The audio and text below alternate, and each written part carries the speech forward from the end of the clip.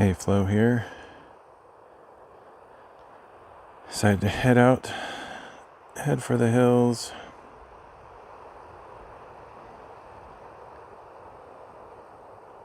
Pretty hot today, so hopefully my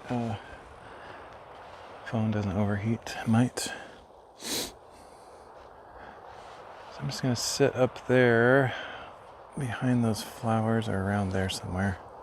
Do a Bible reading. Trying to finish my annual reading plan that I started back in July, around July 10th, I think. See if I can finish it in approximately a year. Might go a little over, might finish in time, I don't know. 4th of July festivities will probably kind of interfere with my attempt to finish, unless I finish really soon. We'll see.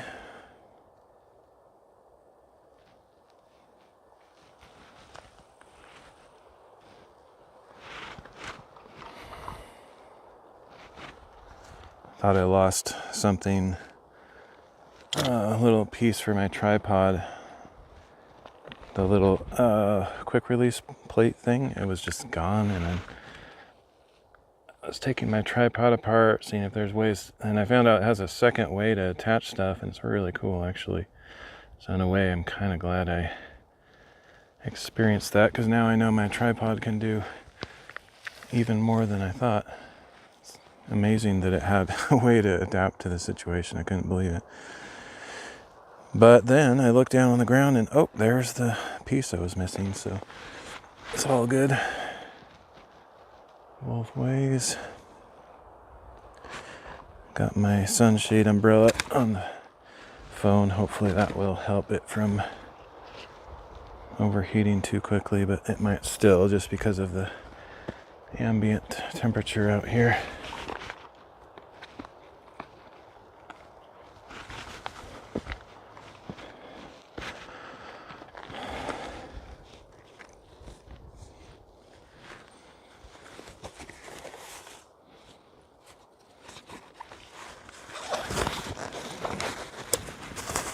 This is the place I was thinking to come yesterday.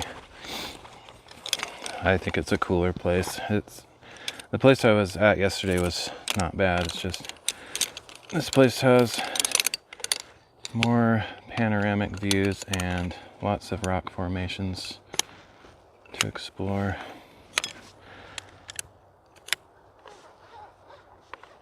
And it's generally just a bigger mountain and, just taller and more features. But the reason I didn't come here yesterday is it was too close to sunset. Even though I had a couple hours, really, 2.5 hours maybe, I didn't want to drive all the way out here with just not a lot of time to appreciate it. So decided to try that today. Still didn't exactly get like an early start today, but I have more time than I did yesterday.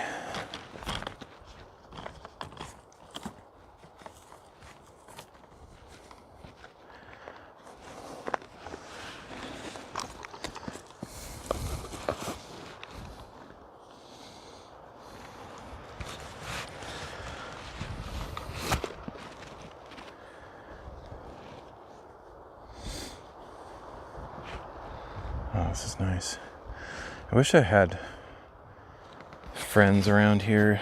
I don't know. I don't know. I have people that I know, a few people, but nobody that I hang out with. I don't know. It's weird getting old. If y'all are young, probably everyone that might actually watch this or see it is probably younger than I am.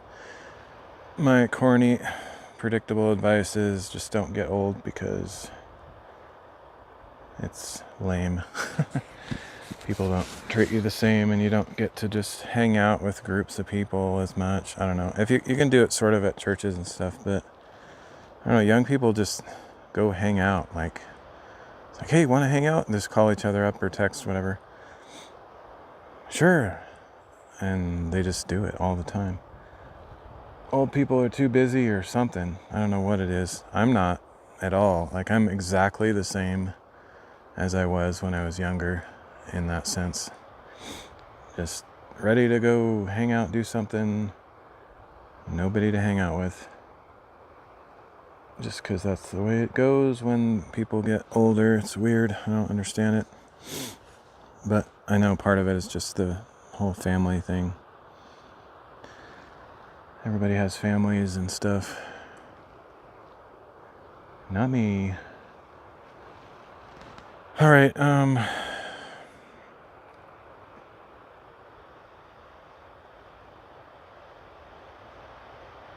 I wish I would have checked this before I came over here. Because now I have to, otherwise it's just Murphy's Law. It won't work if I don't check it. It won't work if I don't check it. That's a double, I can't even understand that. It will fail if I don't check it, kind of a thing, I guess is what I meant to say.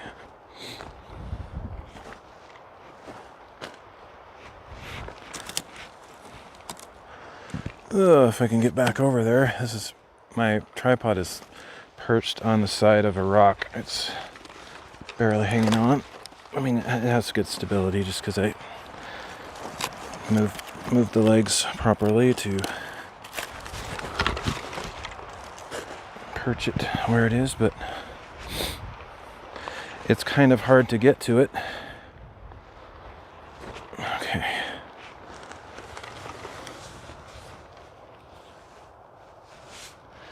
Looks like it's working. That's good. So today we're going to be reading Daniel 4-6 and Revelation 4. Let's make sure the text looks okay.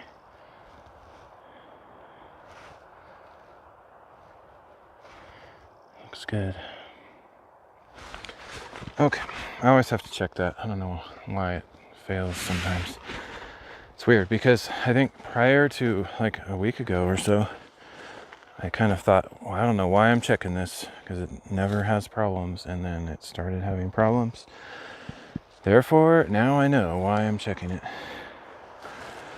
That is like the definition of Murphy's Law, I think. It's just weird stuff.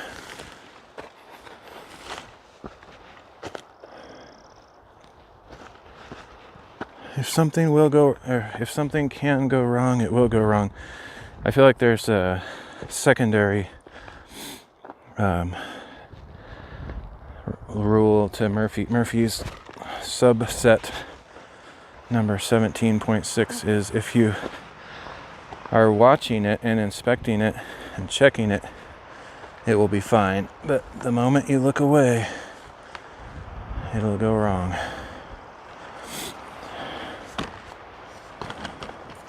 It's all very superstitious stuff, but it sure seems to work that way a lot. Okay. There we go.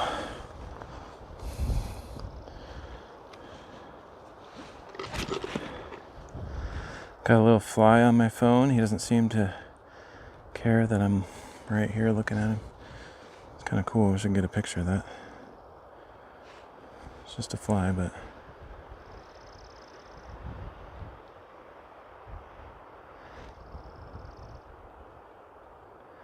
can't focus that close with this phone. Alright, whatever.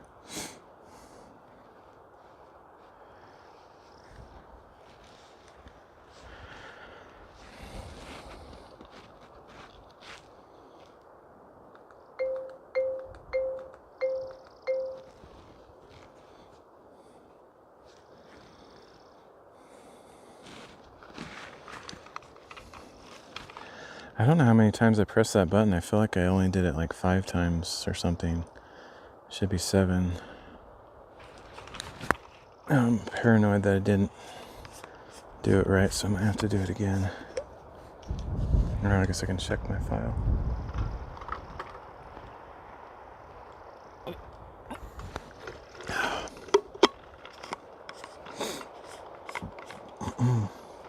Yeah, the reason I mentioned the people, I wish I had people to hang out with, other than just wanting people to hang out with.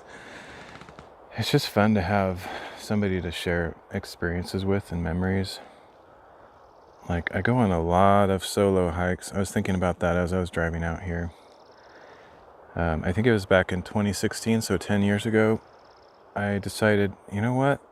I'm just going to start going on hikes by myself.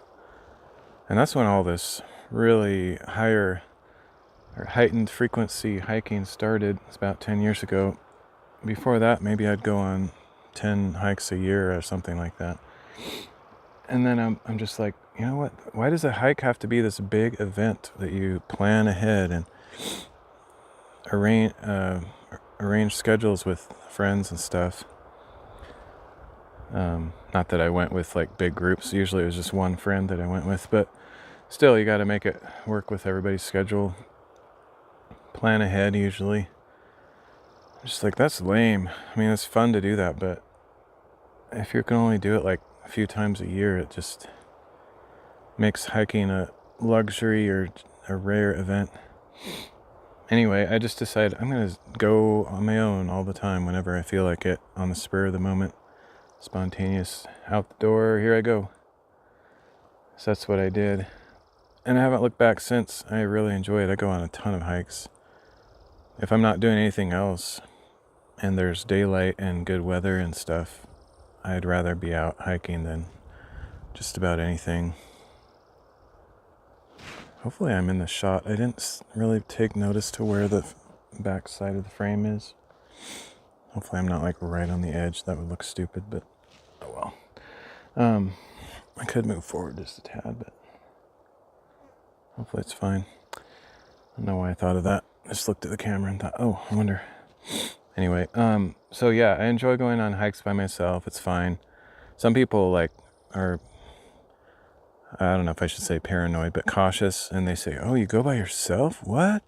That's so dangerous. Maybe, I guess. It's a little bit more dangerous than going with somebody in case something happens.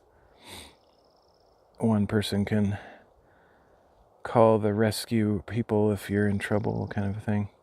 But like I said, if I waited for somebody else to go with, I just wouldn't ever go. I don't have enough friends to ask to go places, and everyone's busy with their lives.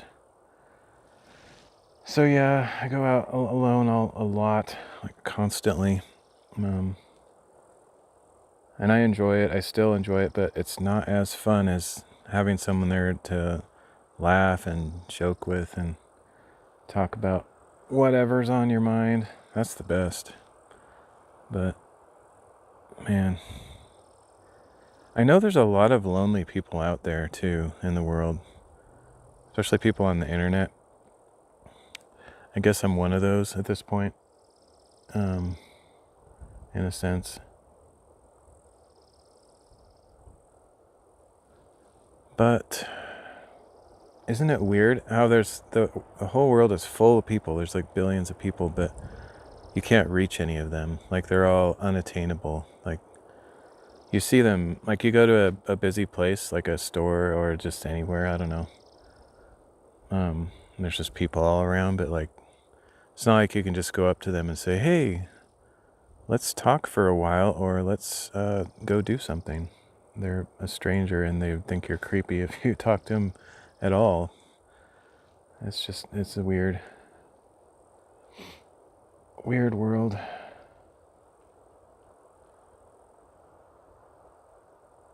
That's one of the struggles of being an introvert, though. Like, I don't mind being an introvert, but there's times when I wish I was more outgoing and could just strike up a conversation or find new friends more easily. The friends I have are really good. I've had them for many years. I keep the friends that I have as long as I can. But when they're not available, like right now, I moved last 5 years, I don't know, whenever I moved out into out into the country, I guess, out into the forest, whatever, away from all the friends and family that I grew up with. And I did that when I'm old. Now, had I done that when I was like 20 or something, that probably wouldn't have been too big of a deal, because I would have met a bunch of new people more easily. Because when you're in the mid to late teens and early 20 age, you just meet people because there's all the events in life are catered to that age bracket and nobody else ever at all. Like there's high school events, there's college events, and then there's nothing. Like once you're past college, there is nothing for you in the world. I know it sounds depressing, but there's literally nothing arranged with you in mind. You have to make things happen for yourself. And if you're not the kind of person that makes things happen or arranges events and stuff like that, then kind of out of luck. There's just no venues or things designed for adults other than just cringe or possibly questionable things. Just whatever. I guess people go to bars and stuff. I guess that's what some people do to meet other people and hang out. I don't drink, and that whole scene doesn't fit me at all. It's just, I don't know, it just feels like the place you go when there's nothing else. That doesn't sound interesting to me. Churches are good for it, they really are, but most churches don't have activity-centered things. It's more about the church service itself on Sundays or Wednesdays or whatever, and Bible studies or small groups and things, and those are pretty cool. But if you just want to hang out, like not everything in life is about talking about God and the Bible. I know that sounds against everything that I believe in, but it's just reality. Like maybe in a perfect world, all we would do is talk about Jesus all the time because he is the most important thing in everything. But in reality, we don't. We talk to people about whatever they're interested in or whatever we're interested in. And there's not really much in the church for that. The church seems hyper-focused on creating spiritual experiences, which is good. That's what the church is for generally, is to point people to God. But there's also living life, you know. I feel like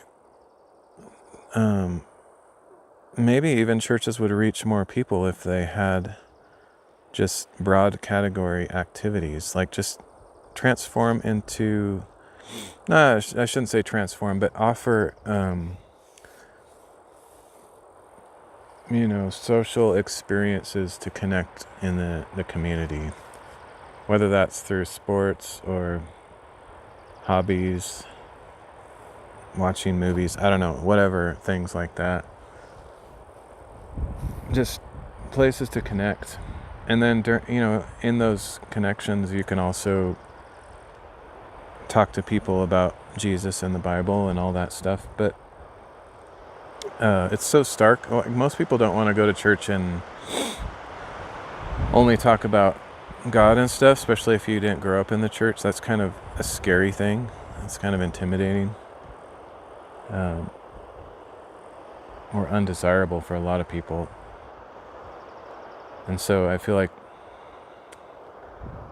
the church could do good to meet people where they are and offer ways to connect.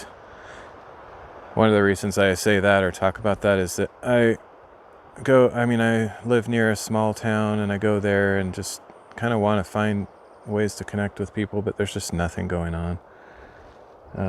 Most of the time, there's small restaurants you can hang out at it, but you have to buy a meal, so it gets expensive, and the chances of meeting up with somebody, unless you arrange it, just happening on to somebody that you know or that you want to talk to, is kind of rare. And so, yeah, it's just hard to connect. Everybody's got their stuff going on. Anyway, that's just a topic. I think about it quite a bit. I sort of want to change it. I sort of want to somehow facilitate community.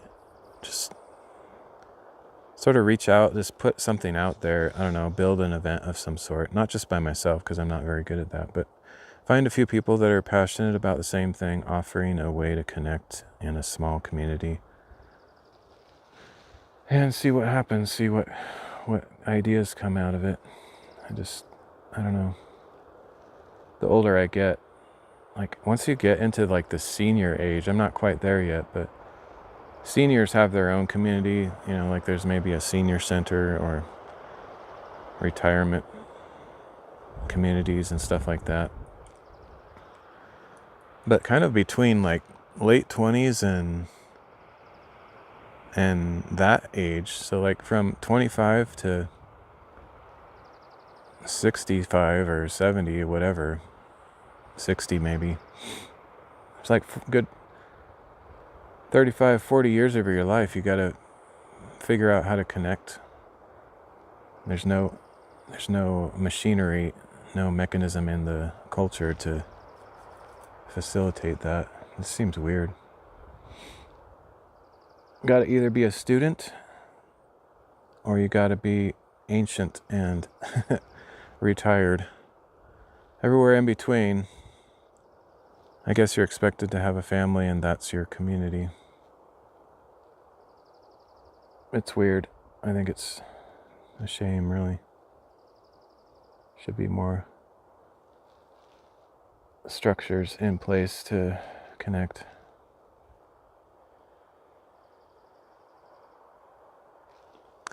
All right, let's do the reading after all that spiel. Oh, I was going to say, like, there's things like bowling alleys, skating rinks, and stuff like that. Most of that, like the skating rink especially, I think of that as being a young person's thing. Bowling alley is for any age, but shopping malls used to be a place where you could hang out and connect. That's more young people too. But shopping malls are going away. Now it's all the stupid strip malls with the outdoor accessible buildings with no internal whatever, I don't know what you call that, just there's no inner meeting place anymore. So you just go to the store, buy your stuff, and leave. There's no community or culture aspect to it anymore. It's just stupid, in my opinion. It's all consumerism. That's sad. I liked shopping malls, even though I don't like shopping at all. I couldn't stand it. I would go into the shopping mall, especially the food court, just hang out. I just realized, glad I noticed that just now, that the little Velcro strap for the umbrella is possibly going to flip down in front of the camera if it hasn't already. I should always ensure that that's not a thing. I had never thought about it before. Oh, I have to go all the way over there again.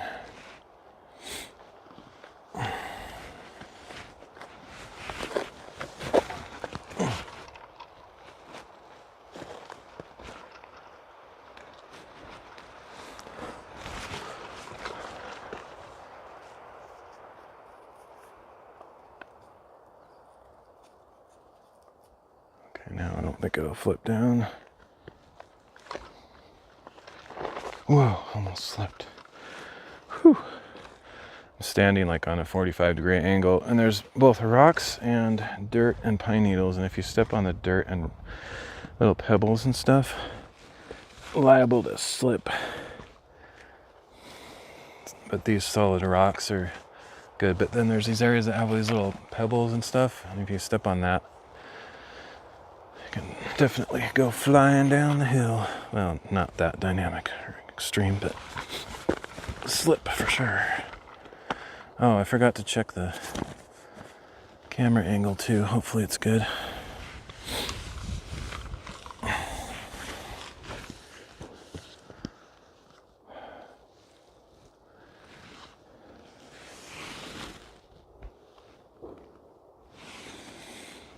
All right, I'll show the passage again.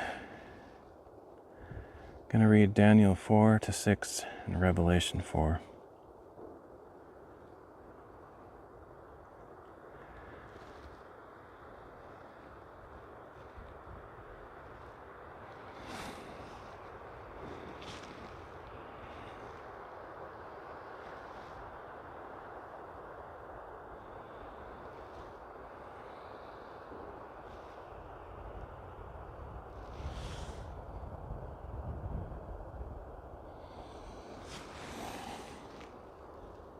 should have looked at the camera.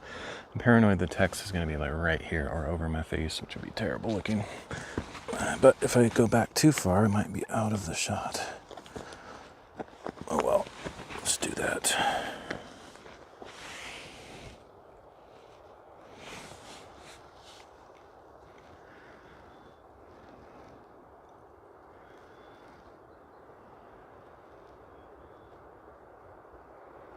Daniel chapter 4. King Nebuchadnezzar, to the people of every nation and language who dwell in all the earth, may your prosperity be multiplied. I am pleased to declare the signs and wonders that the Most High God has performed for me. How great are his signs, how mighty his wonders. His kingdom is an eternal kingdom. His dominion endures from generation to generation. I, Nebuchadnezzar, was at ease in my house and flourishing in my palace. I had a dream, and it frightened me. While in my bed, the images and visions in my mind alarmed me. So I issued a decree that all the wise men of Babylon be brought before me to interpret the dream for me. When the magicians, enchanters, astrologers, and diviners came in, I told them the dream, and they could not interpret it for me. But at last, into my presence came Daniel, whose name is Belteshazzar, after the name of my God, and in whom is the spirit of the holy gods.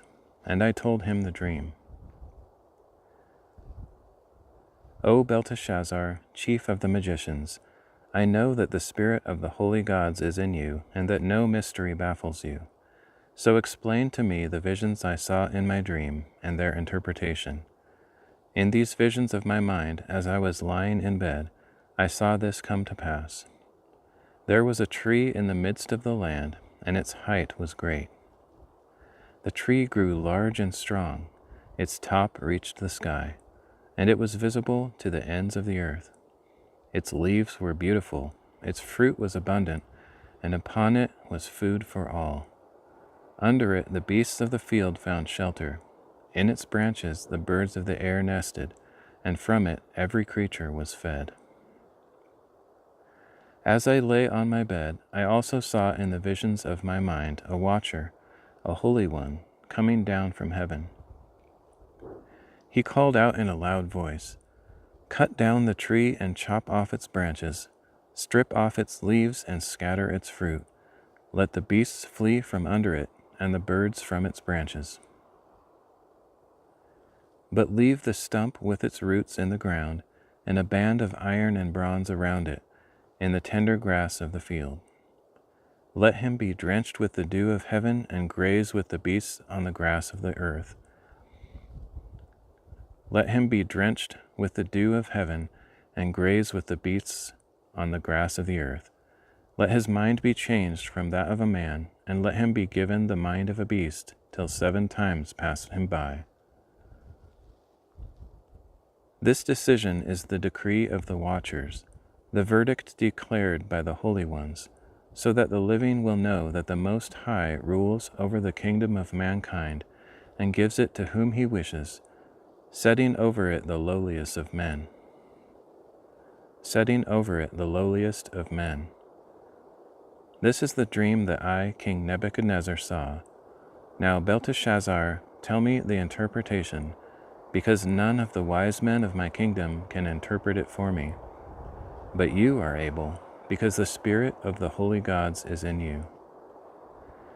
For a time, Daniel, who was also known as Belteshazzar, was perplexed, and his thoughts alarmed him. So the king said, "Belteshazzar, do not let the dream or its interpretation alarm you." "My lord," replied Belteshazzar, "may the dream apply to those who hate you, and its interpretation to your enemies. The tree you saw that grew large and strong, whose top reached the sky and was visible to all the earth, whose foliage was beautiful and whose fruit was abundant, providing food for all, under which the beasts of the field lived, and in whose branches the birds of the air nested. You, O king, are that tree, for you have become great and strong. Your greatness has grown to reach the sky, and your dominion extends to the ends of the earth. And you, O king, saw a watcher, a holy one, coming down from heaven and saying, Cut down the tree and destroy it, but leave the stump with its roots in the ground, and a band of iron and bronze around it, in the tender grass of the field. Let him be drenched with the dew of heaven, and graze with the beasts of the field till 7 times pass him by. This is the interpretation, O king, and this is the decree that the Most High has issued against my lord the king. You will be driven away from mankind, and your dwelling will be with the beasts of the field. You will feed on grass like an ox, and be drenched with the dew of heaven, and 7 times shall pass you by, until you acknowledge that the Most High rules over the kingdom of mankind, and gives it to whom he wishes. As for the command to leave the stump of the tree with its roots, your kingdom will be restored to you as soon as you acknowledge that heaven rules. Therefore, may my advice be pleasing to you, O king. Break away from your sins by doing what is right, and from your iniquities by showing mercy to the oppressed. Perhaps there will be an extension of your prosperity. All this happened to King Nebuchadnezzar. 12 months later, as he was walking on the roof of the royal palace of Babylon, the king exclaimed, Is this not Babylon the Great, which I myself have built by the might of my power, as a royal residence and for the glory of my majesty? While the words were still in the king's mouth, a voice came from heaven. It is decreed to you, King Nebuchadnezzar, that the kingdom has departed from you. You will be driven away from mankind to live with the beasts of the field, and you will feed on grass like an ox. And 7 times will pass you by until you acknowledge that the Most High rules over the kingdom of mankind and gives it to whom he wishes. At that moment the sentence against Nebuchadnezzar was fulfilled. He was driven away from mankind. He ate grass like an ox, and his body was drenched with the dew of heaven, until his hair grew like the feathers of an eagle, and his nails like the claws of a bird. But at the end of those days, I, Nebuchadnezzar, looked up to heaven, and my sanity was restored to me. Then I praised the Most High, and I honored and glorified him who lives forever. For his dominion is an everlasting dominion, and his kingdom endures from generation to generation. All the peoples of the earth are counted as nothing, and he does as he pleases with the army of heaven and the peoples of the earth. There is no one who can restrain his hand or say to him, What have you done? At the same time my sanity was restored, my honor and splendor returned to me for the glory of my kingdom. My advisors and nobles sought me out, and I was restored to my throne, and surpassing greatness was added to me. Now I, Nebuchadnezzar, praise and exalt and glorify the King of heaven, for all his works are true and all his ways are just, and he is able to humble those who walk in pride.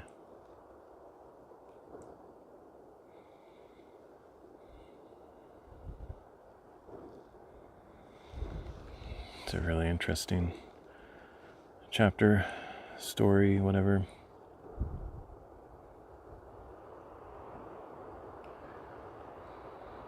It seems like that. I don't really know. I'd have to think about it a little bit more and maybe look at some old manuscripts or commentaries and things. It seems like that chapter was written by King Nebuchadnezzar. At least, like, perhaps Daniel had a copy of the letter that he wrote. I assume he probably wrote this letter and sent it out across the kingdom to tell the story. That's what it sounds like, something like that.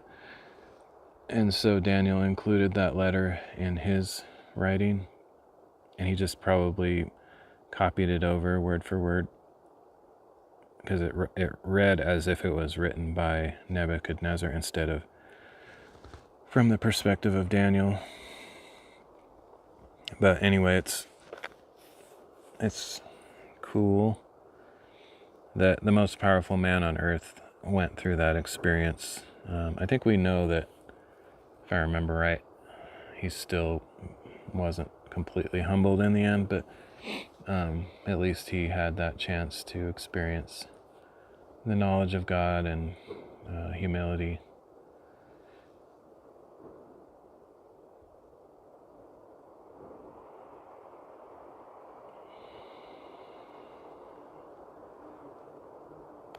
It's interesting how he said the spirit of the holy gods, plural, is in Daniel, kind of speaking generically as if like all these gods out there are sort of a pantheon of different imaginary beings. And then in the end he realizes, how stupid. He realizes that there is only one God, and he gives glory to that one God.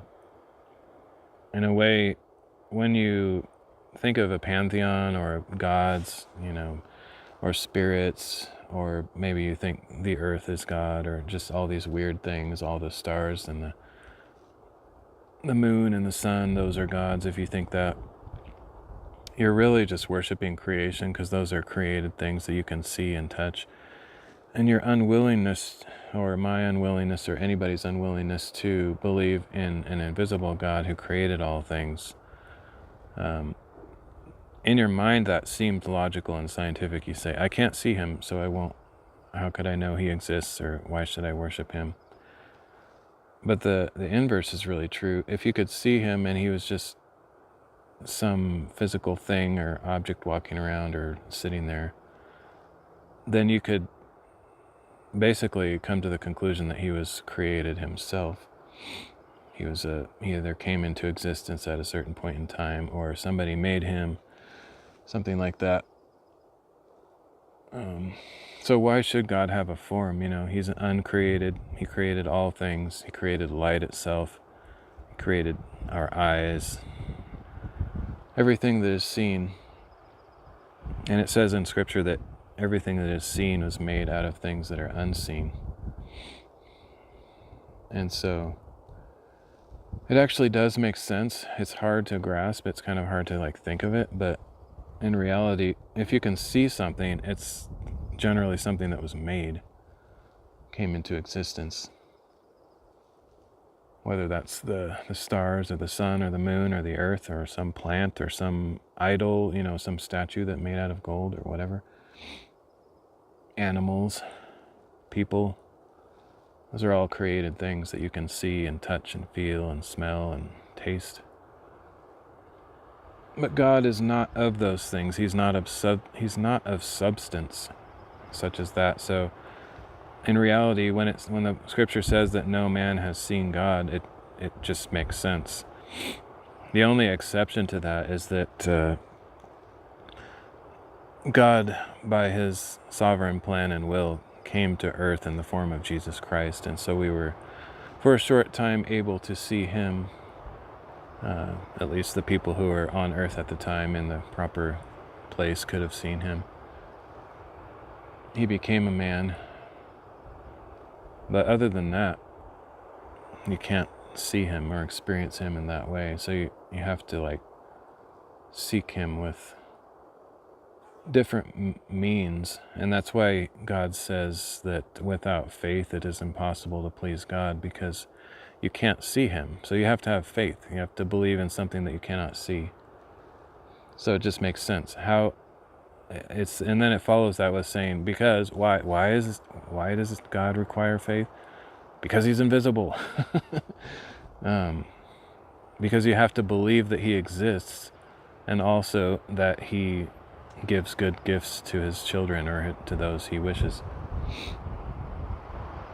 But it may not be by something that you see. So you have to have faith.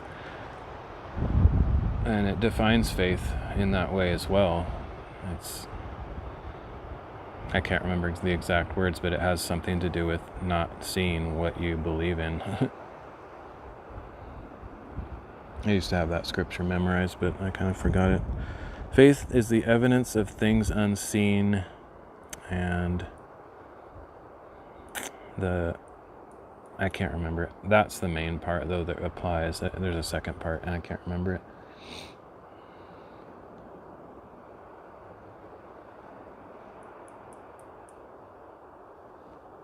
But yeah, if you see something that you're worshiping, it's most likely not God.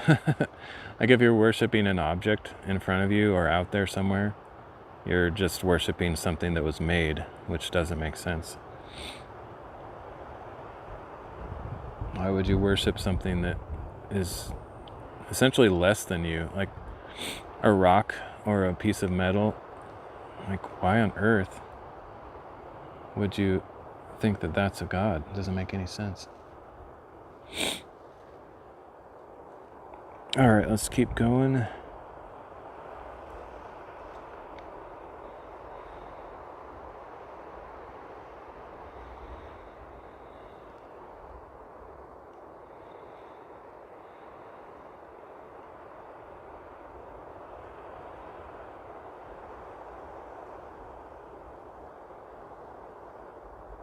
Daniel chapter 5. I'll start over. The fly distracted me.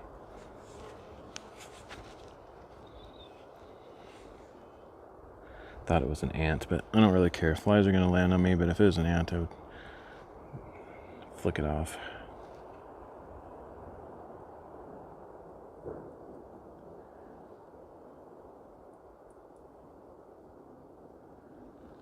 Daniel chapter 5.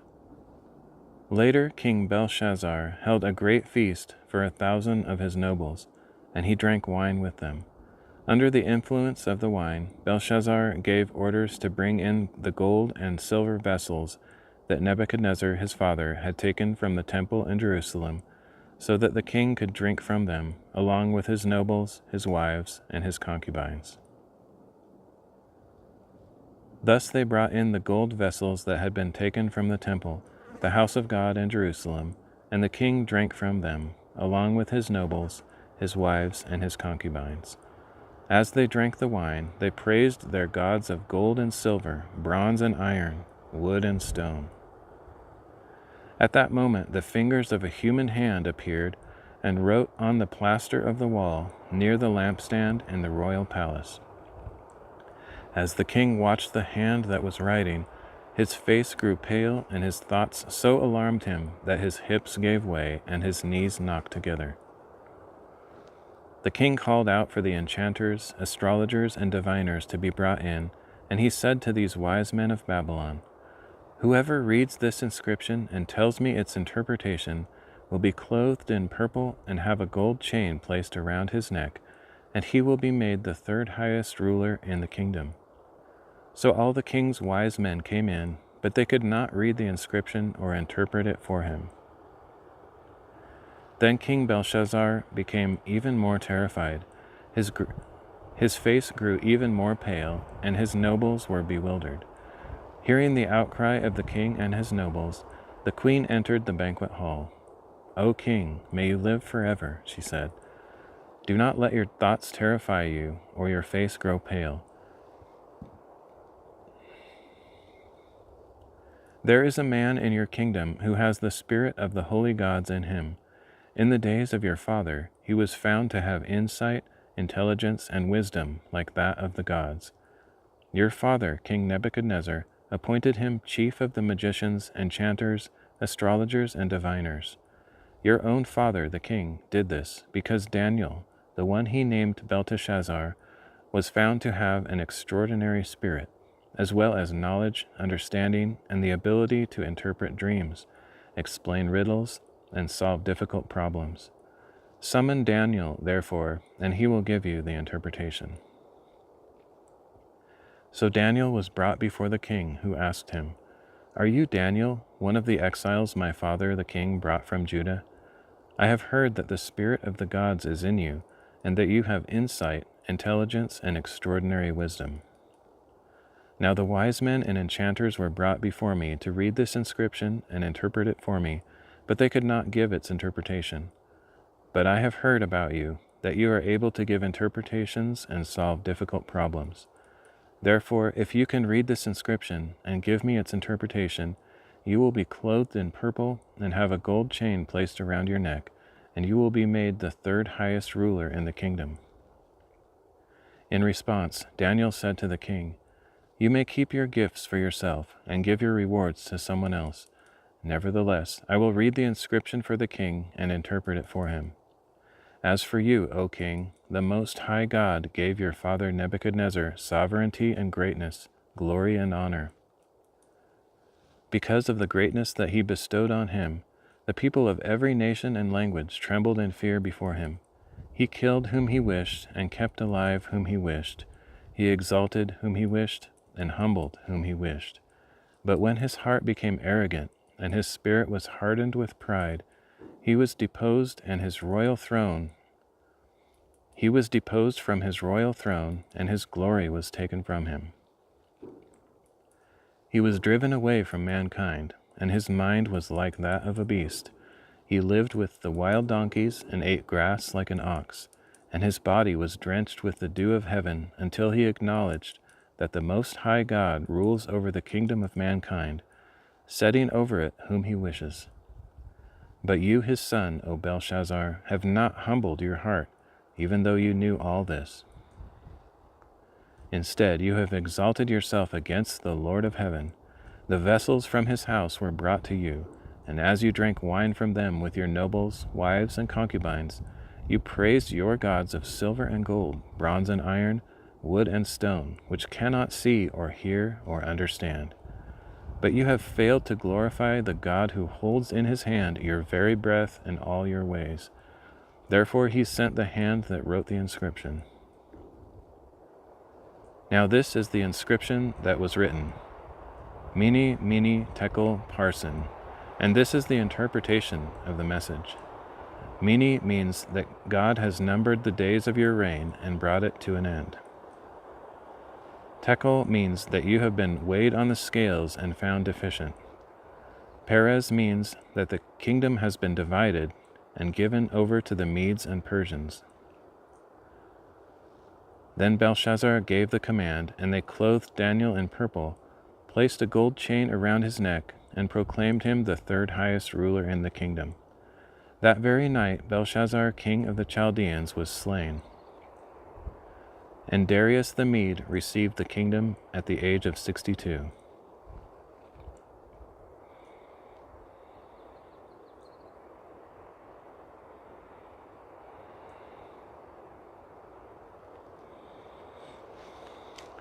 I'm sure people have written books about this or done research.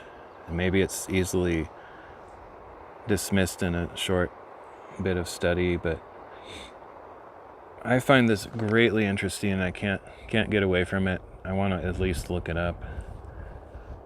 So Abraham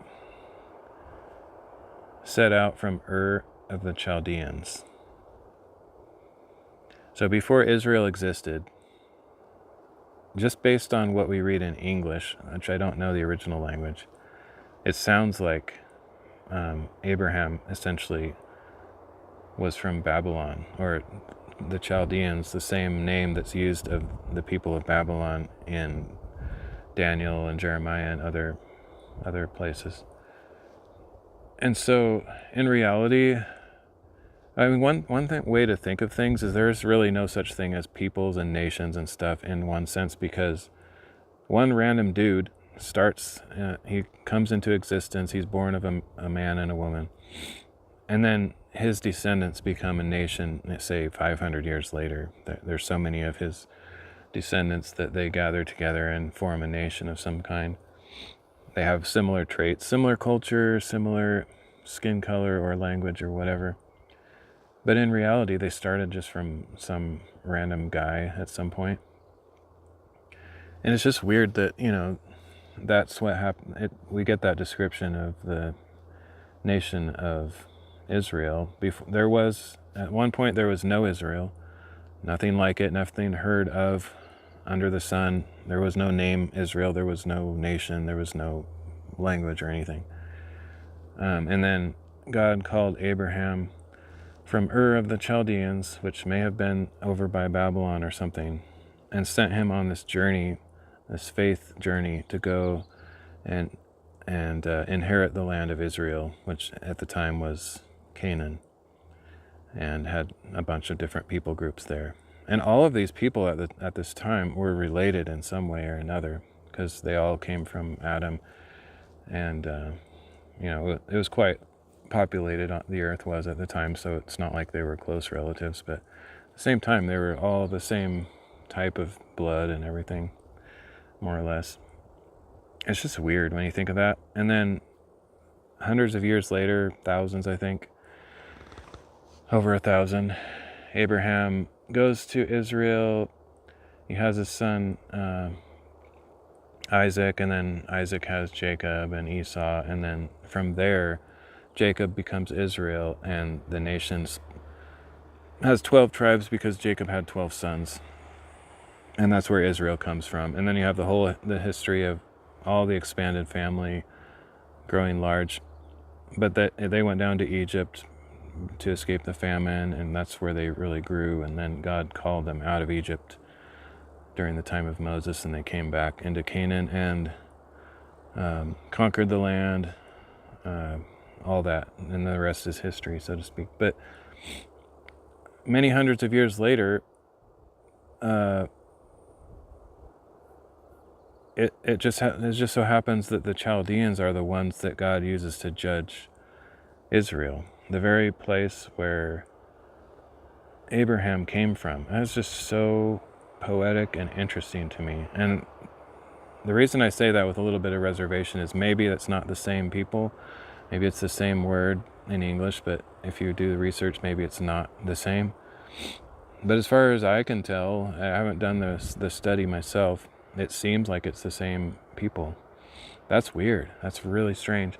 It's also possible that Abraham's very relatives were the people that lived in Ur of the Chaldeans hundreds of years ago.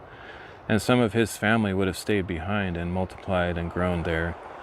So for all we know, the descendants of Abraham's uncle or brother or somebody were the very ones who became the ancestors of Nebuchadnezzar. And that's crazy. I mean, I don't know. That's just really interesting. That would make it'd be way too long for like a movie, because it's hundreds or thousands of years. But that's crazy that the relatives of Abraham were essentially the people who took over Israel later, in a sense. Same flesh and blood, really. They all came from the same place. That is super interesting. But I haven't done the study, so maybe there's a little bit of... whoa, that was insane. That sounded like an explosion. I hope people are alright. So there was people clearly shooting some guns over somewhere. I heard a pop, pop, pop, and then all of a sudden, maybe you heard it on the stream, there's like a pop, pop, pop, pop, pop, and then many pops, and then like a boom. Could it be that someone's stack of ammunition exploded or something? I don't know. That just sounded insane. That did not sound normal. Well, let's pray that they are okay, if that's what happened. I don't know. I've never heard of such a thing, and such a thing shouldn't be possible. Unless they had some incendiary device of some kind. Anyway. They probably just fired a large something or other, I don't know. Okay, well, let's keep going. I have one more chapter in Daniel. I want to do a study on that, though. Did Abraham come from the same Chaldea that later became the people of Babylon and Nebuchadnezzar? If not, why are they both called Chaldeans? And is it possible that the people of Daniel's day were related to the same family that Abraham came from, or would have been contemporaries at the time of Abraham? Seems quite possible. It's also interesting when you think about it. I've heard the theory that the wise men or magi during the time of Jesus, hundreds of years after Daniel, may have come from Babylon or that area. And the reason some people think that is because Daniel was in Babylon, and he had great influence there. He was third in command in Babylon, and even served for a short time under Cyrus the Great later. So he would have had a significant influence, as well as other Israelites who lived there in captivity. They may have even written prophecies. Well, they did. We know that the prophets wrote about Jesus. And it's possible that people from that area would have had written record of what the prophets wrote and been able to piece things together through the prophecies and figured out that Jesus was coming and that the time was near. And so that's when they were, it says it talks about them as astrologers in a way, the Magi, like magicians or astrologers, kind of prophets or soothsayers or whatever. They may have been watching the stars and saw the sign in heaven that pointed to Jesus and followed the star. And a lot of people think that, and I think that's an interesting story too. I don't know if it's true, but it's certainly possible. But yeah, these wider arcing stories, they don't necessarily change the meaning of the text or the history, but they give it some interesting context and texture that I think is pretty cool to look into. So maybe I'll try to find out. I'm sure there's been a million studies done on it already, and there's probably stuff out there. There's probably a book written about it. I like some books, but if they're kind of a historical fiction or kind of just out there a little bit, I don't like them. But if they're actually scholarly studied or, prepared in a scholarly way with evidences and stuff, I find that more interesting. But if it was just like some fiction writer that thought that was a cool story and wrote a book about it, I wouldn't have any interest in that. But a scholarly approach would be cool. I wonder what AI would say about it. That's how everybody looks stuff up these days, including myself, sadly. All right, let's finish this reading.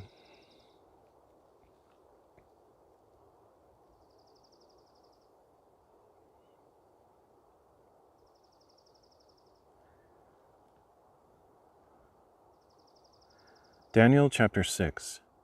Now it pleased Darius to appoint 120 satraps to rule throughout the kingdom, and over them 3 administrators, including Daniel, to whom these satraps were accountable, so that the king would not suffer loss. Soon, by his extraordinary spirit, Daniel distinguished himself among the administrators and satraps, so the king planned to set him over the whole kingdom. Thus the administrators and satraps sought a charge against Daniel concerning the kingdom, but they could find no charge or corruption, because he was trustworthy, and no negligence or corruption was found in him. Finally, these men said, "We will never find any charge against this Daniel, unless we find something against him concerning the law of his God." So the administrators and satraps went together to the king and said, "O King Darius, may you live forever. All the royal administrators, prefects, satraps, advisors, and governors have agreed that the king should establish an ordinance and enforce a decree that for 30 days anyone who petitions any god or man except you, O king, will be thrown into the den of lions. Therefore, O king, establish the decree and sign the document so that it cannot be changed, in accordance with the law of the Medes and Persians, which cannot be repealed." Therefore King Darius signed the written decree. Now when Daniel learned that the document had been signed, he went into his house, where the windows of his upper room opened toward Jerusalem. And 3 times a day he got down on his knees, prayed, and gave thanks to his God, just as he had done before. These men went as a group and found Daniel petitioning and imploring his God. So they approached the king and asked about his royal decree. Did you not sign a decree that for 30 days any man who petitions any god or man except you, O king, will be thrown into the den of lions? The king replied, According to the law of the Medes and Persians, the order stands, and it cannot be repealed. Then they told the king, Daniel, one of the exiles from Judah, shows no regard for you, O king, or for the decree that you have signed. He still makes his petition 3 times a day. As soon as the king heard this, he was deeply distressed and set his mind on delivering Daniel, and he labored until sundown to rescue him. Then the men approached the king together and said to him, Remember, O king, that by the law of the Medes and Persians, no decree or ordinance established by the king can be changed. So the king gave the order, and they brought Daniel and threw him into the den of lions. The king said to Daniel, May your God, whom you serve continually, deliver you. A stone was brought and placed over the mouth of the den, and the king sealed it with his own signet ring and with the rings of his nobles, so that nothing concerning Daniel could be changed. Then the king went to his palace and spent the night fasting. No entertainment was brought before him, and sleep fled from him. At the first light of dawn, the king got up and hurried to the den of lions. When he reached the den, he cried out in a voice of anguish, O Daniel, servant of the living God, has your God, whom you serve continually, been able to deliver you from the lions? Then Daniel replied, O king, may you live forever. My God sent his angel and shut the mouths of the lions. They have not hurt me, for I was found innocent in his sight, and I have done no wrong against you, O king. The king was overjoyed and gave orders to lift Daniel out of the den, and when Daniel was lifted out of the den, no wounds whatsoever were found on him, because he had trusted in his God. At the command of the king, the men who had falsely accused Daniel were brought and thrown into the den of lions, they and their children and wives. And before they had reached the bottom of the den, the lions overpowered them and crushed all their bones. Then King Darius wrote to the people of every nation and language throughout the land, May your prosperity abound. I hereby decree that in every part of my kingdom, men are to tremble and fear before the God of Daniel, for he is the living God, and he endures forever. His kingdom will never be destroyed, and his dominion will never end. He delivers and rescues. He performs signs and wonders in the heavens and on the earth, for he has rescued Daniel from the power of the lions. So Daniel prospered during the reign of Darius and the reign of Cyrus the Persian.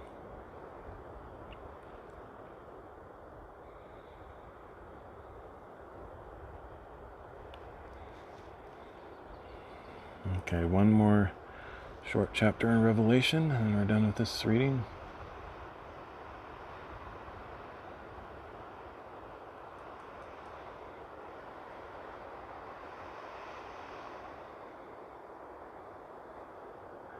Revelation chapter 4. After this I looked and saw a door standing open in heaven, and the voice I had previously heard speak to me like a trumpet was saying, Come up here, and I will show you what must happen after these things. At once I was in the Spirit, and I saw a throne standing in heaven, with someone seated on it.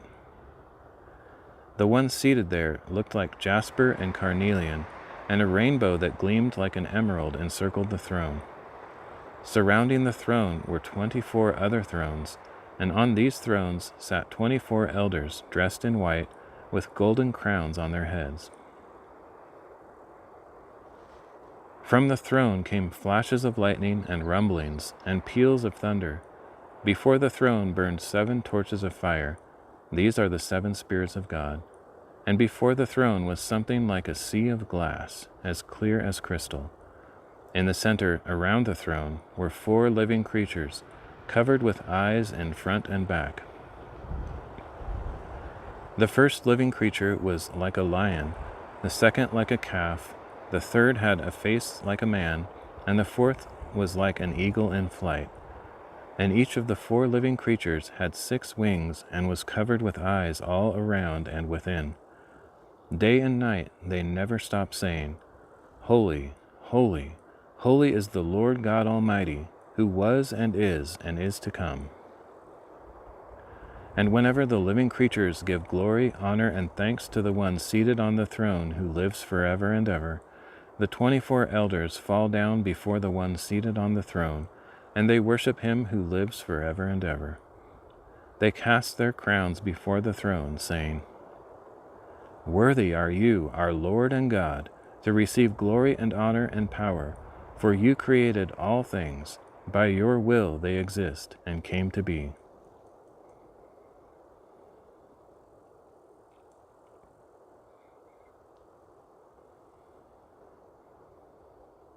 All right, that's it for this reading. The theme of it, I think, was don't worship idols. Don't worship things that you can see. That's pretty obvious through the Daniel chapters where the deceivers, the enemies of Daniel, were trying to trap him, and they realized, we could use idols. And Daniel, of course, only worshiped the true living God who is invisible, represented in Jerusalem. And as well as there, where the elders worship the one true living God, there is no other. There is no other that is worthy of worship, because there is only one God who created all things. Even if there were other powerful spiritual beings that we might consider gods, they were created by him. And so why worship someone who is under the highest power? It doesn't really make sense.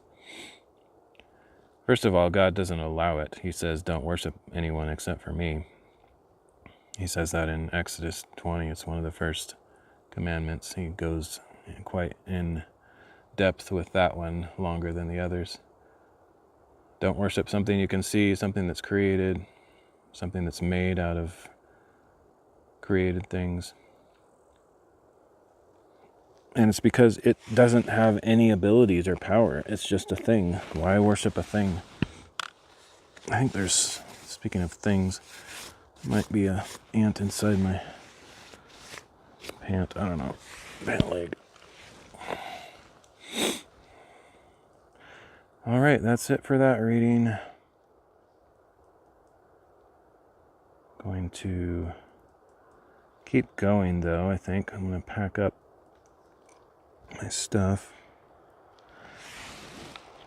and keep hiking up higher. Try to get to the top before it gets dark. Might stop a place on the way if there's something interesting looking.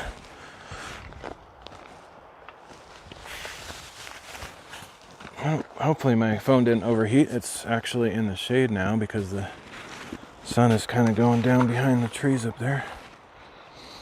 So hopefully it's still recording. Oh.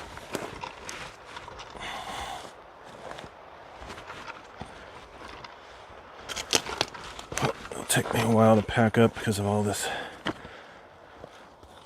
junk I had to pull out, as usual.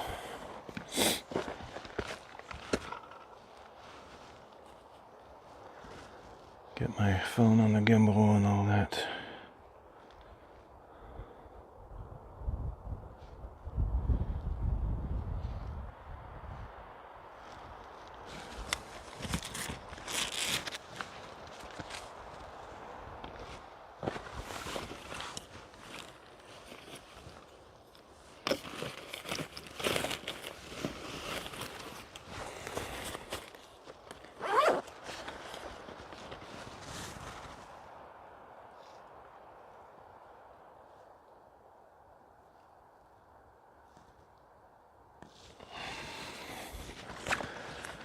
Got chat on the screen in case somebody drops by while I'm hiking.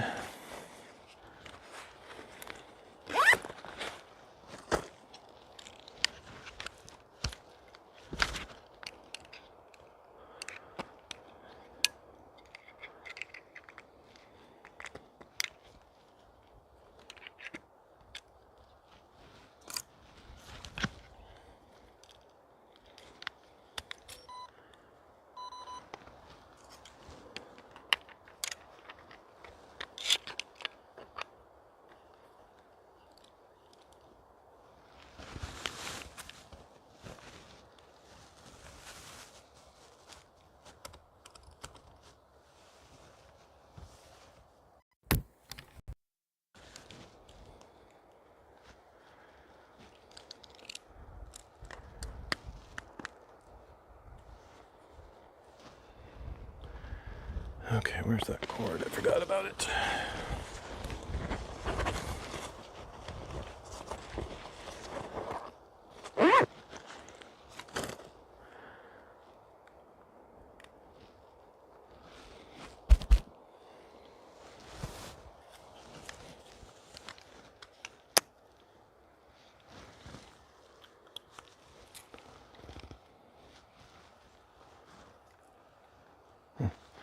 Got lucky, it's pretty balanced.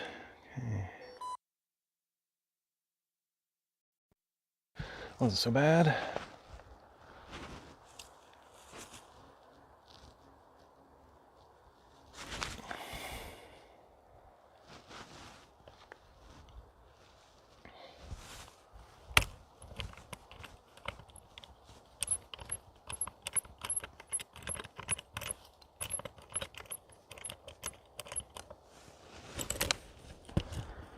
Unfortunate thing is every time I stop somewhere to do a reading, I have to do all this packing and unpacking again. Just wish it was more set it down and go. One of these days I should investigate that possibility of some kind of more modular setup, but probably there's gear that could do something like that, but it'd be very expensive, so I don't buy expensive things. So probably won't ever go there.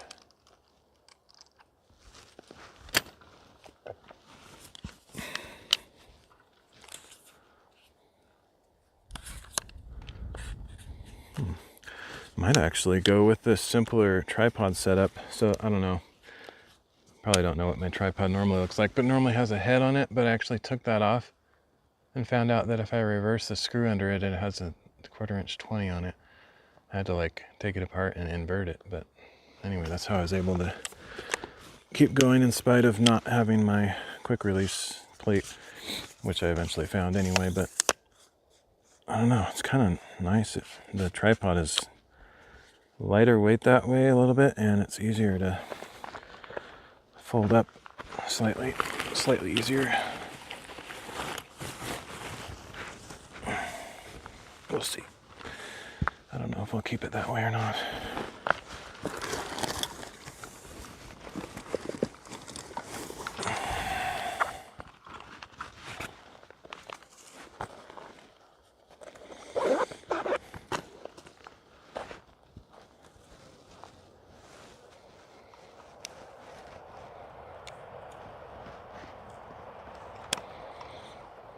Having the tripod head on there gives me some abilities like to angle it and stuff, but I have those same abilities via this thing. This is what I was using. Here's my phone clamp, and I just have this little ball head on there, which is lighter weight and smaller than the one that normally is on there, so it's not a bad way to go. I always have that with me just in case. The phone clamp I use all the time, but that little ball head I bring with me for such situations like this, where I always have a couple pieces of gear that I don't use that much, but I know they could really come in handy, and I'm always thankful when I find them in the bottom of my bag when something goes wrong.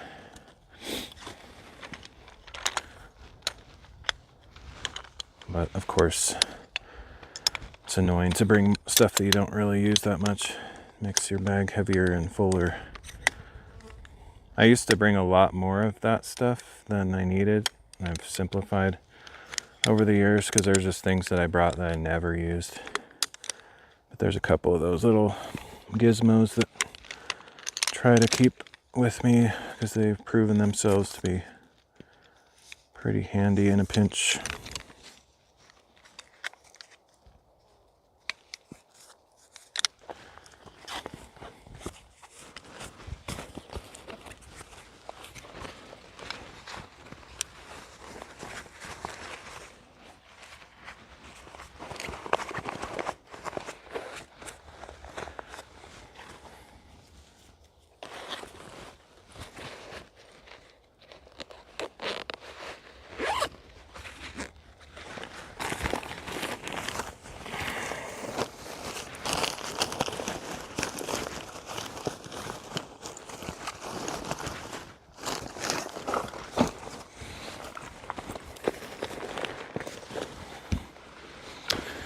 almost packed up. Just a couple more things. Hopefully I didn't drop anything on the ground. That's like a horrible feeling. Just wondering if you've dropped somewhere on a remote hike like this, because you just think, oh great, how would I ever find that? I've only done that like once or twice. Did it earlier this year where I dropped a really small object. I actually found it later. It was the receiver for my wireless mic. I was on this bumpy road and it flipped off my bike because I didn't have it secured. And I had to like drive back later that day to see if I could find it. And I did find it. I was amazed because it could have been kind of anywhere in like a 20-mile radius.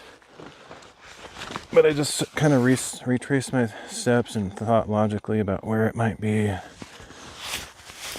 did end up finding it, which was super nice.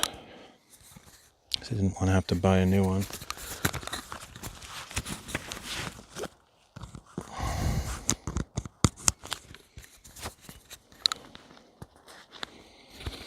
I thought I was going to be in the same scenario today because I couldn't find that quick release plate. And I thought, oh great, I probably dropped it somewhere yesterday and I'll have to go hunt it down. But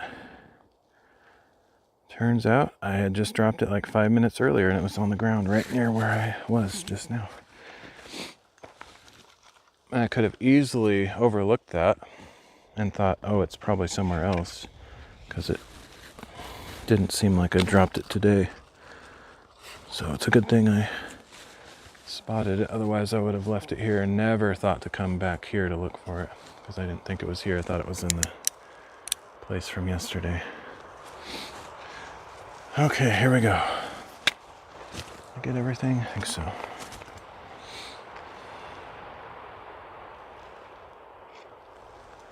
I think we're still online. Some of the platforms might come and go, drop off. It's just part of the IRL streaming annoyances. They don't seem to be quite as stable with the connection, even if the connection seems to be stable.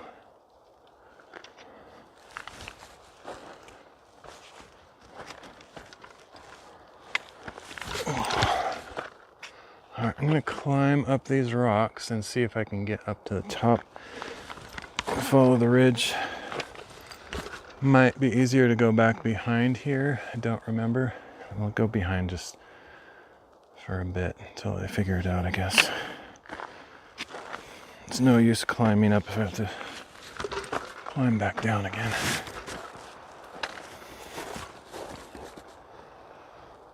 Anyway, really nice view here. Didn't really get to see it as I was reading, but here's the full view.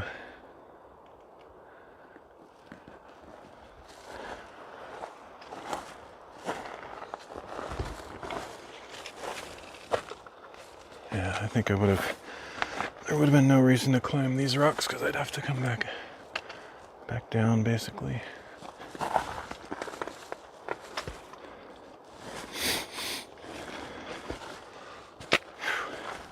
Still pretty far from the actual summit of this mountain, but I'm gonna try to get there. I think, like I said a few minutes ago, if I see something cool, I might stop and do a reading somewhere.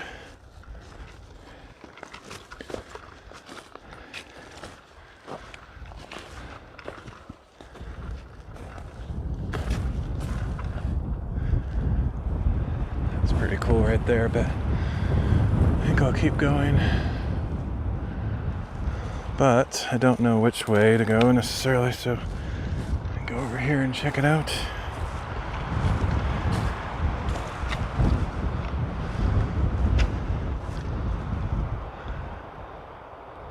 That would be hard to climb with all my gear. It'd be hard to climb even without my gear, but there's a spot here that looks possible for a person with certain skills to wedge between those two rocks to get up. I think that's beyond what I would normally do though. I pick my battles and I'm not an expert climber, I'm just a very amateur, self-taught scrambler. I don't really climb rocks.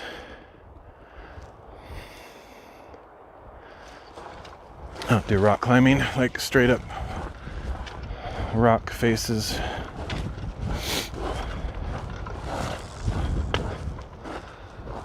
I think, oh wow, the summit's way over there, I think. That's quite a ways. So I should keep moving if I'm gonna make it there.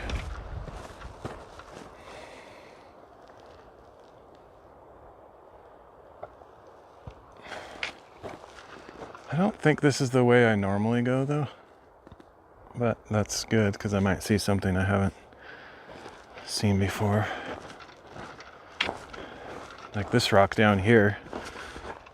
I'm gonna go check it out because it looks kind of interesting. I don't think to my memory, I don't think I've been on this slope before, down this far. I think I normally go on the back side of this whole thing instead of the front side, I guess is what I'm calling this.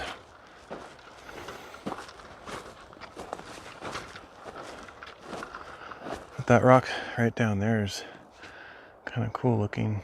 I could do a reading by sitting on that or something.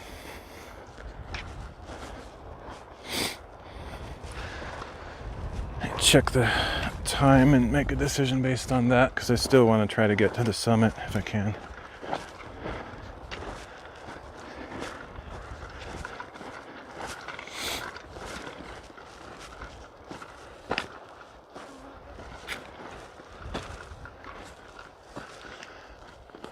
It's pretty cool. Could almost not even get my tripod out and just use my mini tripod, but we'll see. I think I might do a reading here. My phone's gonna be in sun, so I'll probably have to pull out all my stuff, unfortunately. You scout an angle. The other issue with this spot is there might be a massive sun glare on the screen. Something like that, way down low, could be pretty cool.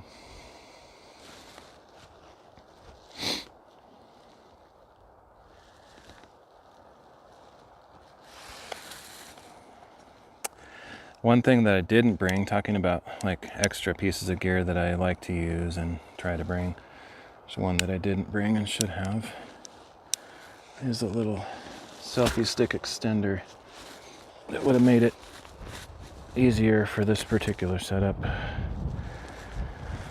I don't think I brought that.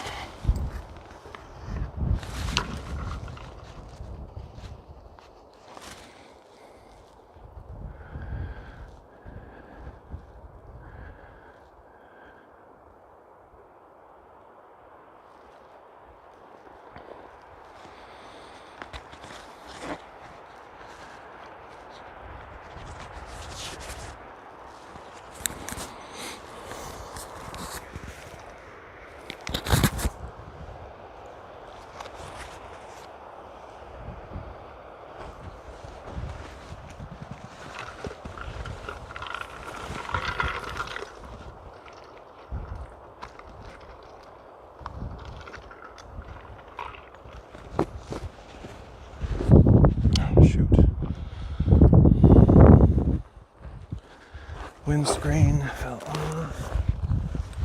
That can happen pretty much at any time.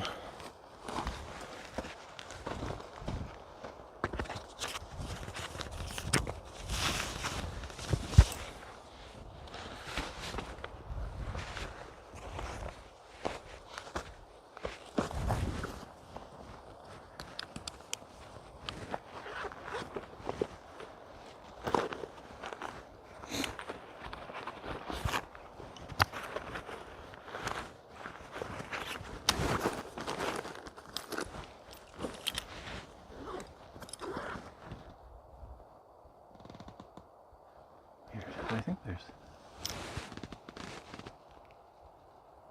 there's some insects in this area.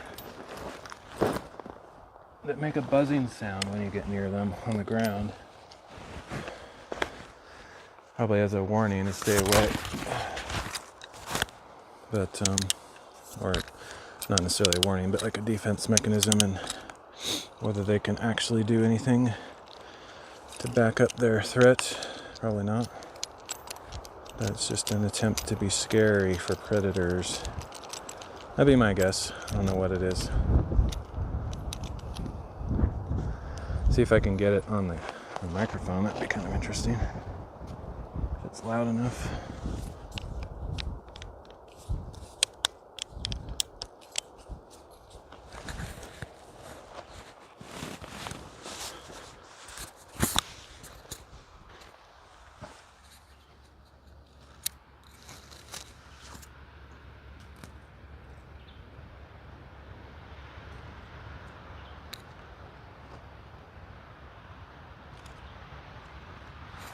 I just put the microphone close to where I heard it before. I don't hear it right now, so not sure that'll sound up.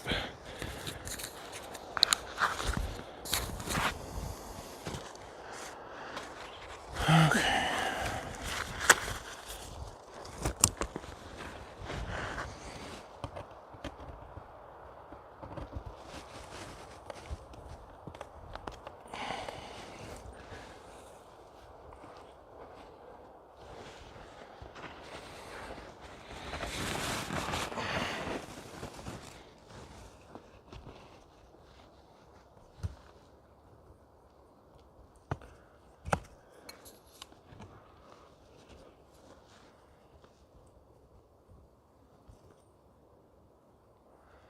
In this case, I'm doing something I've never done before. I'm using my main tripod as the holder for the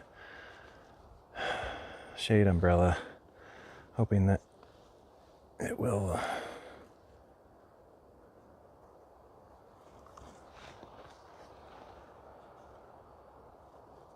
work.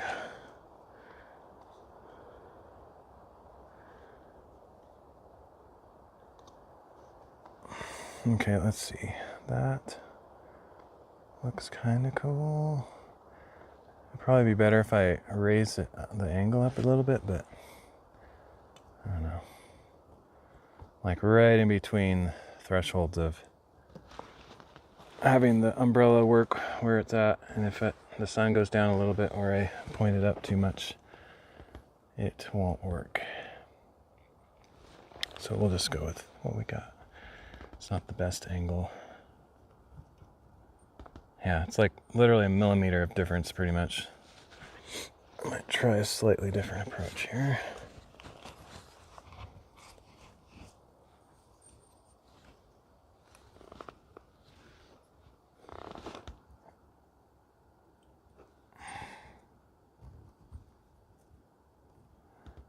I have so little margin for error there, where the umbrella shows versus not being effective.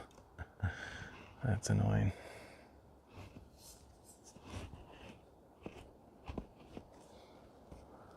I just have to deal with a little bit of sun glare on this one.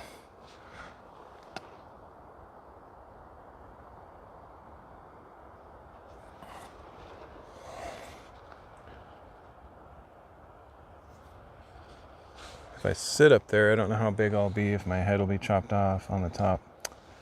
No idea.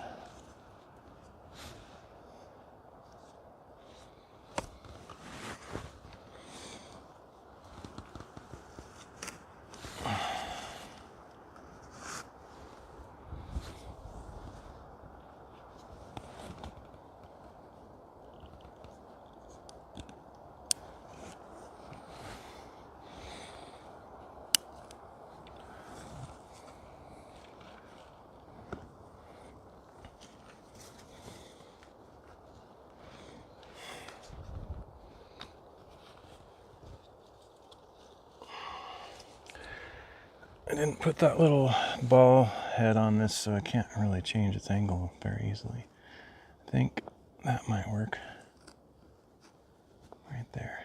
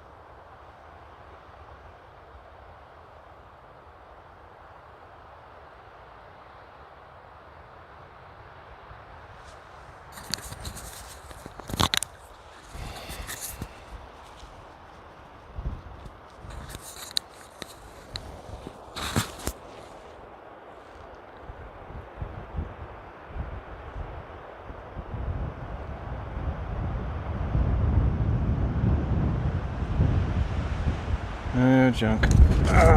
Saw that. Didn't do anything. It's garbage. Okay, so I can use that method. I'm just gonna have to hope that the wind isn't too strong. I mean, the sun isn't too hot for this without the umbrella, because I can't have that happening.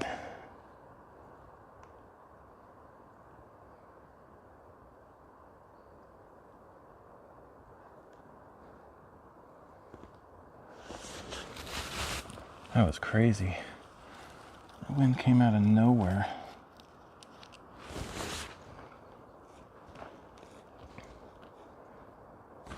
Okay, probably only have a couple minutes, literally like 2 minutes or less, of the sun being behind that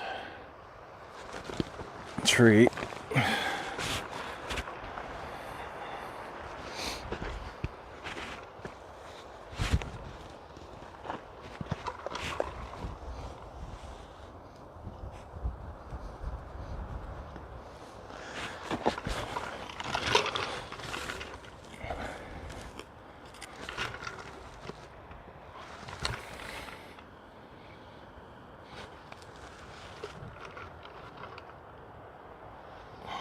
I didn't know you could do that. You can actually just move the gimbal with your hand to reposition it. That's interesting. Instead of using the stick.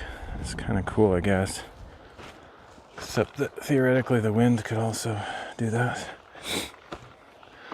Ooh, I didn't even notice how treacherous this might be to get to. The ground here sucks.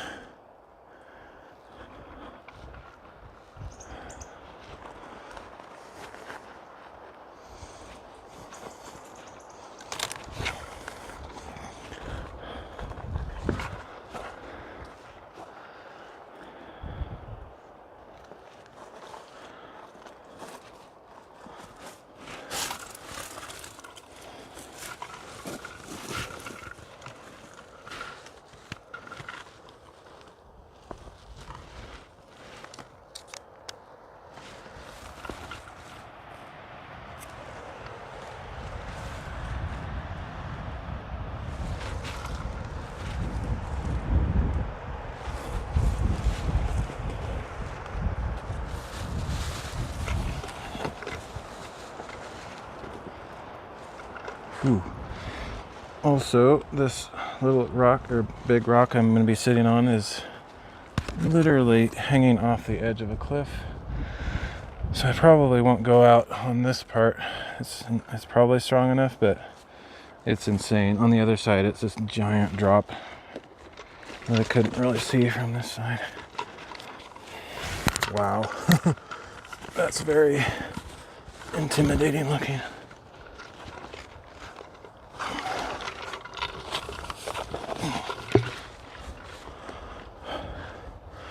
I'm sure it's fine, but if it suddenly broke off or something, I would be goner for sure. So I think I'll just straddle it, sit here instead.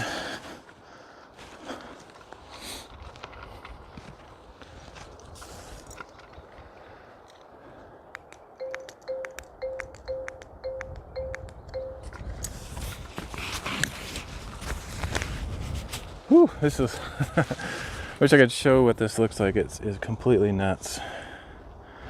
Oh, it's pretty intimidating looking. Most people wouldn't feel comfortable sitting here. It doesn't bother me, except that occasionally I get sort of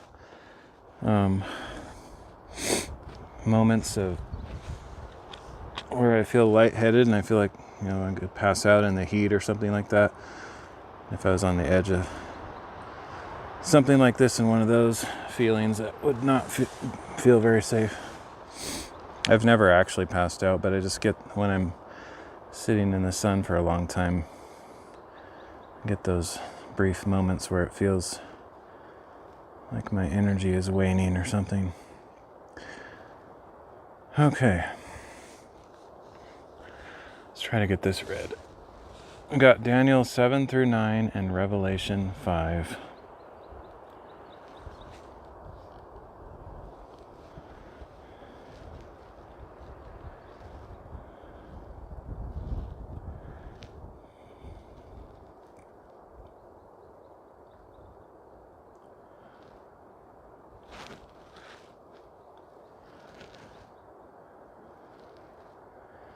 Daniel chapter 7. Actually, let me start over. I need to clean the dust off. I can barely see this phone screen.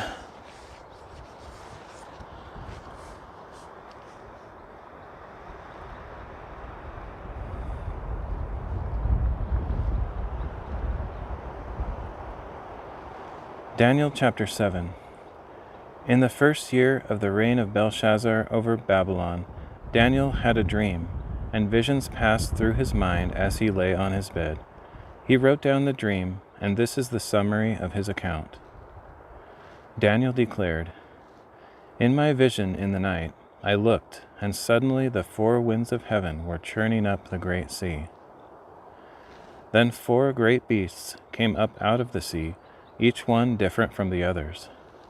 The first beast was like a lion, and it had the wings of an eagle. I watched until its wings were torn off, and it was lifted up from the ground and made to stand on 2 feet like a man, and given the mind of a man. Suddenly another beast appeared, which looked like a bear. It was raised up on one of its sides, and it had 3 ribs in its mouth between its teeth. So it was told, 'Get up and gorge yourself on flesh.' Next, as I watched, another beast appeared. It was like a leopard, and on its back it had 4 wings like those of a bird. The beast also had 4 heads, and it was given authority to rule.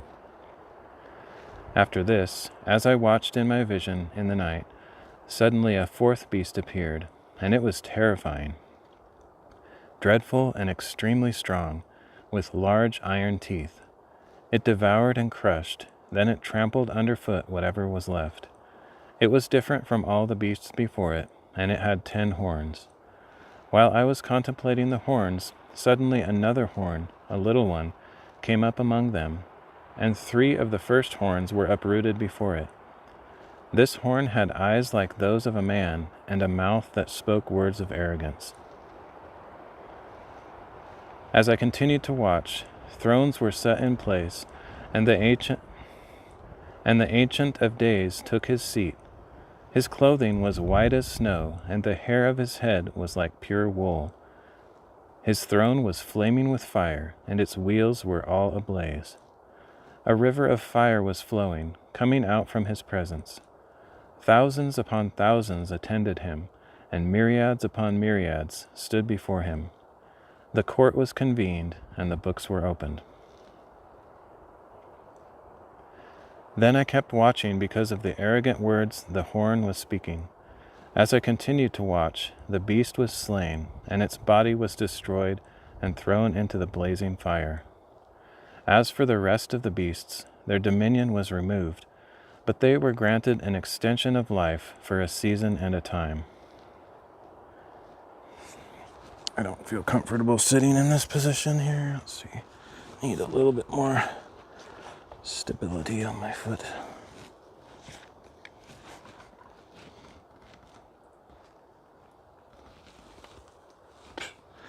I'm really on the edge of this thing. It's crazy.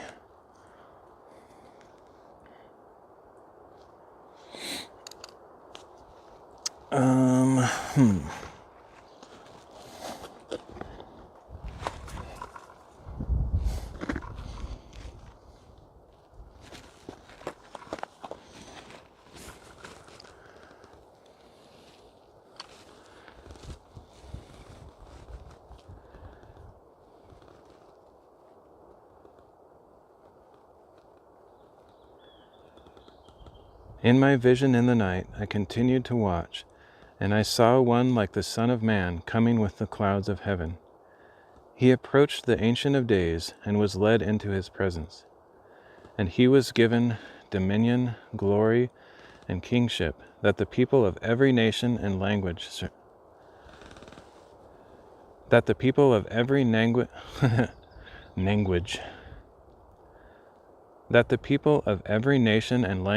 should serve him. His dominion is an everlasting dominion that will not pass away, and his kingdom is one that will never be destroyed. I, Daniel, was grieved in my spirit, and the visions in my mind alarmed me. I approached one of those who were standing there, and I asked him the true meaning of all this. So he told me the interpretation of these things. These 4 great beasts are 4 kings who will arise from the earth. But the saints of the Most High will receive the kingdom and possess it forever. Yes, forever and ever. Then I wanted to know the true meaning of the 4th beast, which was different from all the others, extremely terrifying, devouring and crushing with iron teeth and bronze claws, then trampling underfoot whatever was left. I also wanted to know about the 10 horns on its head and the other horn that came up, before which 3 of them fell, the horn whose appearance was more imposing than the others, with eyes and with a mouth that spoke words of arrogance. As I watched, this horn was waging war against the saints and prevailing against them, until the Ancient of Days arrived and pronounced judgment in favor of the saints of the Most High, and the time came for them to possess the kingdom. This is what he said. The 4th beast is a 4th kingdom that will appear on the earth, different from all the other kingdoms, and it will devour the whole earth, trample it down, and crush it. And the 10 horns are 10 kings who will rise from this kingdom. After them, another king, different from the earlier ones, will rise and subdue 3 kings. He will speak out against the Most High and oppress the saints of the Most High, intending to change the appointed times and laws, and the saints will be given into his hand for a time and times and half a time. But the court will convene, and his dominion will be taken away and completely destroyed forever. Then the sovereignty, dominion, and greatness of the kingdoms under all of heaven will be given to the people, the saints of the Most High. His kingdom will be an everlasting kingdom, and all the rulers will serve and obey him. Thus ends the matter. As for me, Daniel, my thoughts troubled me greatly, and my face turned pale, but I kept the matter to myself.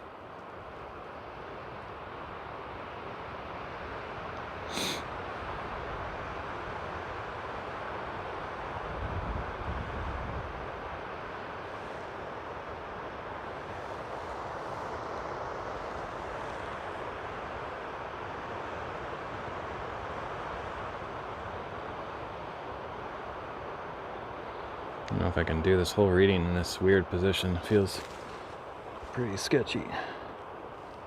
Wish there was another rock I could sit on, but I don't know. I would not want to be up there now that I see what it's like.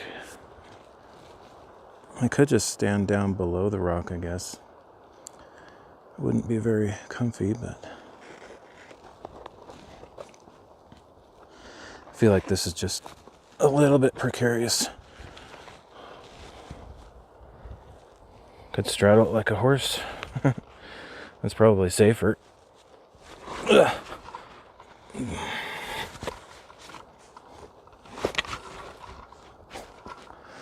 I don't think anybody rides a horse quite like this, but I do.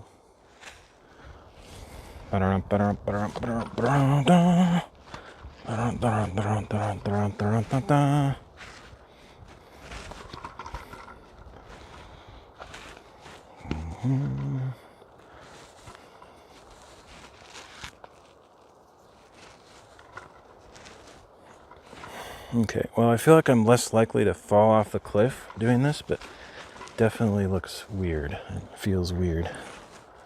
We're gonna do weird stuff today. We're reading kind of weird prophecies in Daniel, so I guess it's fitting. Maybe there'll be more about a horse. Oh, this is not cool. Ugh. The problem is I'm sort of leaning forward. I guess I could just embrace it. We are riding a horse, and this is its mane.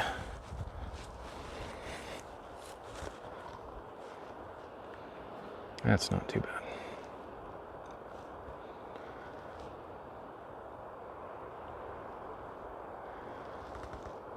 Daniel chapter 8. In the 3rd year of the reign of King Belshazzar, a vision appeared to me, Daniel, subsequent to the one that had appeared to me earlier. And in the vision I saw myself in the citadel of Susa, in the province of Elam. I saw in the vision that I was beside the Ulai Canal.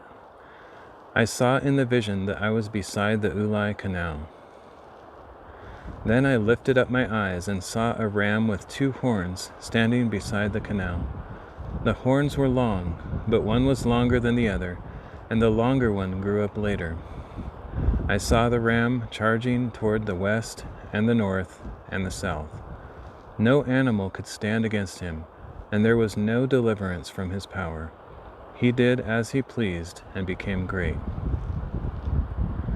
As I was contemplating all this, suddenly a goat with a prominent horn between his eyes came out of the west, crossing the surface of the entire earth without touching the ground. He came toward the 2-horned ram I had seen standing beside the canal and rushed at him with furious power. I saw him approach the ram in a rage against him, and he struck the ram and shattered his 2 horns. The ram was powerless to stand against him, and the goat threw him to the ground and trampled him, and no one could deliver the ram from his power. Thus the goat became very great, but at the height of his power, his large horn was broken off, and 4 prominent horns came up in its place, pointing toward the 4 winds of heaven. From one of these horns a little horn emerged and grew extensively toward the south and the east and toward the beautiful land. It grew as high as the host of heaven, and it cast down some of the host and some of the stars of heaven and trampled them. It magnified itself even to the prince of the host. It removed his daily sacrifice and overthrew the place of his sanctuary. And in the rebellion, the host and the daily sacrifice were given over to the horn, and it flung truth to the ground and prospered in whatever it did. Then I heard a holy one speaking, and another holy one said to him, "How long until the fulfillment of the vision of the daily sacrifice, the rebellion that causes desolation, and the surrender of the sanctuary and of the host to be trampled?" He said to me, "It will take 2,300 evenings and mornings, then the sanctuary will be properly restored."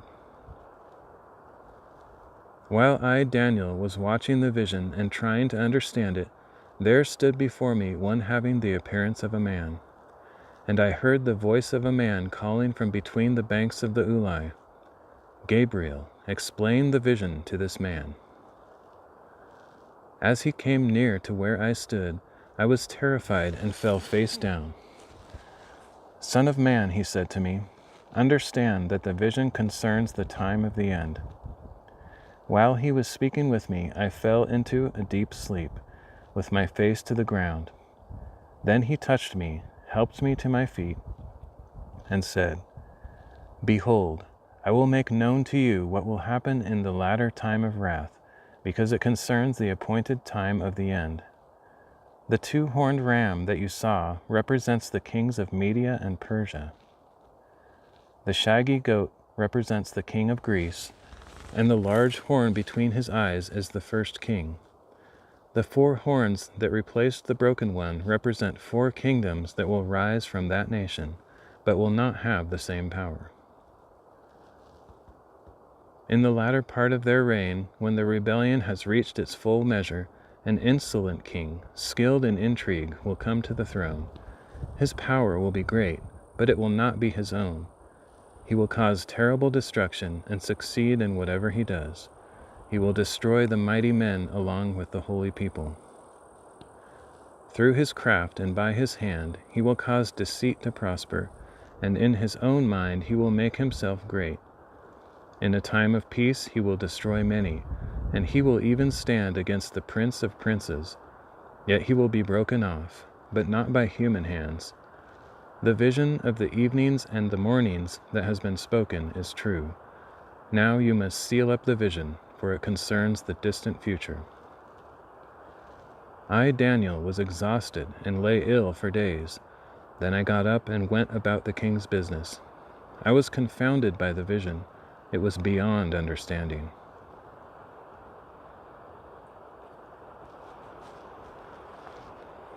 Now I feel like I'm on bat chopper, motorbike or something.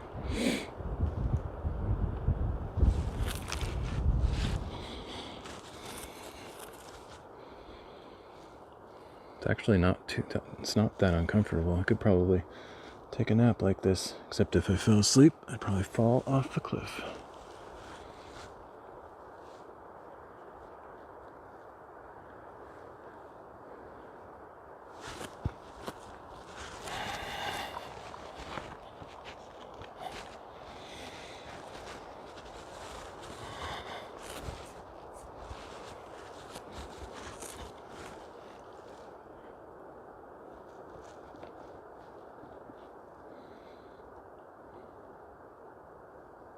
Daniel chapter 9. In the first year of Darius son of Xerxes, a Mede by descent, who was made ruler over the kingdom of the Chaldeans, in the first year of his reign, I, Daniel, understood from the sacred books, according to the word of the Lord to Jeremiah the prophet, that the desolation of Jerusalem would last 70 years. So I turned my attention to the Lord God to seek him by prayer and petition, with fasting, sackcloth, and ashes. And I prayed to the Lord my God and confessed, O Lord, the great and awesome God, who keeps his covenant of loving devotion to those who love him and keep his commandments. We have sinned and done wrong. We have acted wickedly and rebelled. We have turned away from your commandments and ordinances. We have not listened to your servants the prophets, who spoke in your name to our kings, leaders and fathers, and to all the people of the land. To you, O Lord, belongs righteousness, but this day we are covered with shame, the men of Judah, the people of Jerusalem, and all Israel near and far, in all the countries to which you have driven us because of our unfaithfulness to you. O Lord, we are covered with shame, our kings, our leaders, and our fathers, because we have sinned against you. To the Lord our God belong compassion and forgiveness, even though we have rebelled against him, and have not obeyed the voice of the Lord our God to walk in his laws, which he set before us through his servants the prophets. All Israel has transgressed your law and turned away, refusing to obey your voice. So the oath and the curse written in the law of Moses, the servant of God, has been poured out on us, because we have sinned against you. You have carried out the words spoken against us and against our rulers by bringing upon us a great disaster. For under all of heaven, nothing has ever been done like what has been done to Jerusalem. Just as it is written in the law of Moses, all this disaster has come upon us, yet we have not sought the favor of the Lord our God by turning from our iniquities and giving attention to your truth.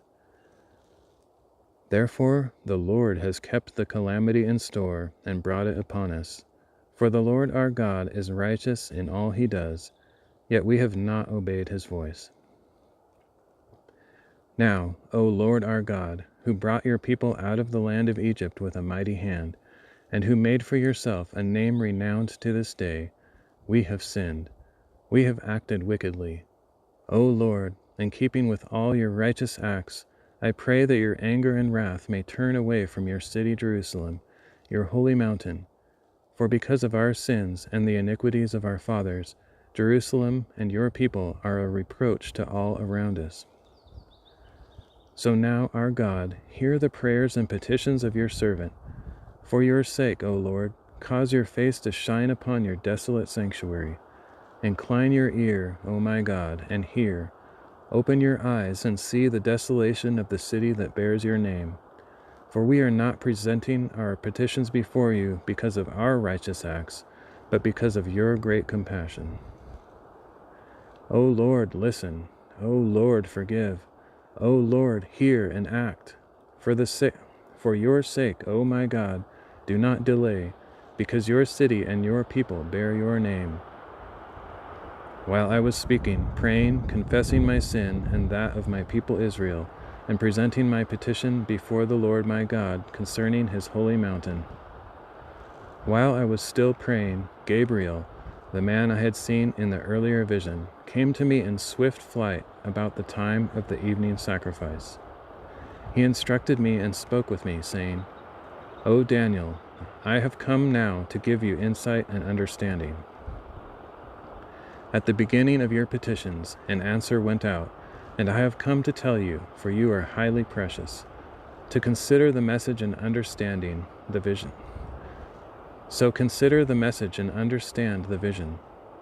70 weeks are decreed for your people and your holy city to stop their transgression, to put an end to sin, to make atonement for iniquity, to bring in everlasting righteousness, to seal up vision and prophecy, and to anoint the most holy place. Know and understand this, from the issuance of the decree to restore and rebuild Jerusalem, until the Messiah the Prince, there will be 7 weeks and 62 weeks. It will be rebuilt with streets and a trench, but in times of distress. Then after the 62 weeks, the Messiah will be cut off and will have nothing. Then the people of the Prince who is to come will destroy the city and the sanctuary. The end will come like a flood, and until the end there will be war, desolations. And until the end there will be war, desolations have been decreed.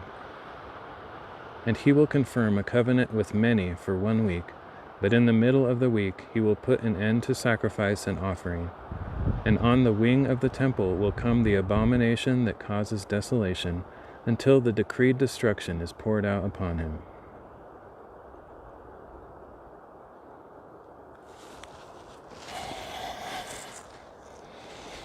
All right, got one more chapter to read. Anxious to get down because this is just not the best place to be.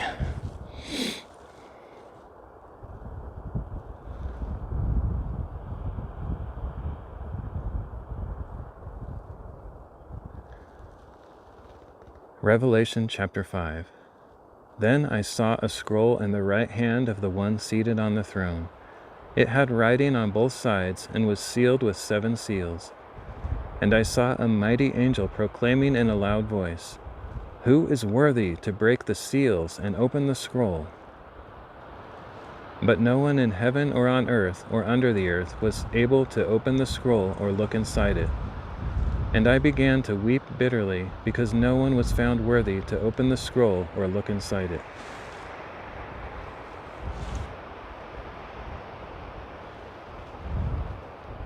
Then one of the elders said to me, "Do not weep. Behold, the Lion of the tribe of Judah, the Root of David, has triumphed to open the scroll and its 7 seals." Then I saw a lamb who appeared to have been slain, standing in the center of the throne, encircled by the 4 living creatures and the elders. The Lamb had 7 horns and 7 eyes, which represent the 7 spirits of God sent out into all the earth. And he came and took the scroll from the right hand of the one seated on the throne. When he had taken the scroll, the 4 living creatures and the 24 elders fell down When he had taken the scroll, the 4 living creatures and the 24 elders fell down before the Lamb. Each one had a harp, and they were holding golden bowls full of incense, which are the prayers of the saints. And they sang a new song, "Worthy are you to take the scroll and open its seals, because you were slain, and by your blood you purchased for God those from every tribe and tongue and people and nation. You have made them to be a kingdom and priests to serve our God, and they will reign upon the earth." Then I looked, and I heard the voices of many angels and living creatures and elders encircling the throne, and their number was myriads of myriads and thousands of thousands. In a loud voice they were saying, "Worthy is the Lamb who was slain, to receive power and riches and wisdom and strength and honor and glory and blessing." And I heard every creature in heaven and on earth and under the earth and in the sea, and all that is in them, saying, To him who sits on the throne and to the Lamb be praise and honor and glory and power forever and ever. And the 4 living creatures said, Amen. And the elders fell down and worshipped.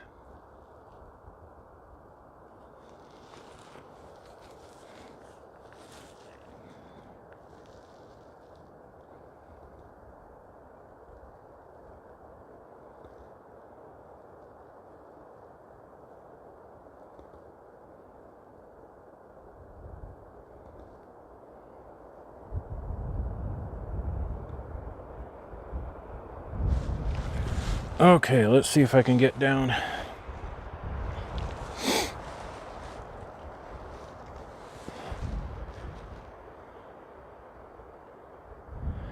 Hey Dale, hey friend, looking at that boulder you were on, the could give way anytime. You may want to move. Yeah, it could.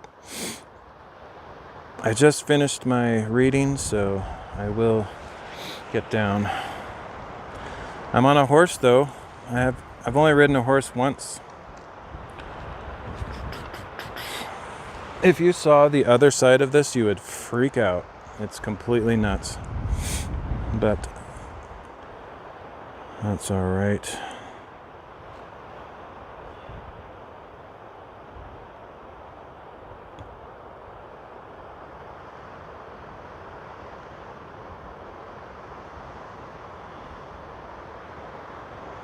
It's a sheer drop off on the other side.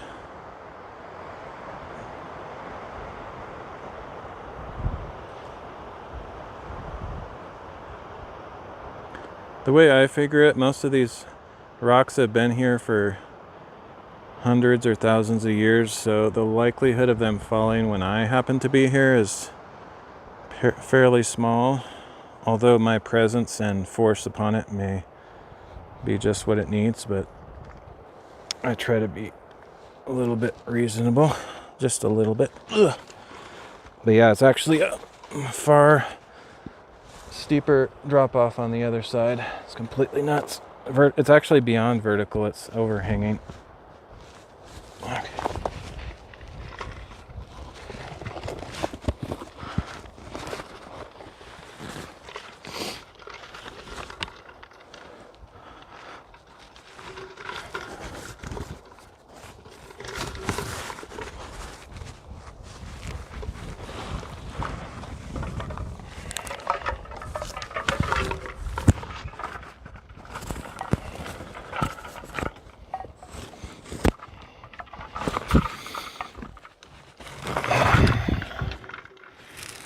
Have a little bit of wind noise for a minute because my windscreen just fell off my microphone.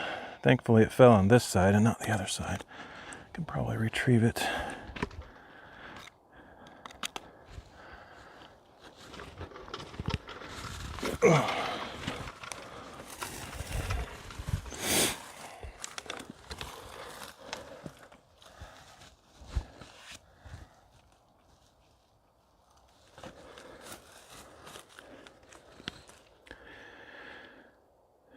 Look at that crack once you get down. Yeah, I know.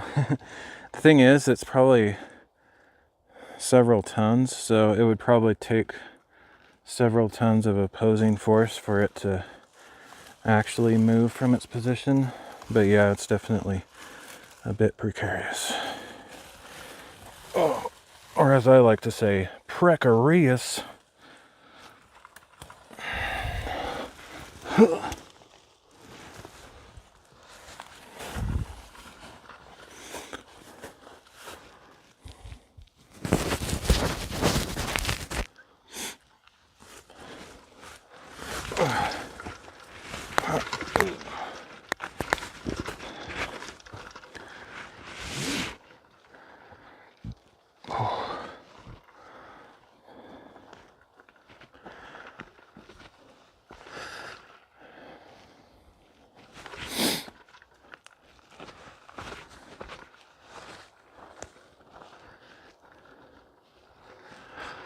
Take you guys over there just for a brief tour of what I was looking at, because it looked pretty insanitos. That's not like insanitos. Yet another word I have invented. Have you been watching any World Cup games? No, I don't watch anything that resembles TV. There's probably ways to watch it, like on YouTube or, I don't know, some kind of network, but I think most of that's behind a paywall, so I don't have any memberships or subscription type services to get access to that kind of stuff. I would be interested in... that freaking ant actually bit me. I've never had a ant bite me like that. That was weird. Didn't hurt terribly, it was just kind of surprising. Okay, let me walk over here so you can see the treacherous...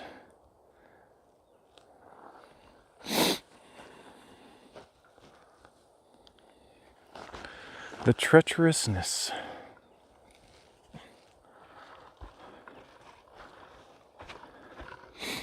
You're like, don't go back over there. What are you thinking? I know. It's probably right.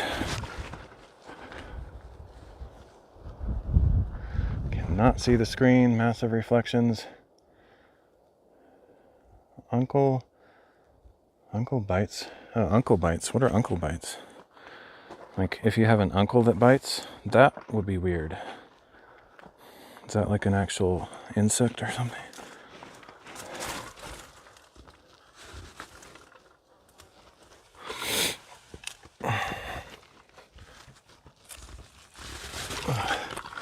Here's what we got on the other side. I don't know if you can see, but it is literally straight down over here. That's where my foot was just hanging off the edge. It's like a saddle shape. There's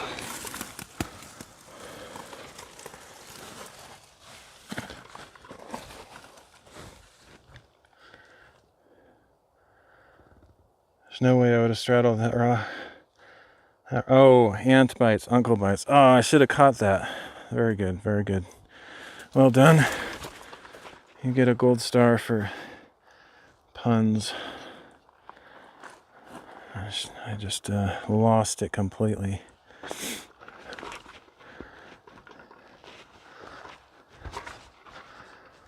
All right. Just have a few things to pack up, not as much as normal, and then I'm gonna keep going down the trail. Try to get to the summit of this thing before dark. Should be possible.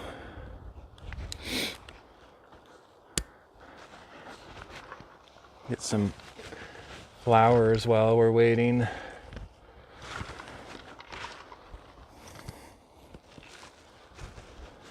Oh, I don't know what we're waiting. You're waiting, I'm not waiting. I'm packing.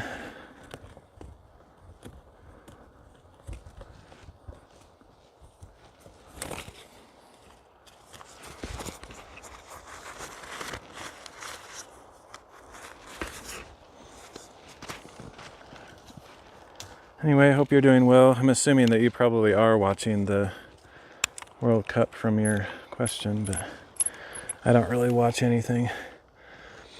So grateful for your Bible readings. Good reminder to focus on what truly matters. Yeah, I'm almost done. I'm in the last 3 weeks worth, which if I really push, sometimes I read a whole week in one outing, so I might only have 3 more outings, but most likely it'll be more than that. But I'm in Revelation and Daniel, some of the other end times prophets, and then we'll be done with the whole thing.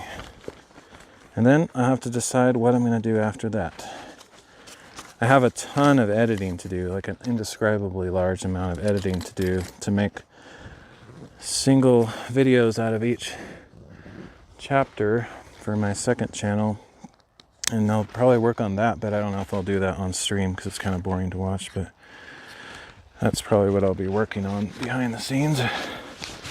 Whether I stream content of some sort after this project is done, I don't know. Haven't decided yet.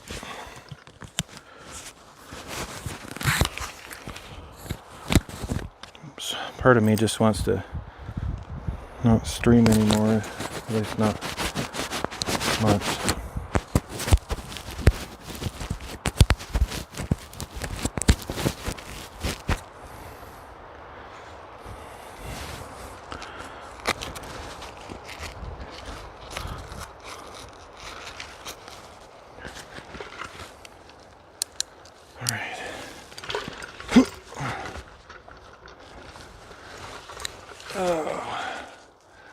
There's some rocks behind me.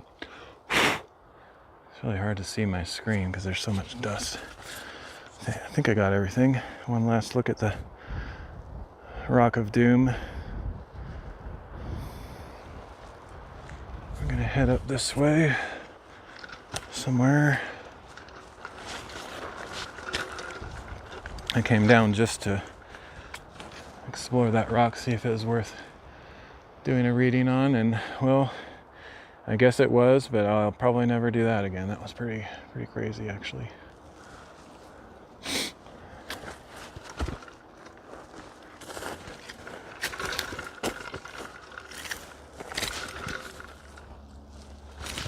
There's even a better angle, arguably, up here.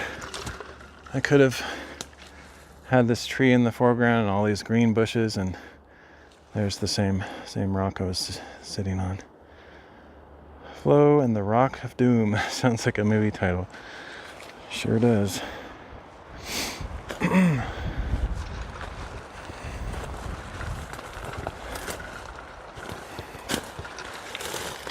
Reminds me of a song, except it's Rock of Ages, not Rock of Doom. Rock of Ages, cleft for me, I will hide myself in thee. Good old hymn.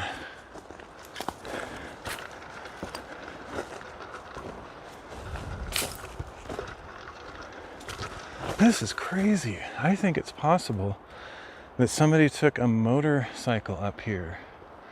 This track I saw earlier, and it definitely had motorcycle tracks earlier. And here is another similar track. I can't even imagine riding a bike up here. That would be completely nuts. But people are nuts, as I just proved from where I was sitting. But look at this. How could you ride up that? That's where the path goes, though. That's nutso.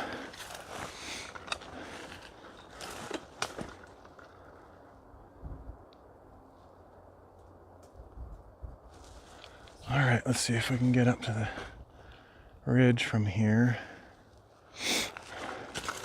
I don't know if I'll make it to the actual summit if I see cool things that I want to stop at on the way, but might not quite make it there. There's no way they could ride a bike up here. I don't know, somebody can. Some daredevil, insanely skilled bike rider, but wow, I would never even dream of doing that. Ugh. Look at that, it keeps going. The trail on these rocks goes like up there somewhere. Doesn't even seem like that would pay off unless you're just all about the thrill seeking. Ugh, that would be horrible.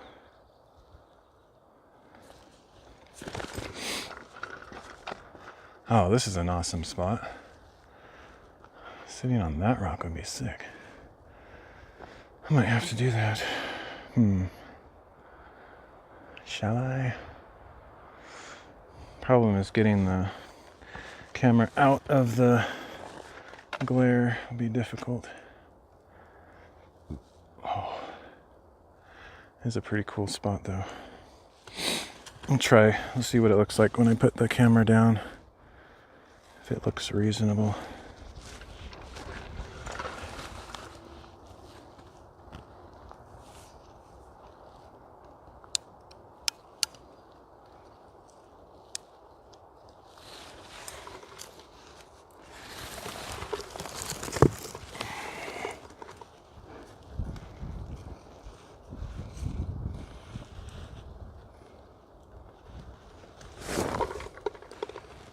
I'd have to put the... I guess I wouldn't have to put the ball head on. I was going to say I have to put that on because it's aiming a little bit lower than I'd like. Or I mean a little higher. Maybe it's fine.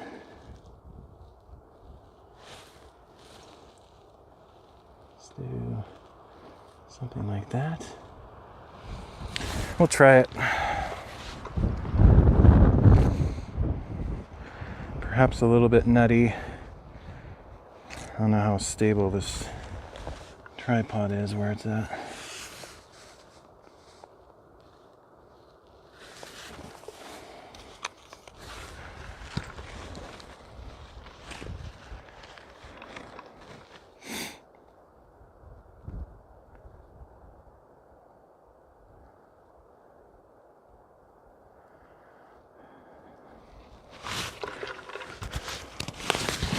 Okay, let's see if I can get over there. I'm gonna follow that bike route. I could actually go below it and climb up, but I think it would be wiser to come down from above, so I'm gonna follow that grooved bike path thing over to where I'm right above it and then come down that ridge. That would be the safest route. I wish I had a gimbal that I could control from a distance remotely by a second phone app. It'd be super cool to have this thing follow me as I walk. I think technically it's maybe possible, but I don't know.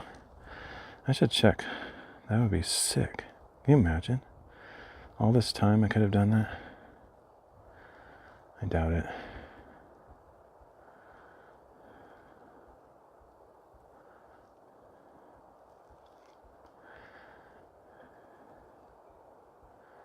Huh, that's funny.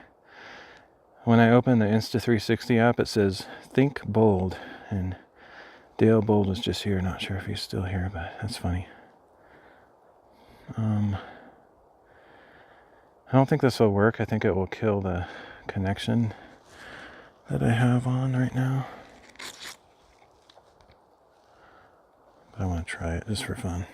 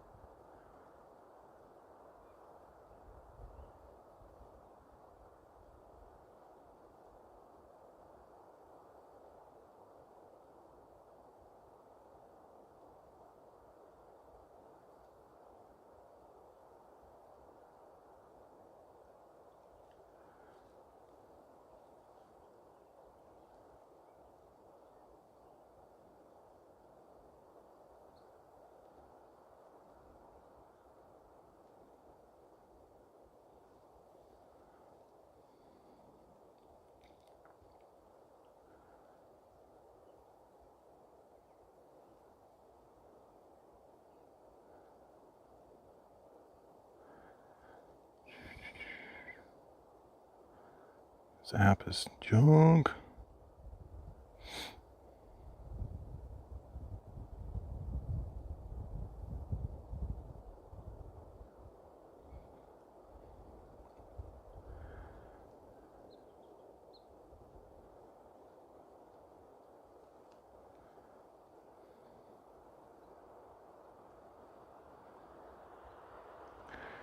I'm using my third phone, which I never use for this. I was having to download stuff. Lame.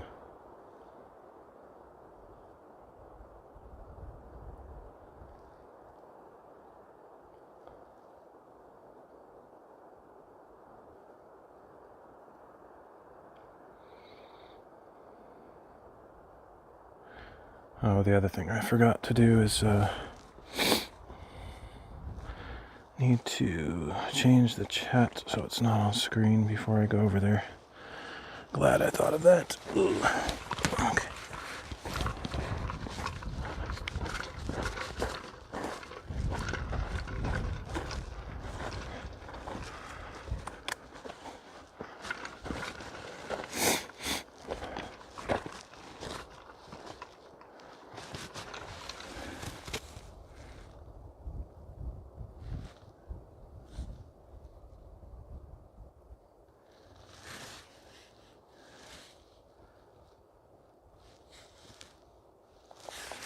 Probably be a big old glare on the screen, but that's alright.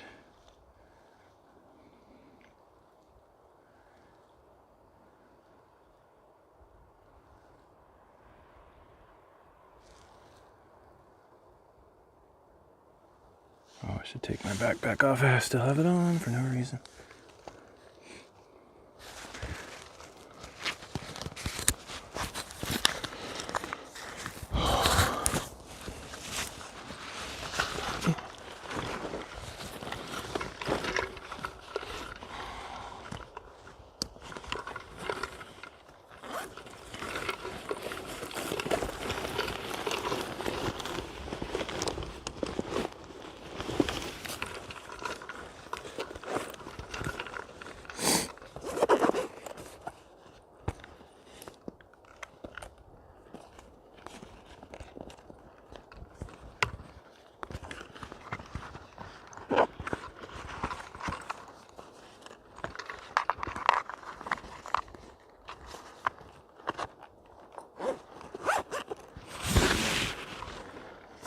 If this works, it'll be quite a revelation, or quite a amazing thing to be able to do, but I don't know if it'll work. Kind of guessing not.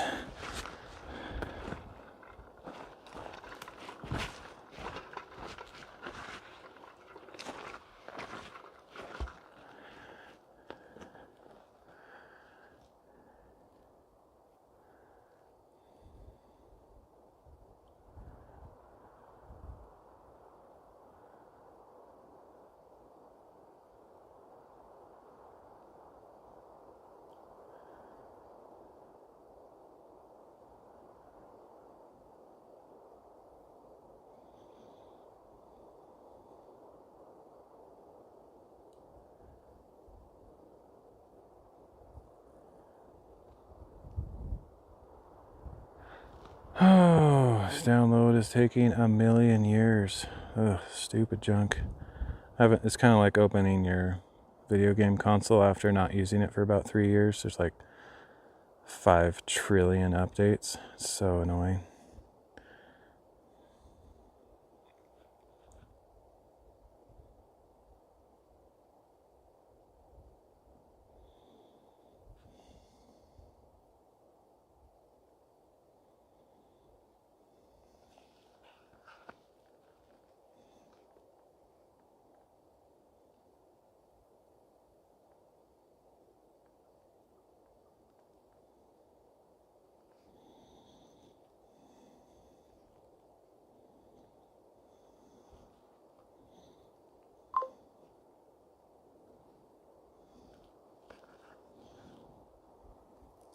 Stuck on 98% for like half hour. I don't know why. I hate that stuff. The stuff that shows a percentage should not even have... You should not ever have a progress bar or a percentage if it's not accurate, because it's completely useless. Wow, some huge, probably beetle just flew by my ear. Made a giant noise. Might have landed on me, I don't know.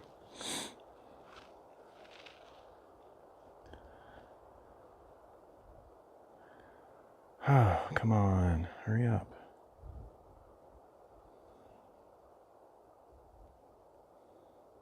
I don't even think this will work, so it's kind of pointless.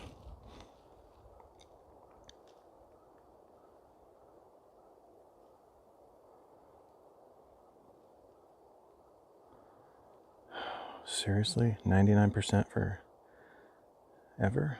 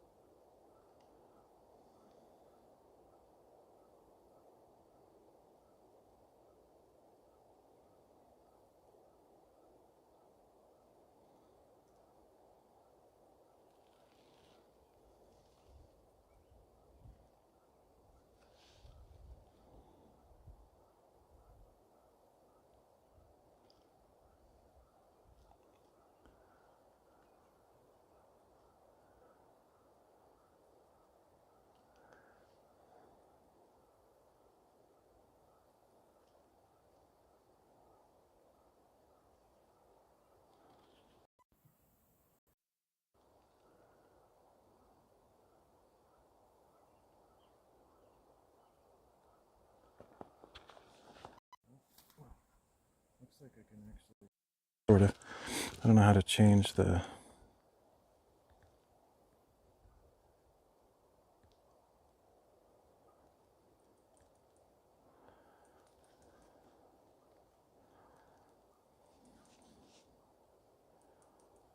aspect. It's weird that it rotated the camera for some reason.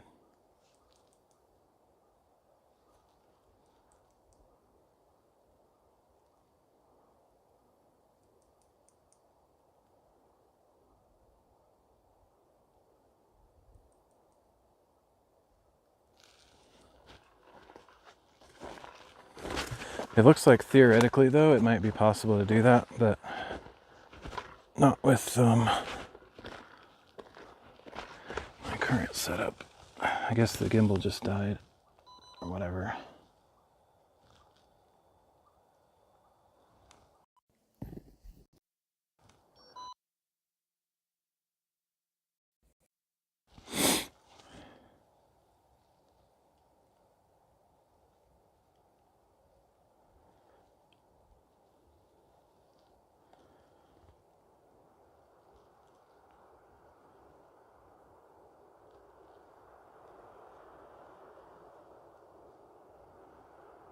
Okay, well, I don't think the app is set up to like control it from another phone. Like you can do it, sort of. I don't know. Oops. Okay. Yeah, it's not really set up for that purpose. Well, I tried anyway. No, it's not really possible. All they would have to do is like set up the app in a slightly different way. Maybe there's a mode for it, but it doesn't look like you can control it from a second phone. It thinks that the phone you're connected to is the one that is on the gimbal, and if it's not, then it gets confused, I guess. Oh well, I tried.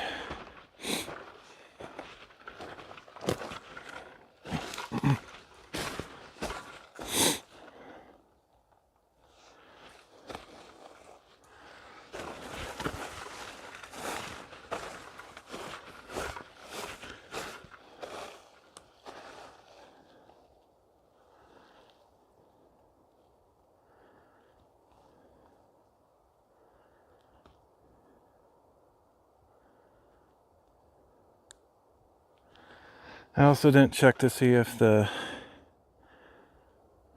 words will be on screen, which means Murphy's Law states that the words will not be on screen. Maybe I'll be lucky.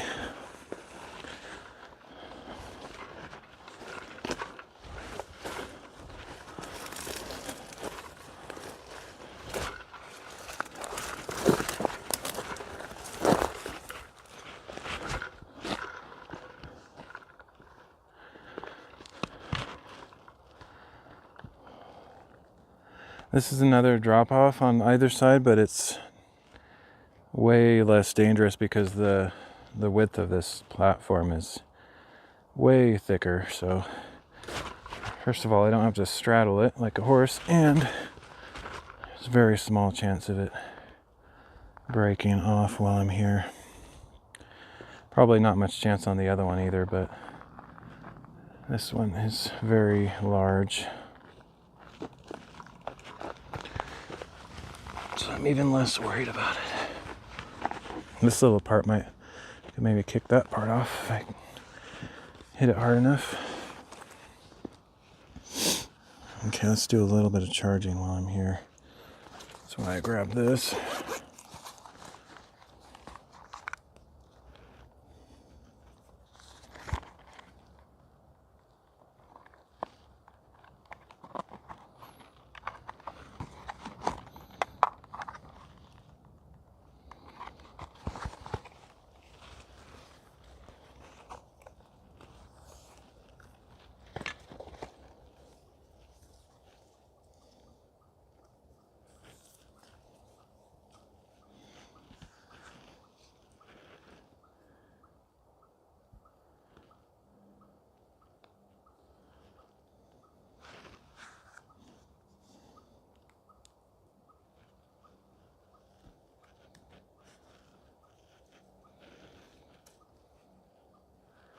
There's a million spots I could sit here and do readings on this mountain. I could come back here an unlimited number of times and still find new spots, I'm sure.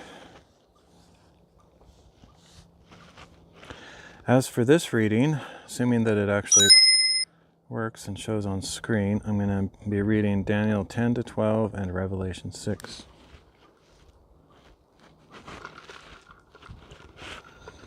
I should take a big drink before I start, actually.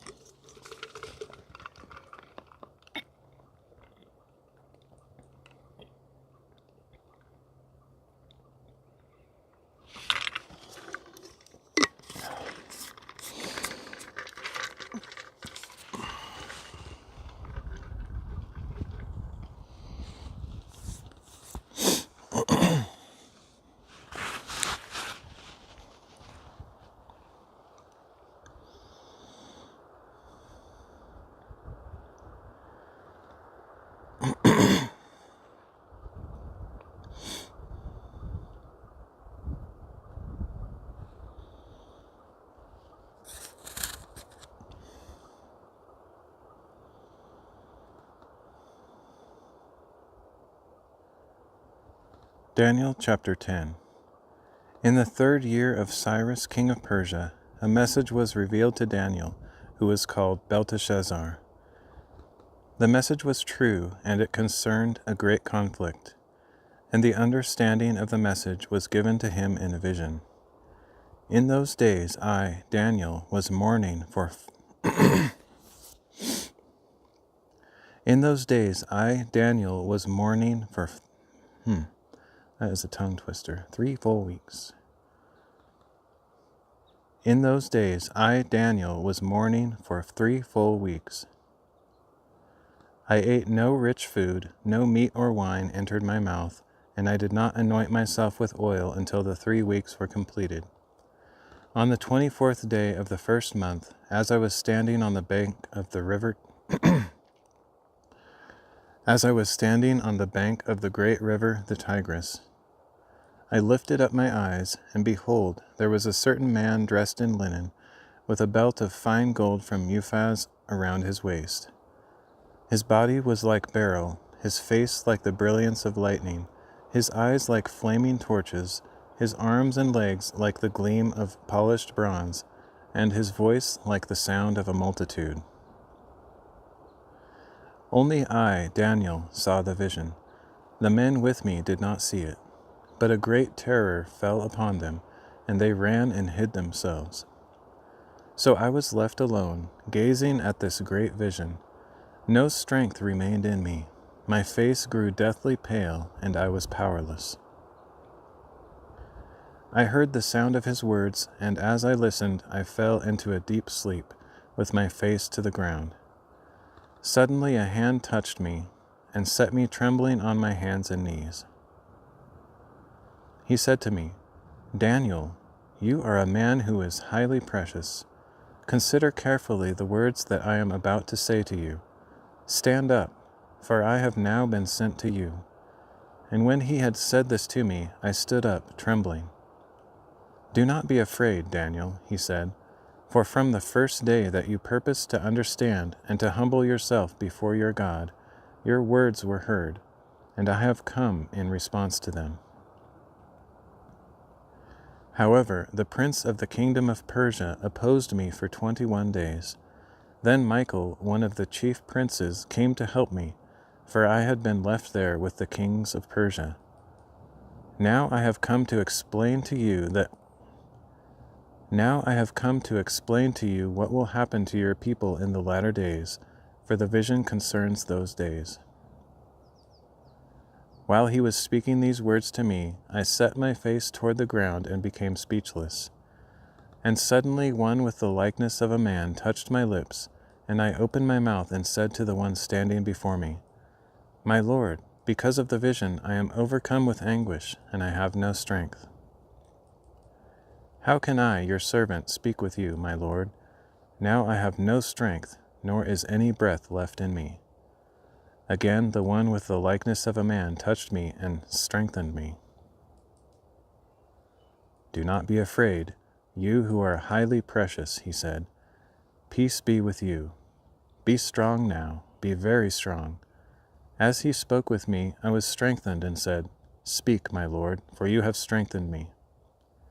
Do you know why I have come to you? He said. I must return at once to fight against the prince of Persia, and when I have gone forth, behold, the prince of Greece will come. But first I will tell you what is inscribed in the book of truth.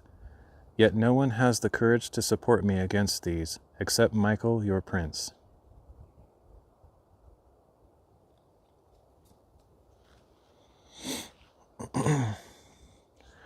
Find that chapter to be quite interesting.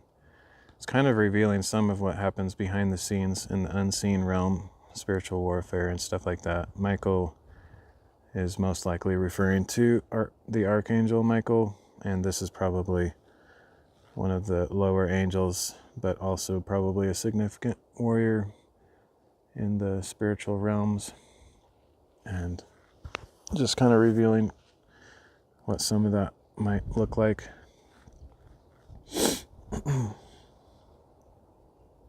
And it's presumed or assumed that the Prince of Persia and the Prince of Greece are probably also spiritual powers of the dark side, the evil side.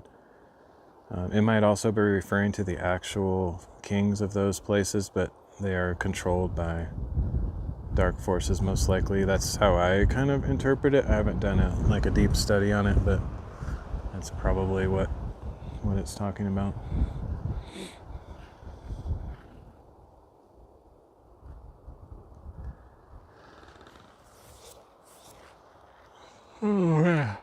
Lately, I've kind of been wondering if some of the visions are actually time travel as well, at least in the way that we understand time. Because sometimes it seems like one of the examples, I wonder if when Jesus was up on the Mount of Transfiguration and I can't remember who appeared, was it Moses and Elijah or somebody? Anyway, this kind of makes me wonder if he's talking to them in their time when they lived on the earth, or if they're coming from heaven or something. But it technically could be like a space-time kind of portal thing going on, and they saw Jesus as from the past, when they were living in the past, kind of a window into the future sort of a thing.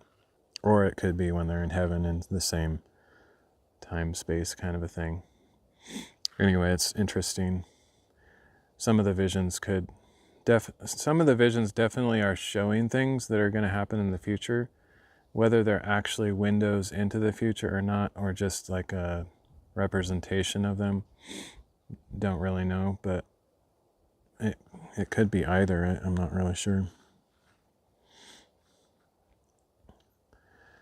The other thing I don't know about the spiritual realm is if they are inside time. Like God is outside of time. He's outside of time and space as we know it. Or he's inside and outside around everything. He's just infinite. But he's not confined by time. He doesn't experience things on a timeline like we do, where he can't see what's coming next and has to wait for it. He sees everything all at the same time, or before it happens, and so on. But what I don't really know is if angels experience that as well. If they're also outside time, I tend to think that they are inside time and are limited to waiting for things to happen, but I don't really know.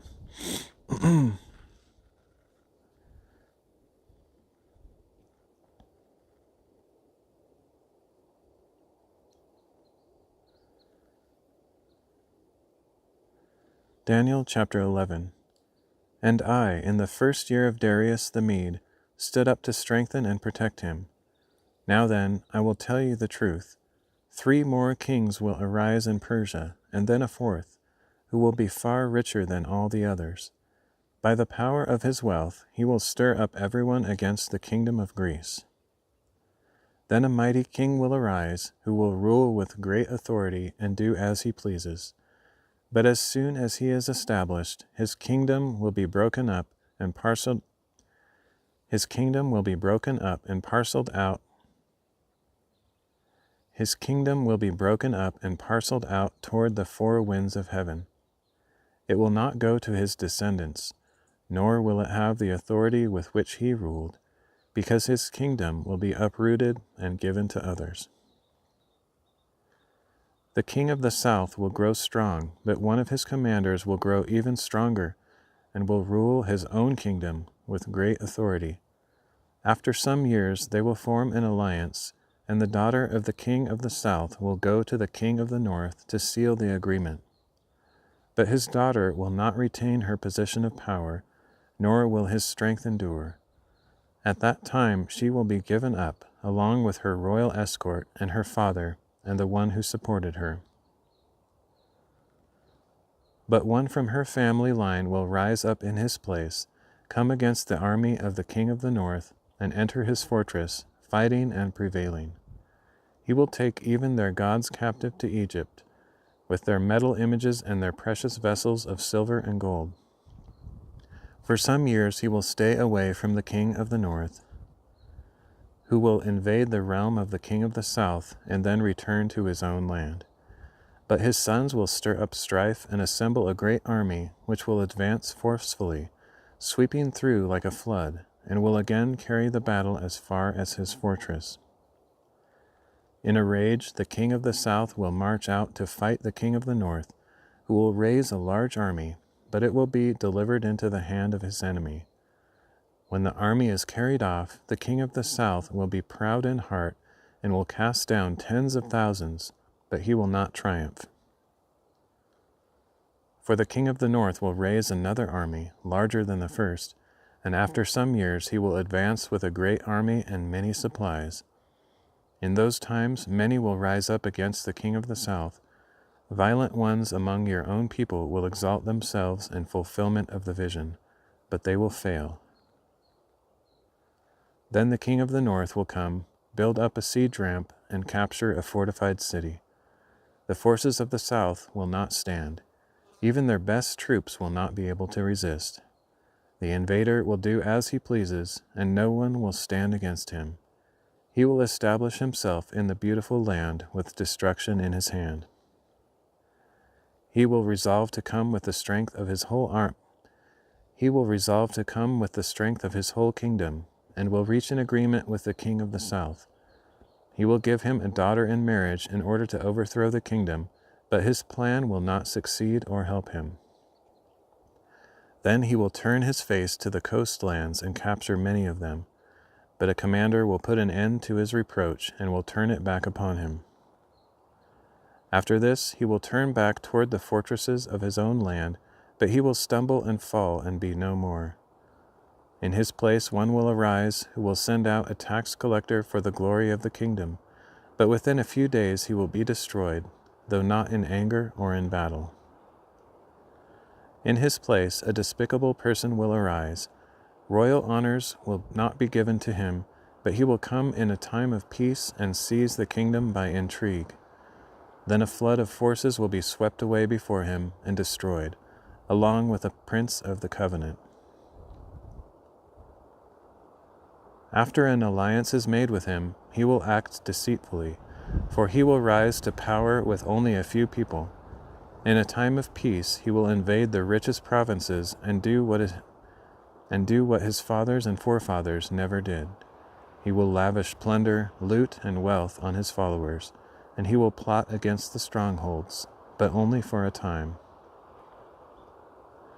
And with a large army he will stir up his power and his courage against the king of the south, who will mobilize a very large and powerful army, but will not withstand the plots devised against him. Those who eat from his provisions will seek to destroy him. His army will be swept away, and many will fall slain. And the two kings, with their hearts bent on evil, will speak lies at the same table, but to no avail, for still the end will come at the appointed time. The king of the north will return to his land with great wealth, but his heart will be set against the holy covenant, so he will do damage and return to his own land. At the appointed time he will invade the south again, but this time will not be like the first. Ships of Kittim will come against him, and he will lose heart. Then he will turn back and rage against the holy covenant and do damage. So he will return and show favor to those who forsake the holy covenant. His forces will rise up and desecrate the temple fortress. They will abolish the daily sacrifice and set up the abomination of desolation.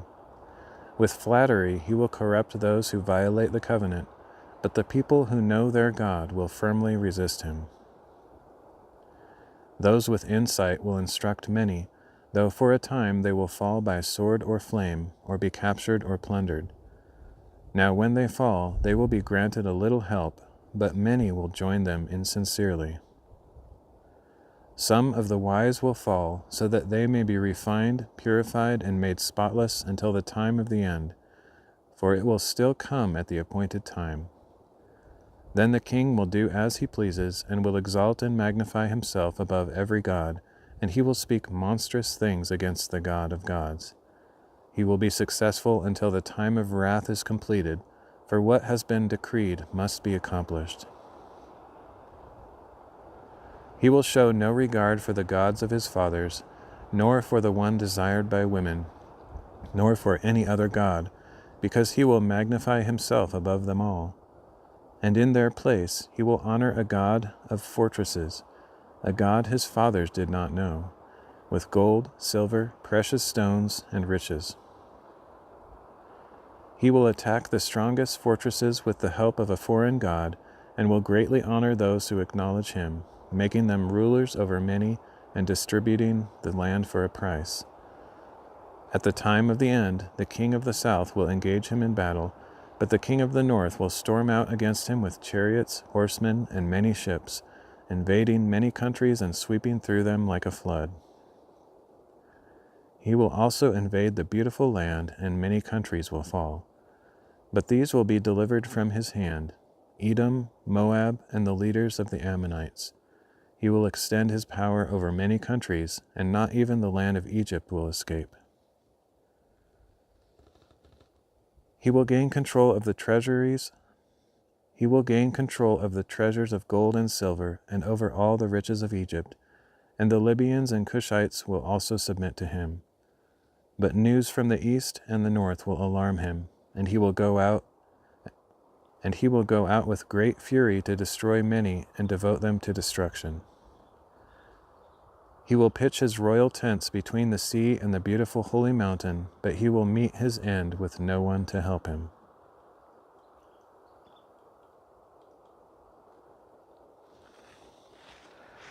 Right, a long chapter.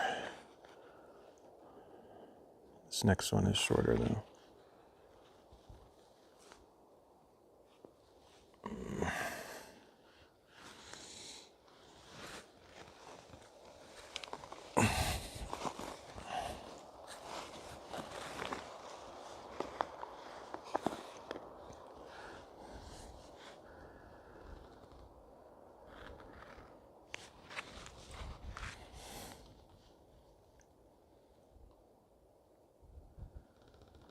Daniel chapter 12.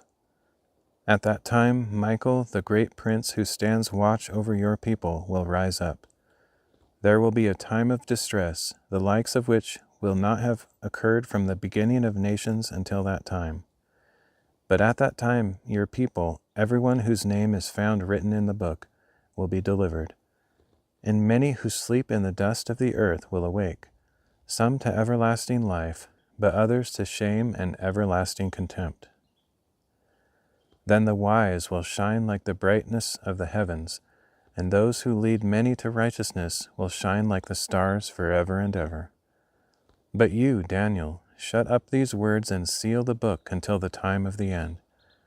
Many will roam to and fro, and knowledge will increase.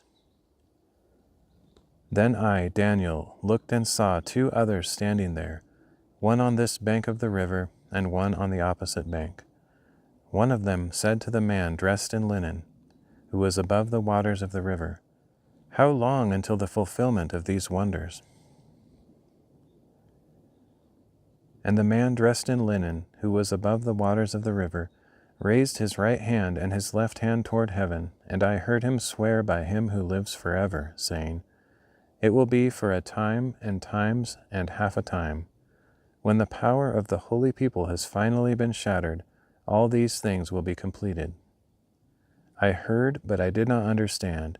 So I asked, My Lord, what will be the outcome of these things? Go on your way, Daniel, he replied, for the words are closed up and sealed until the time of the end. Many will be purified, made spotless and refined, but the wicked will continue to act wickedly. None of the wicked will understand, but the wise will understand. And from the time the daily sacrifice is abolished and the abomination of desolation set up, there will be 1,290 days. Blessed is he who waits and reaches the end of the 1,100. Blessed is he who waits and reaches the end of the 1,335 days. But as for you, go on your way until the end. You will rest and will arise to your inheritance at the end of the days.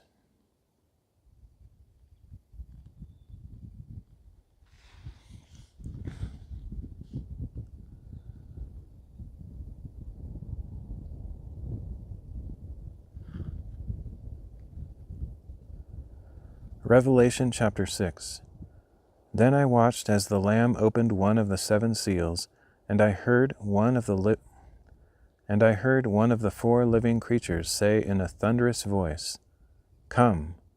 So I looked and saw a white horse, and its rider held a bow, and he was given a crown, and he rode out to overcome and conquer. And when the Lamb opened the 2nd seal, I heard the 2nd living creature say, Come. Then another horse went forth. It was bright red, and its rider was granted permission to take away peace from the earth, and to make men slay one another. And he was given a great sword. And when the Lamb opened the 3rd seal, I heard the 3rd living creature say, Come. Then I looked and saw a black horse, and its rider held in its hand a pair of scales. And I heard what sounded like a voice from among the 4 living creatures, saying, A quart of wheat for a denarius, and 3 quarts of barley for a denarius, and do not harm the oil and wine. And when the Lamb opened the 4th seal, I heard the voice of the 4th living creature say, Come. Then I looked and saw a pale green horse. Its rider's name was Death, and Hades followed close behind. And they were given authority over 1/4 of the earth, to kill by sword, by famine, by plague, and by the beasts of the earth. And when the Lamb opened the 5th seal, I saw under the altar the souls of those who had been slain for the word of God and for the testimony they had upheld. And they cried out in a loud voice, How long, O Lord, holy and true, until you avenge our blood and judge those who dwell upon the earth? Then each of them was given a white robe and told to rest a little while longer, until the full number of their fellow servants, their brothers, were killed just as they had been killed. And when I saw the Lamb open the 6th seal, there was a great earthquake, and the sun became black like sackcloth of goat hair, and the whole moon turned blood red. And the stars of the sky fell to the earth like unripe figs dropping from the tree shaken by a great wind. The sky receded like a scroll being rolled up, and every mountain and island was moved from its place. Then the kings of the earth, the nobles, the commanders, the rich, the mighty, and every slave and free man hid in the caves and among the rocks of the mountains. And they said to the mountains and the rocks, Fall on us and hide us from the face of the one seated on the throne and from the wrath of the Lamb. For the great day of their wrath has come, and who is able to withstand it?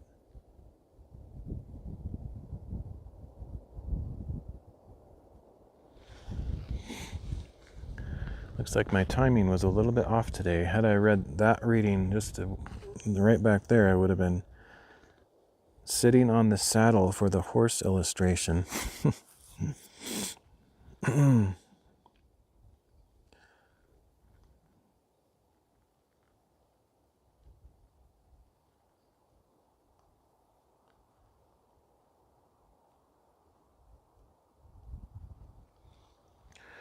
Okay. Let's get back to the camera or the other phone and pack up. I don't know if it's still going or not, but I'll keep the stream going as long as it keeps working.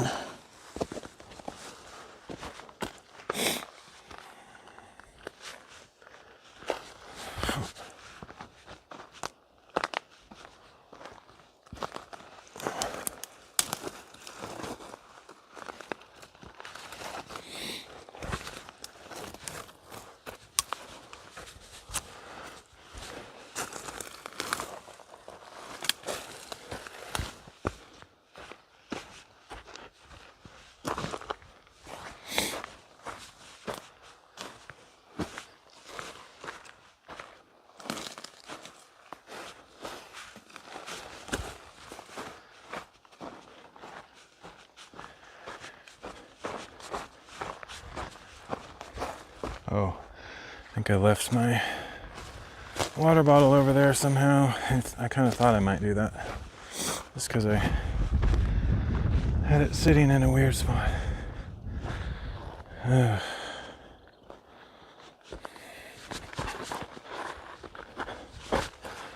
Should always double check before I get up from a place.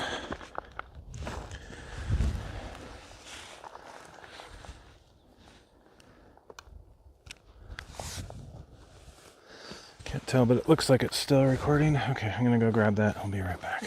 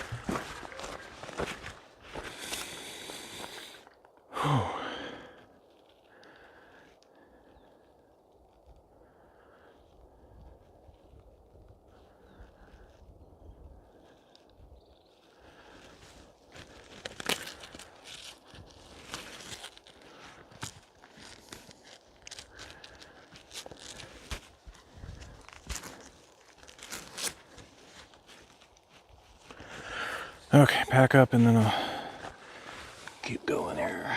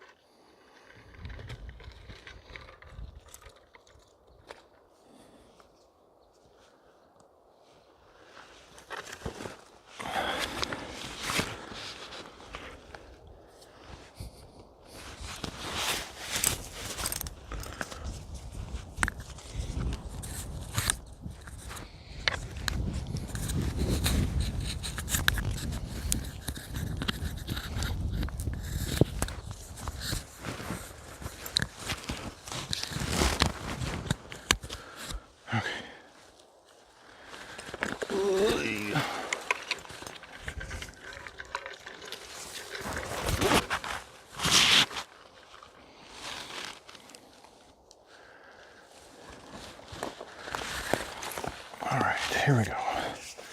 Don't think I left anything. So I'm going to head up those. That would actually be a pretty cool shot there too with those things. But I want to try to get to the top of this. I don't know how many more readings I'll do, but maybe I can do 1 or 2 from the top.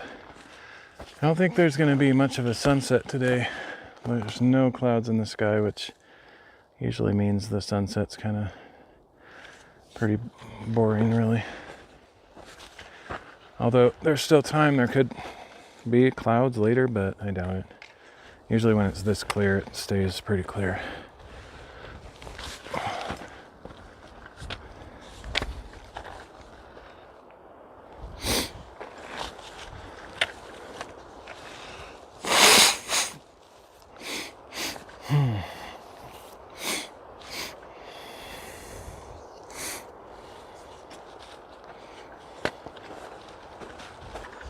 Still can't believe that the motorcycle apparently came up this way. I'm sure that's what that is. What a weird route.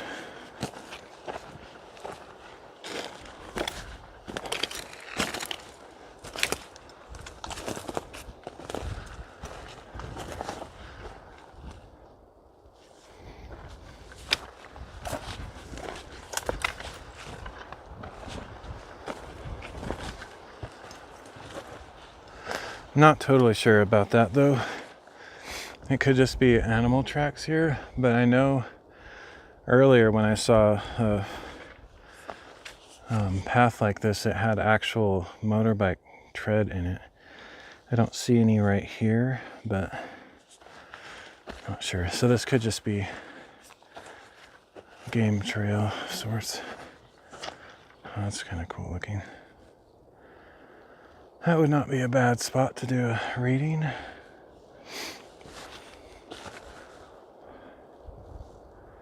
Not bad at all. But I kind of want to, I should at least mark this spot as a potential.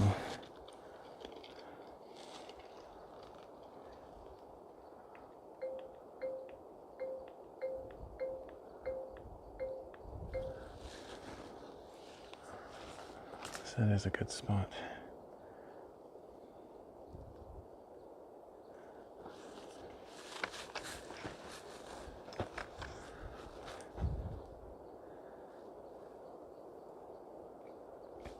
I don't even know what time it is. I might have time to do a reading here and then, no, I'm running out of time. Only have like an hour, a little over an hour before sunset, I think. So I think I'll keep going toward the top. I don't even know if I'll make it all the way before sunset. If I just keep going without stopping a bunch, I should be able to make it, but we'll see. There's a lot of cool spots here, even right here on that log would be interesting. There's just so many cool angles up here.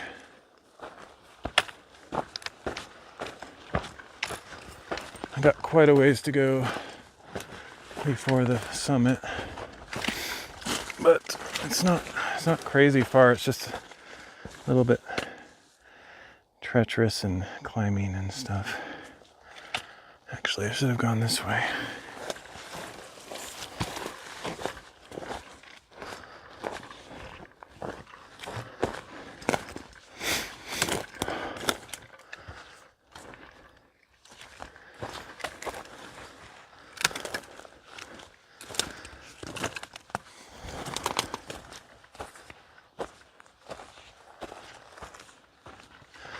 Oh, that's far. Well, not as the crow flies, but just a lot of traversing. This is a nice spot too, very open panoramic views.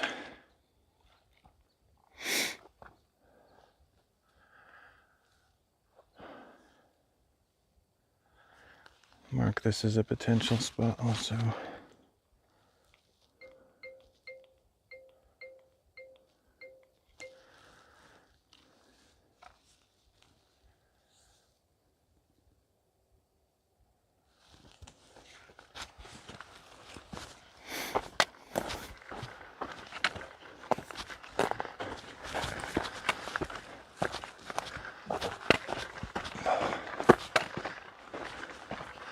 I think that's the top over there. That's where I'm trying to get before it gets dark. I should be able to make it there, but not sure if I'll have time to read much. I don't think it'll take too long to get there.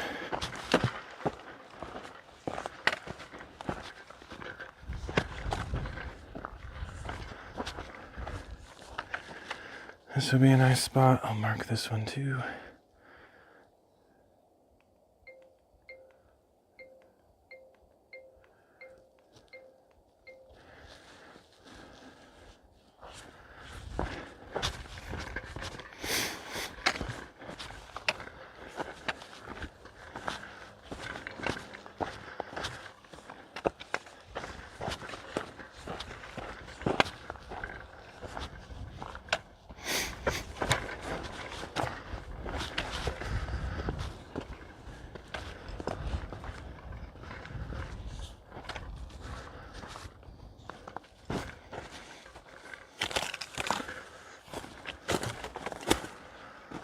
Let's see, how do I get down over here?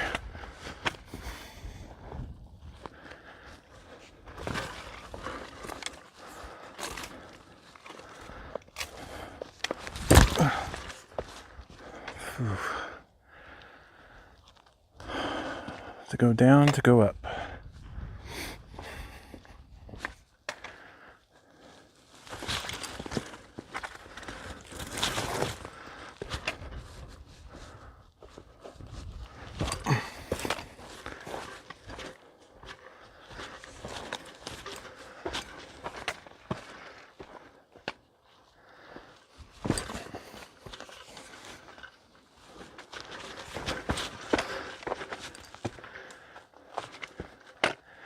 This would be a nice spot. So many places I could read. I should have gotten out earlier, that's for sure, but just was doing other stuff. Ooh. Can't remember how this goes. It looks like there's a big drop. I think there's a way to get down without actual climbing, if I remember, but it's been a while since I've been here.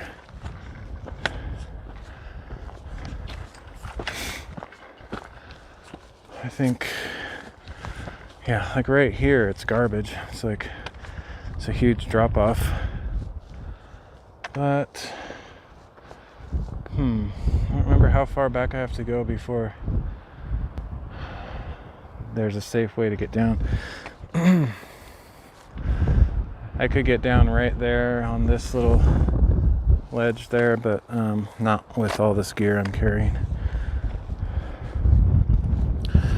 Pretty much a drop off, so that means I really do have to go down to get back up on the other side. So I'll go back to where I was just a minute ago. I should have remembered that, but this would be very treacherous, but it would be possible to get down if I had both hands and could actually climb, but not today. So I have to go all the way down to that flat area down there so I can cut across.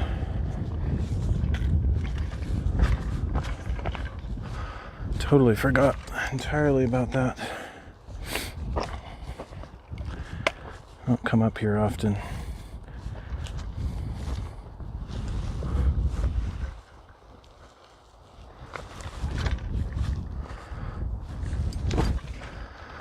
So I can go down this way probably.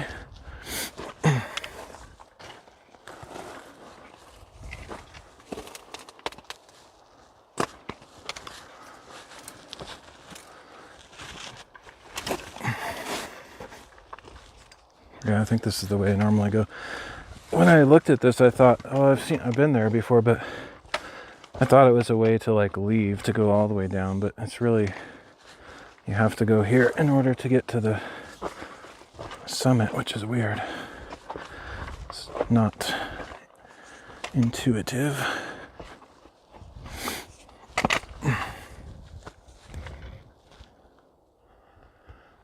Gotta go way down and across.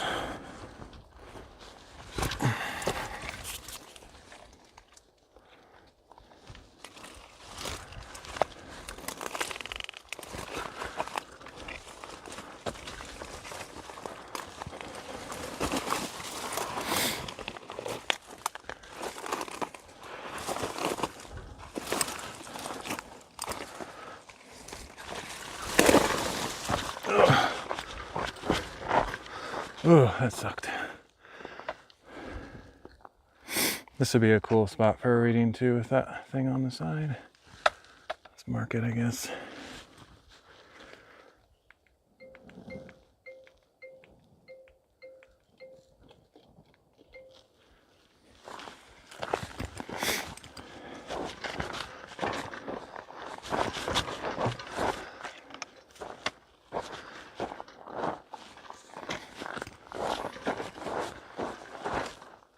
I wonder where this came from. That's weird. Must have fallen from a tree way up there. That's unlikely, but that is strange. What a weird place for a giant thing. Maybe it was just a tree growing out of the rocks that fell out. I don't know.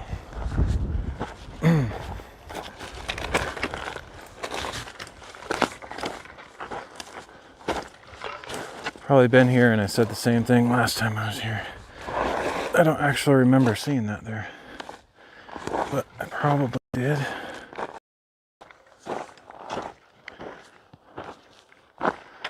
Whoa.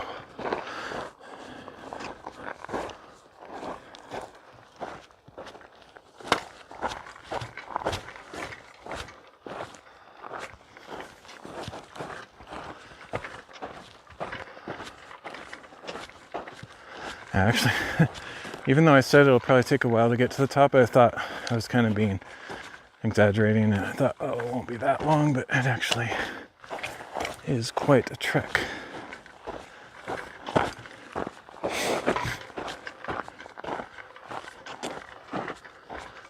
Not because of distance, but features, challenges, obstacles.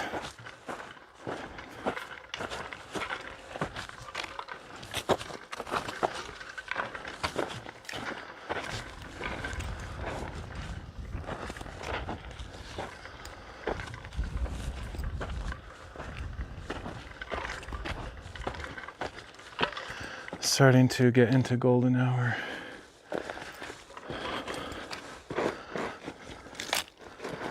Ooh. Yeah, here's that continuation of that track. Sure looks like a motorbike tread, or just a carved out thing.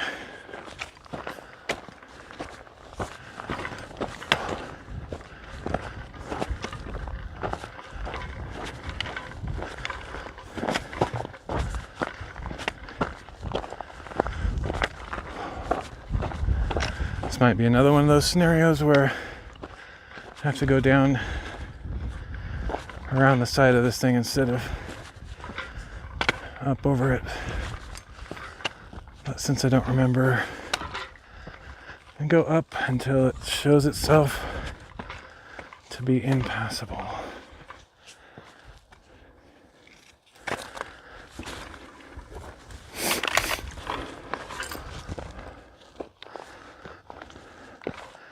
This one's not as bad as the other one. I can basically go down the top of it. Yep, no problem. Well, it'll be a little bit of a scramble, but certainly doable with caution.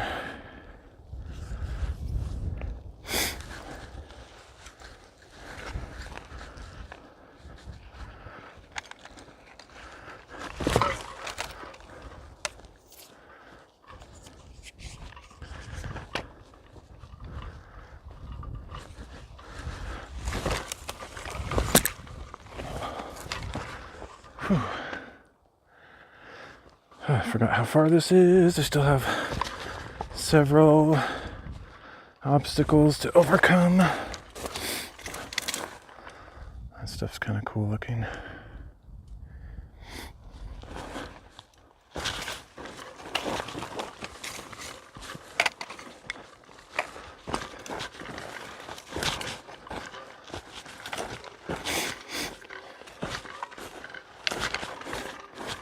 Probably barely make it up there for dark. I mean, for the sunset or whatever. This is quite a distance.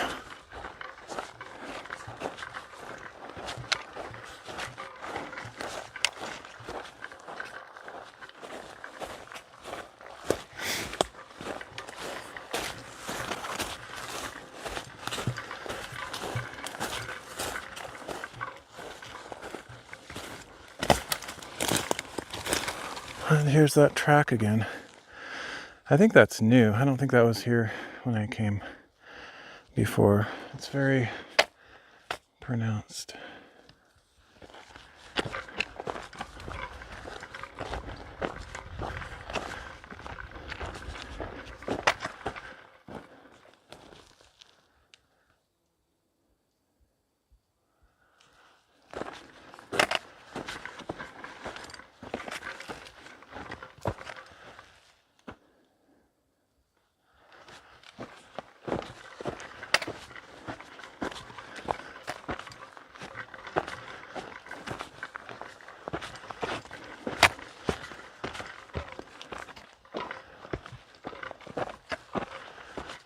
Yeah, see, there's some definite bike tread marks there. It's crazy.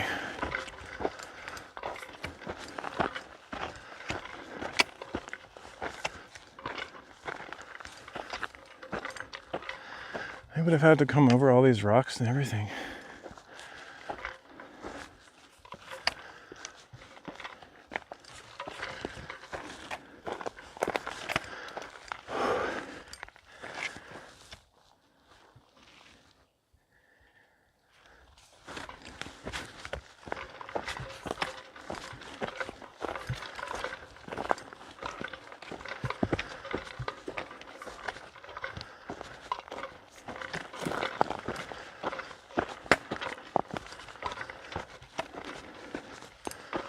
That is crazy.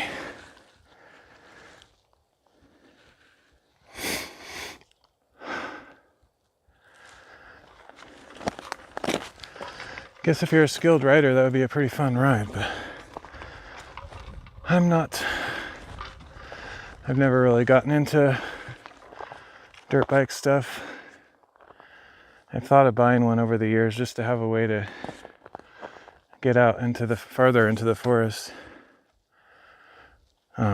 with less gas and stuff, but certainly don't have the skills for going up the sides of mountains and stuff.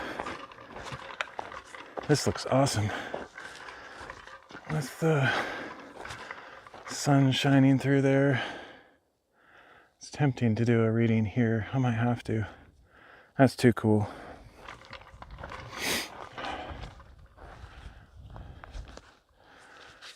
I have to hurry though, because the sun's gonna go down. I might not make it to the top, which is fine.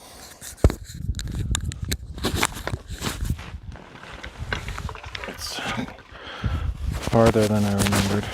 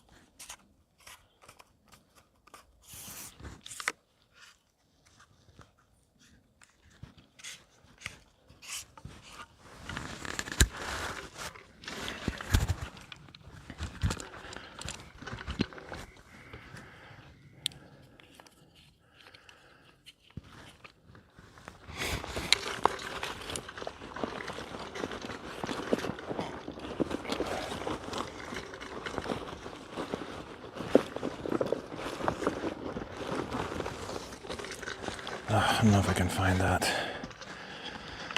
I just have to position this another way.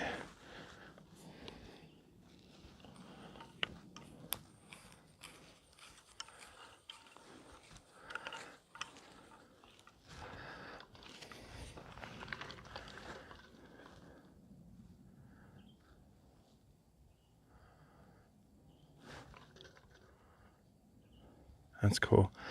Yeah, you can just position it by moving it and it stays there.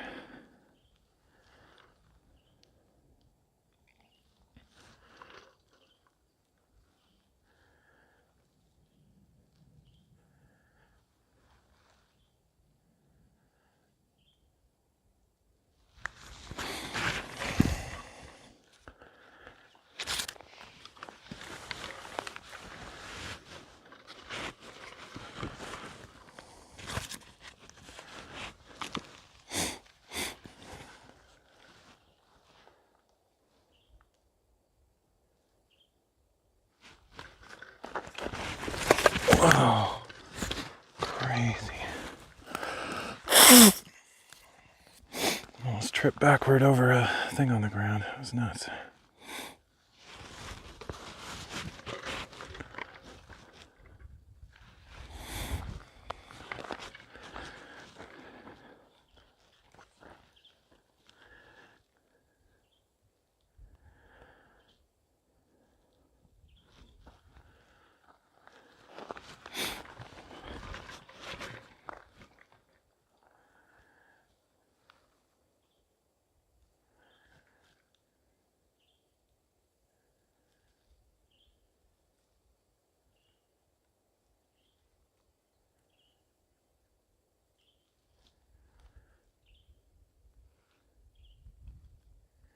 It's too bad that'll cover up the sun, but that's okay.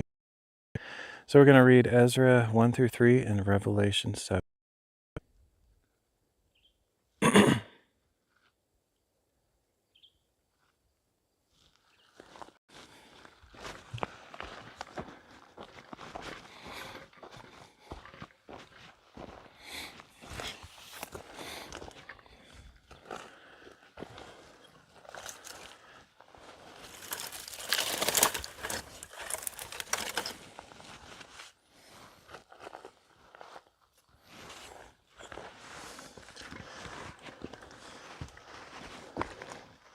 Not sure I can stay on this. If I fall, slide off.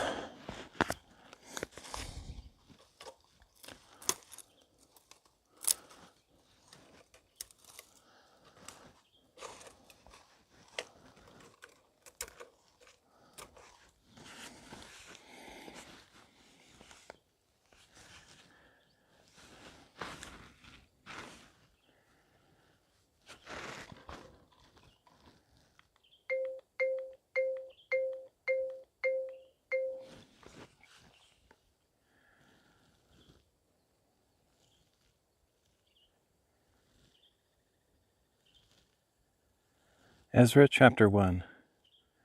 In the first year of Cyrus king of Persia, to fulfill the word of the Lord, spoken through Jeremiah, the Lord stirred the spirit. Catch my breath, man. Probably should get a drink too. Just start over. I was thinking of getting a drink. I didn't realize how dry my throat is. Oh, this is amazing. Looking that way is awesome too.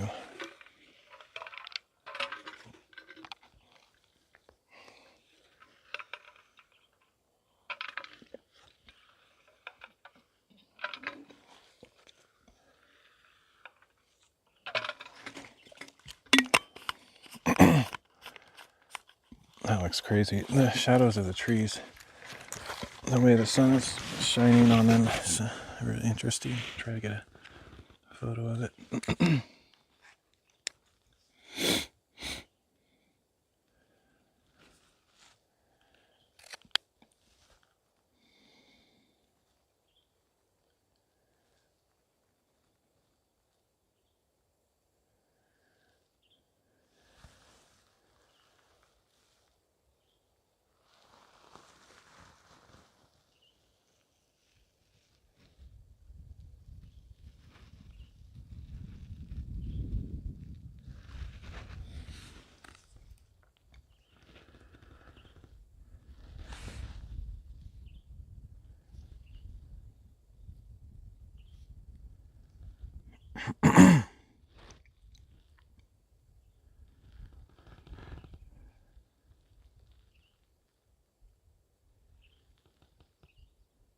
Ezra chapter 1.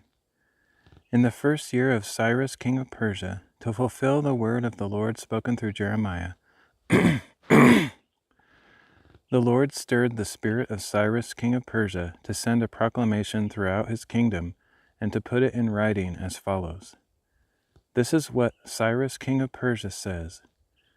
The Lord, the God of heaven, who has given me all the kingdoms of the earth, has appointed me to build a house for him at Jerusalem and Judah. Whoever among you belongs to his people, may his God be with him, and may he go to Jerusalem and Judah and build the house of the Lord, the God of Israel. He is the God who is in Jerusalem. And let every survivor, wherever he lives, be assisted by the men of that region with silver, gold, goods, and livestock, along with a free will offering for the house of God in Jerusalem. So the family heads of Judah and Benjamin, along with the priests and Levites, everyone whose spirit God had stirred, prepared to go up and rebuild the house of the Lord in Jerusalem. And all their neighbors supported them with articles of silver and gold, with goods and livestock, and with valuables, in addition to all their free will offerings.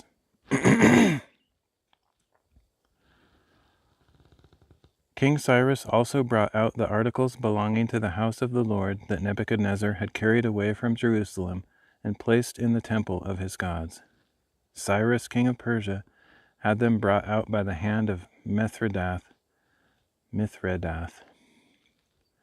Cyrus, king of Persia, had them brought out by the hand of Mithredath, the treasurer, who counted them out to Sheshbazzar, the prince of Judah. This was the inventory: 30 gold dishes, 1,000 silver dishes, 29 silver utensils, 30 gold bowls, 410 matching silver bowls, and 1,000 other articles. In all, there were 5,400 gold and silver articles. Sheshbazzar brought all these along when the exiles went up from Babylon to Jerusalem.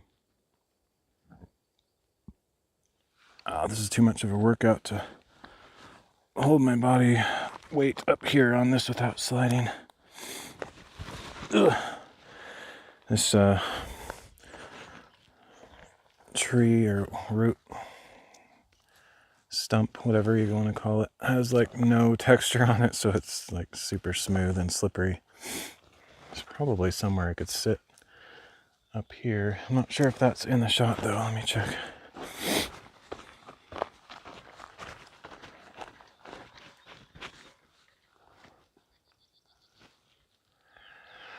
I guess it is. Of course, now there's a massive glare because the sun is not behind the trees. Oh well.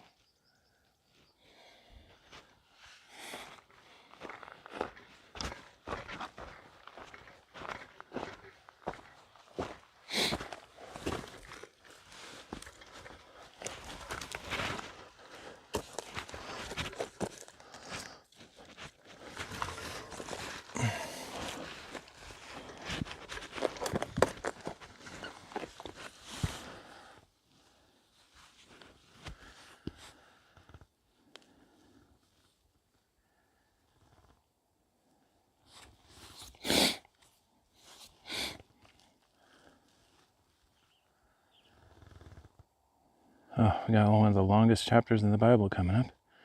Whew, this is long. I don't know if I can sit here that long.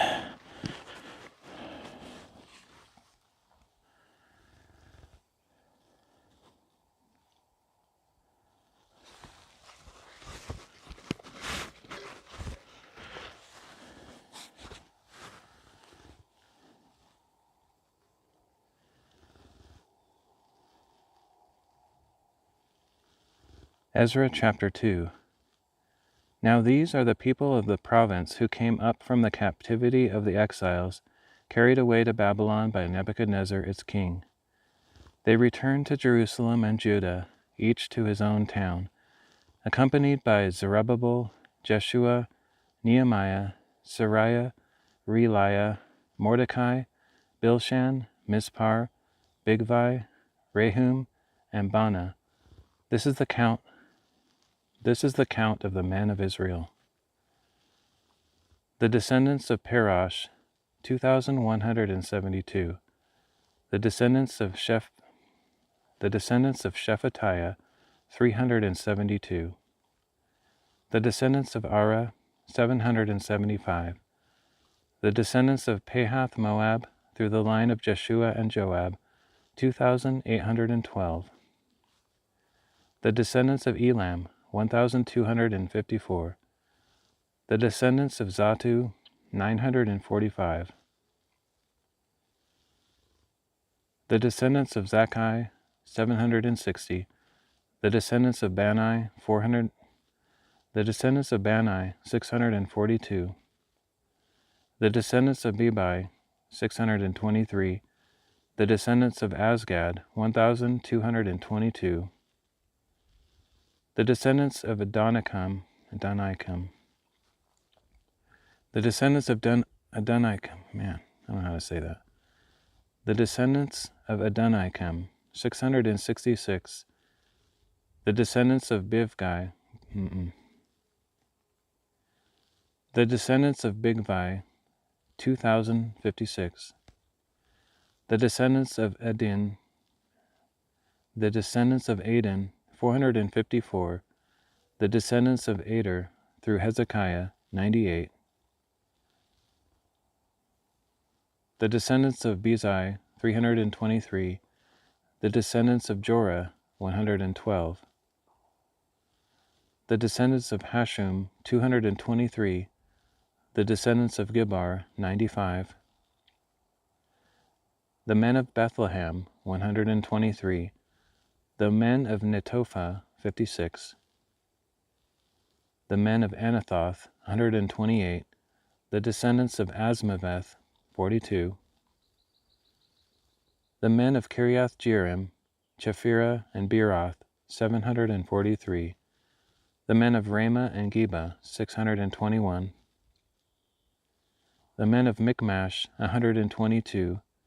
The men of Bethel and Ai, 223. The descendants of Nebo, 52. The descendants of Magbish, 156. The descendants of the other Elam, 1,254. The descendants of Harim, 320. The men of Lod, Hadid, and Ono, 725. The men of Jericho, 345. And the descendants of Sina, 3,630. The priests, the descendants of Jediah, through the house of Jeshua, 973. The descendants of Emer, 1,052. The descendants of Pashur, 1,247. And the descendants of Harim, 1,017. The Levites, the descendants of Jeshua and Kadmiel, through the line of Hodaviah. The descendants of Jeshua and Kadmiel, through the line of Hodaviah, 74. The singers, the descendants of Asaph, 128.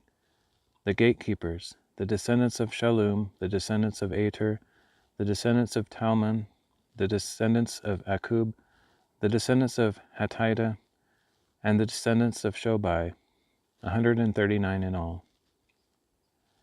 The temple servants, the descendants of Ziha, the descendants of Hasupha, the descendants of Tabaoth, the descendants of Kiros, the descendants of Siaha,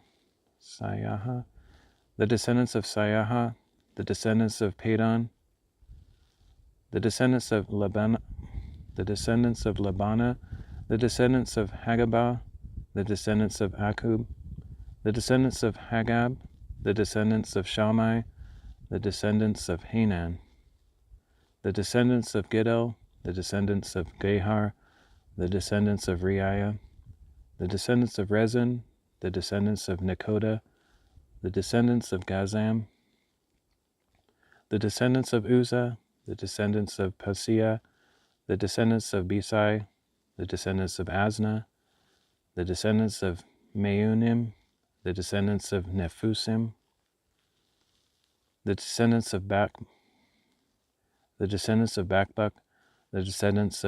Hakupha, the descendants of Harhar, the descendants of Harhur, the descendants of Bazluth, the descendants of Mehida, the descendants of Harsha,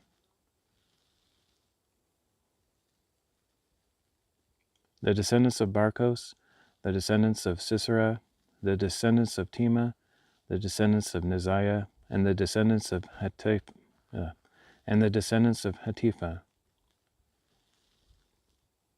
the descendants of the servants of Solomon, the descendants of Sotai, the descendants of Sophereth. Oh my, this is so hard to say.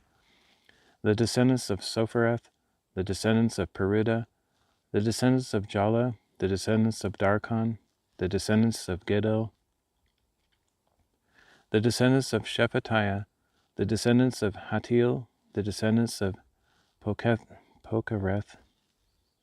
the descendants of Pochereth, Hazabaim, the descendants of Pokereth, Hazabaim, and the descendants of Amai. The temple servants and descendants of the servants of Solomon numbered 392 in all. The following came up from Tel Milah, Tel Harsha, Cherub, Adan, and Emer, but could not prove that their families were descended from Israel. The descendants of Deliah, the descendants of Tobiah, and the descendants of Nekoda, 652 in all. And from among the priests, the descendants of Hobiah, the descendants of Hakaz, and the descendants of Barzillai, who had married a daughter of Barzillai the Gileadite and was called by their name. These men searched for their family records, but they could not find them, and so were excluded from the priesthood as unclean. The governor ordered them not to eat the most holy things until there was a priest to consult the Urim and the Thummim. The whole assembly numbered 42,360. In addition to their 7,337 men servants and maidservants, as well as their 200 male and female singers. They had 736 horses, 245 mules, 435 camels, and 6,720 donkeys. When they arrived at the house of the Lord in Jerusalem, some of the heads of the families gave freewill offerings to rebuild the house of God on its original site. According to their ability, they gave to the treasury for this work 61,000 derricks of gold, 5,000 minas of silver, and 100 priestly garments. So the priests, the Levites, the singers, the gatekeepers, and the temple servants, along with some of the people, settled in their own towns, and the rest of the Israelites settled in their towns.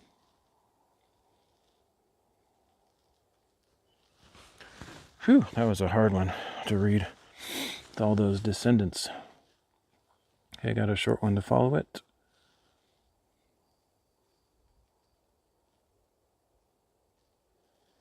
Ezra chapter 3. By the 7th month, the Israelites had settled in their towns, and the people assembled as one man in Jerusalem. Then Jeshua son of Jozadak, Then Jeshua son of Jozadak and his fellow priests, along with Zerubbabel son of Shealtiel and his associates, began to build the altar of the God of Israel to sacrifice burnt offerings on it, as it is written in the law of Moses, the man of God. They set up the altar on its foundation and sacrificed burnt offerings on it to the Lord, both the morning and evening burnt offerings, even though they feared the people of the land. They also celebrated the Feast of Tabernacles in accordance with what is written, and they offered burnt offerings daily based on the number prescribed for each day. After that, they presented the regular burnt offerings and those for new moons and for all the appointed sacred feasts of the Lord, as well as all the freewill offerings brought to the Lord. On the first day of the 7th month, the Israelites began to offer burnt offerings to the Lord, although the foundation of the temple of the Lord had not been laid. They gave money to the masons and carpenters, and food and drink and oil to the people of Sidon and Tyre to bring cedar logs from Lebanon to Joppa by sea, as authorized by Cyrus king of Persia. In the 2nd month of the 2nd year after they had arrived at the house of God in Jerusalem, Zerubbabel son of Shealtiel, Jeshua son of Jozadak, and the rest of their associates, including the priests, the Levites, and all who had returned to Jerusalem from the captivity, began the work. They appointed Levites 20 years of age or older to supervise the construction of the house of the Lord. So Jeshua and his sons, descendants of Yehuda, and the sons of Henadad and their sons and brothers, all Levites, joined together to supervise those working on the house of God. When the builders had laid the foundation of the temple of the Lord, the priests in their apparel with trumpets, and the Levites, the sons of Asaph, with cymbals, took their positions to praise the Lord, as David king of Israel had prescribed. And they sang responsively with praise and thanksgiving to the Lord. For he is good, for his loving devotion to Israel endures forever. Then all the people gave a great shout of praise to the Lord, because the foundation of the house of the Lord had been laid. But many of the older priests, Levites, and family heads, who had seen the first temple, wept loudly when they saw the foundation of this temple. Still, many others shouted joyfully. The people could not distinguish the shouts of joy from the sound of weeping, because the people were making so much noise, and the sound was heard from afar.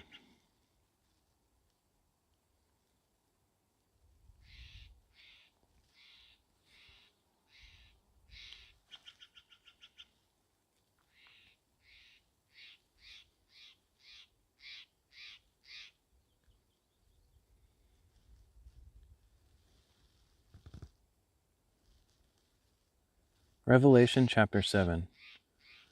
After this I saw 4 angels standing at the 4 corners of the earth, holding back its 4 winds, so that no wind could blow on land or sea or on any tree.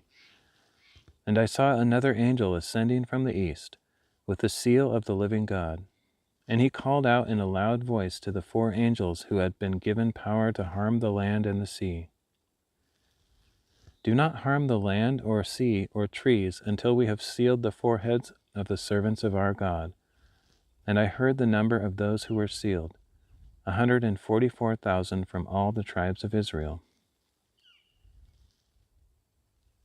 From the tribe of Judah, 12,000 were sealed.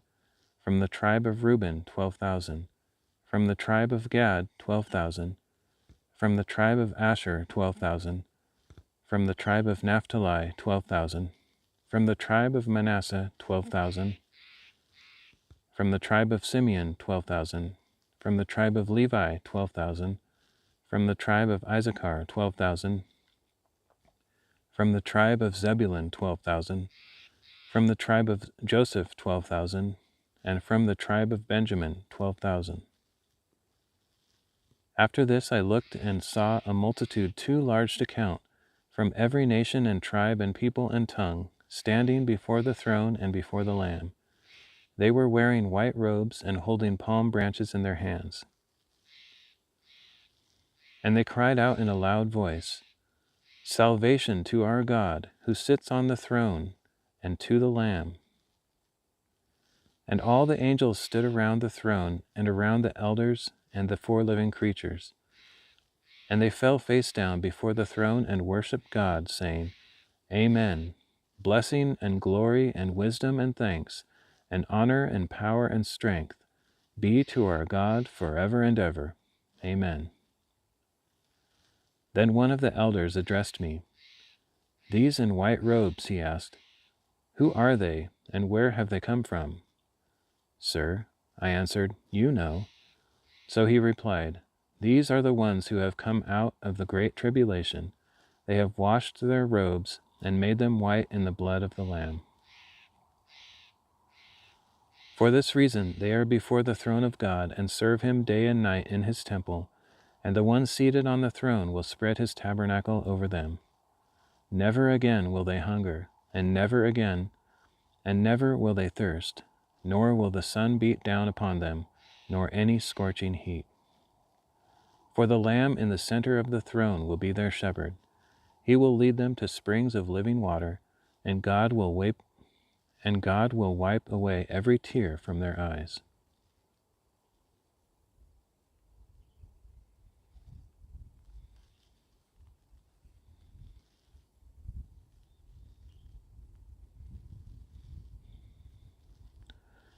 Nice. So I finished week 49.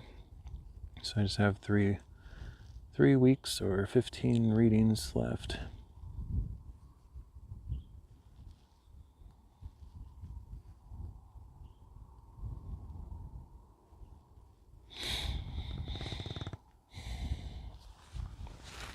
Okay.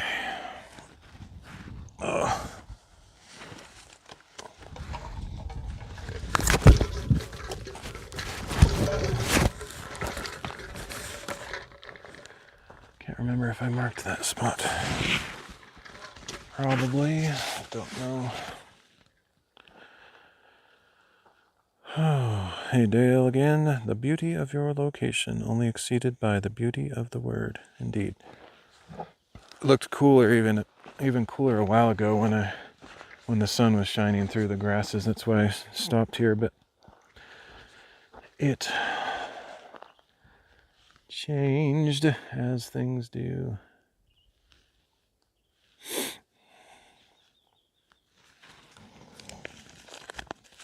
Okay, I'm still going to try to get up to the top if I can. It's a significant little trek, but I'll try.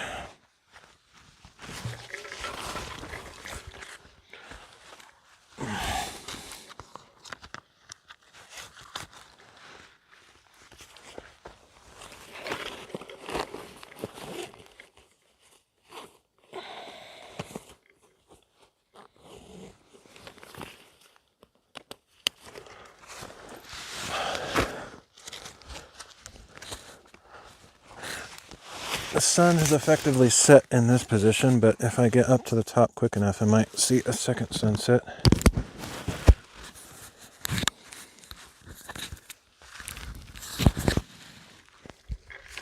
Oops. I forgot to put the tripod away. I might have to just carry it as is. I hate doing that, but it would be too annoying to get my backpack off again. So I'll just shorten the poles, carry it like a big old fat gimbal machine thingy rig.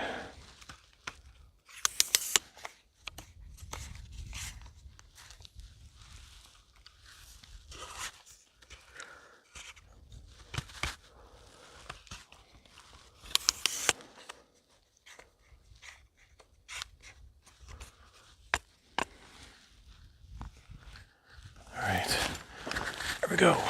Gotta hurry. I want to get up there before it actually gets dark.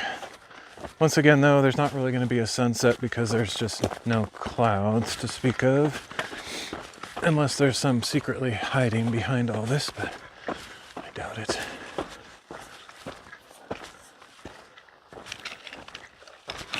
Here's that motorcycle track again. I am certain this was not here last time I came. That's interesting.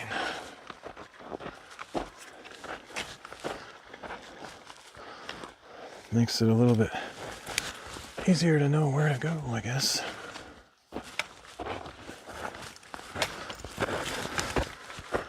Oh.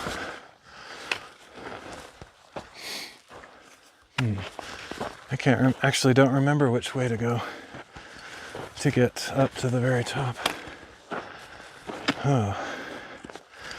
I think maybe in the past I've actually gone down behind there. I'm not sure.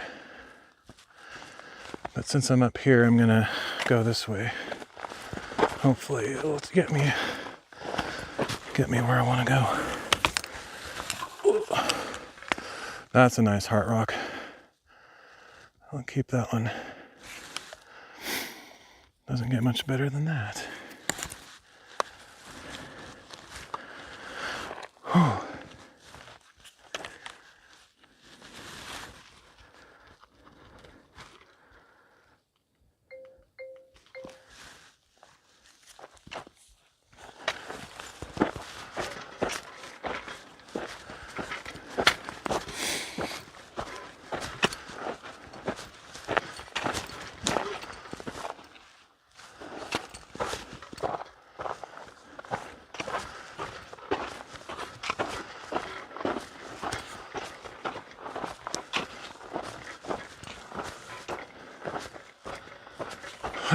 I can't remember if that's the summit up there or that's just a thing before the summit. I actually don't remember. I don't think I normally come this way, but it looks possible to go this way, though not easy. I'm gonna try it. Oh, I don't remember if I've ever gone this way. It's gonna be interesting.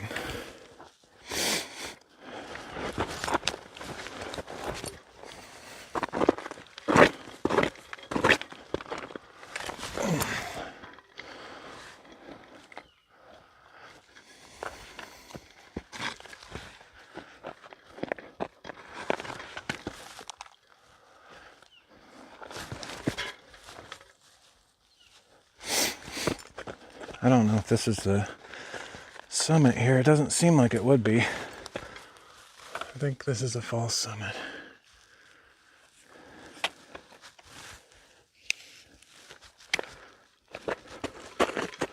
Ugh, this is super treacherous. This is the worst kind of terrain you can hike on. Out of all terrains possible, I'm pretty sure this is the worst. It's got a massive slant to it with pretty smooth rock and a bunch of pebbles on top of that slide out. It's the worst I've personally ever experienced in over 1,000 hikes, 1,300 hikes, I don't know.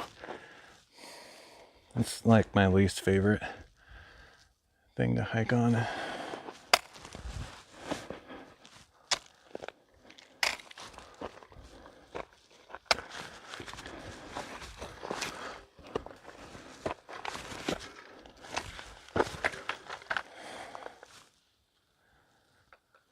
That's a nice shot though. I wonder if I should try to get a panorama while I'm here.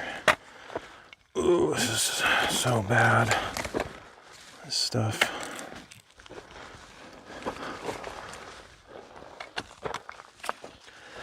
Okay, let me grab my other phone real quick, see if I can get a panorama here.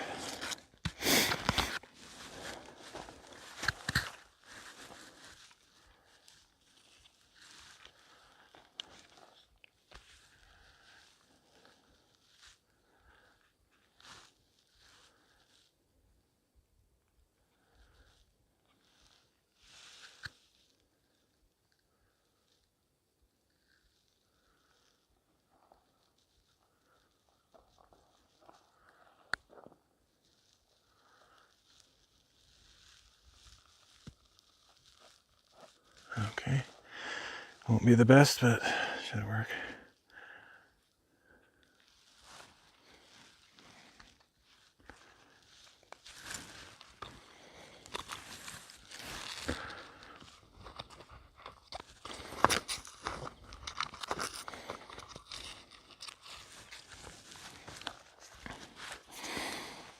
Okay.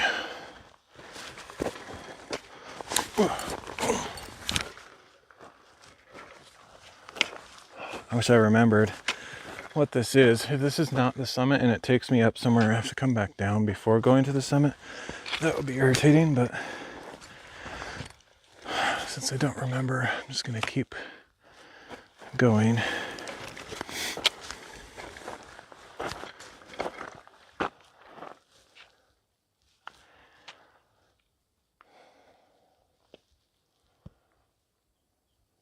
I know I've been here before, Well, I'm pretty sure anyway. This rock right up here is looking familiar, like I had to figure out how to get around this one time. Or rather, figure out that was the way to go. Oh, this stuff sucks so bad.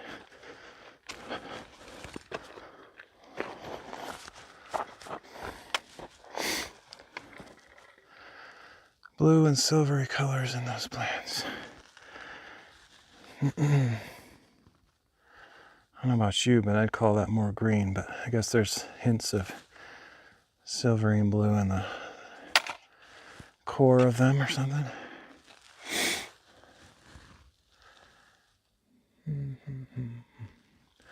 Sorry.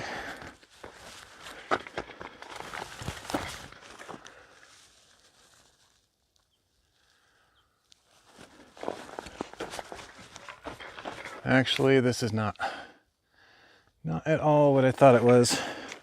I thought this was something I remembered, and now that I'm here, I'm like, nope. I have never seen this before. I have no memory of this place. Oh, actually, this is a crap spot to go. I need to get back down to where I was. This stuff is so trash for hiking on because of all those loose pebbles on the solid rock beneath. So there's no scree layer to sink down into. It just like slides right off the rock face and creates extremely dangerous situation. Why am I here, you ask? Well, that's a good question. I don't know the answer. Living on the edge.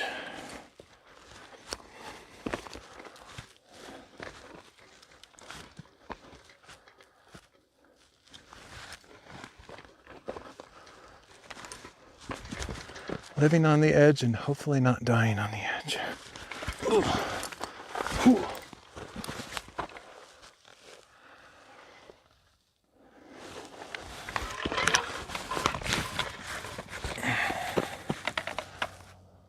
Okay. Now I'm on the ridge. Should be safer. Hopefully. As long as this gets where I want to go. I might not make it to the summit if this isn't the summit. Might have to settle for a false summit, but I think this might be it. Don't remember. I'm surprised I don't remember this better.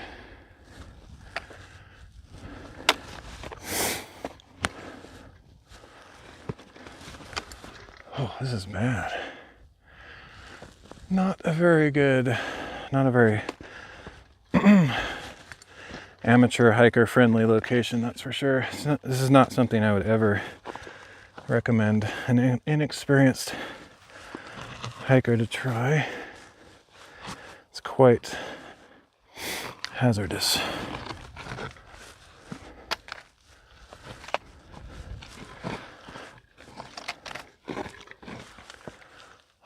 How is it that I don't remember this? This is crazy.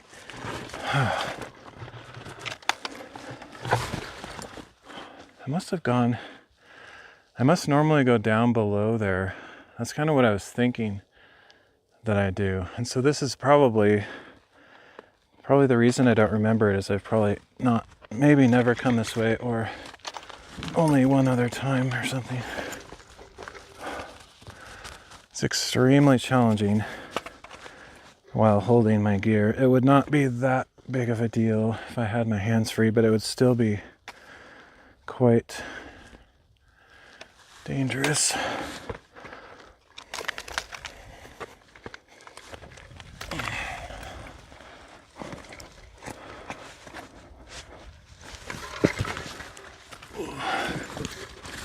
Oh yeah, this is a false summit. Shoot. However, I'm hoping that from this I can maybe get to the true summit. If not, I'm gonna stay here.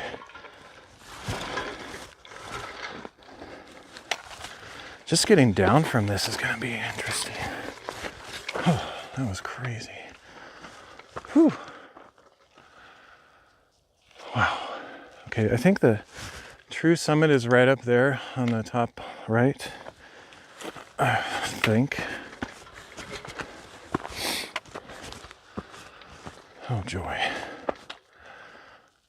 Yeah, okay, I remember this. Yeah, I normally skip this whole section. This might be the first time I've gone up that way. That was insane. I don't think I'll go that way ever again, or not on purpose. I have to go down this steep area in order to get up to the next section. Actually, no. Now that I see this side, I might be able to get across right there. Maybe I have done this before. I don't know.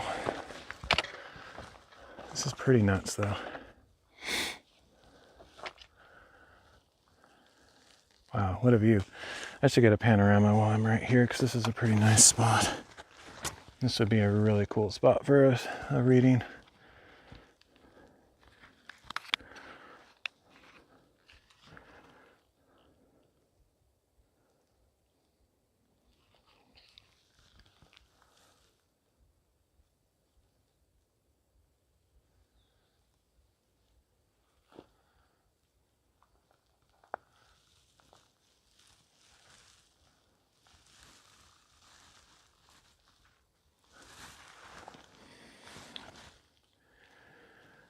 Whew, that was pretty wacky though, climbing up that. This is what I climbed up. It's maybe not really easy to see how treacherous it is. It's kind of hard to communicate landscapes, but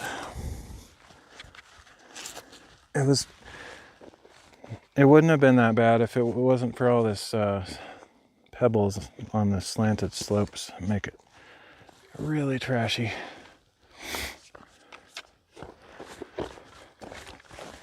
Okay, I'm going to try to go up on this and then back down. Hopefully it works out for me.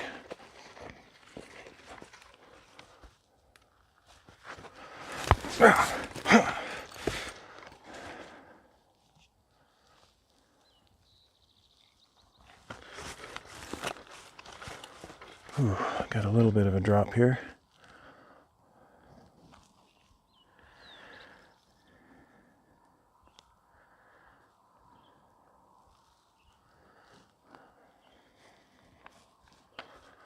As long as I don't trip, I should be okay.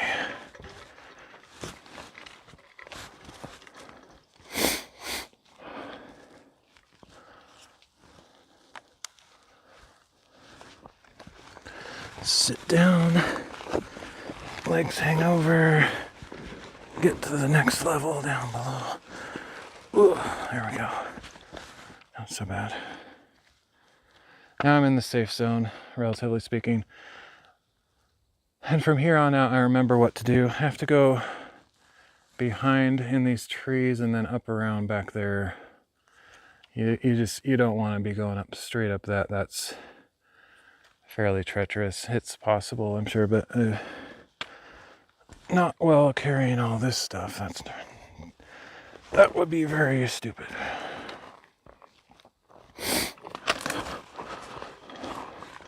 Whew. This is a cool spot.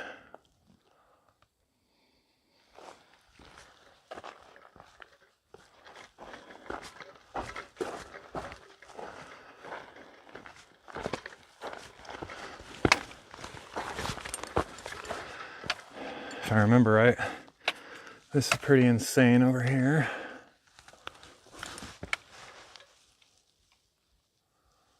Can't really show it because I'm constrained with how far I can stick out the tripod, but it's pretty sick over there.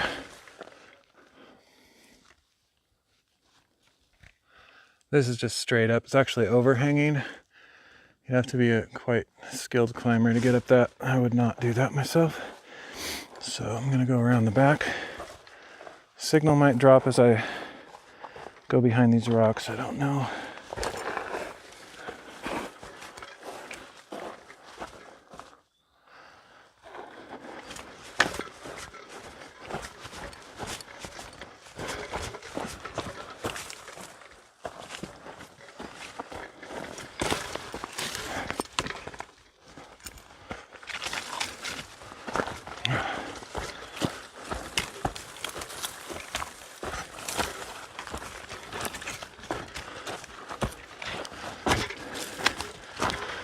closing in on the summit. Almost there.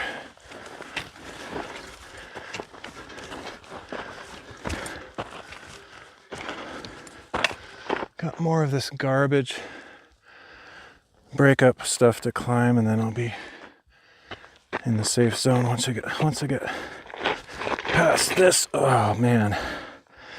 I had my foot up in front of me, and it was so slippery that it slid all the way back behind my center of gravity.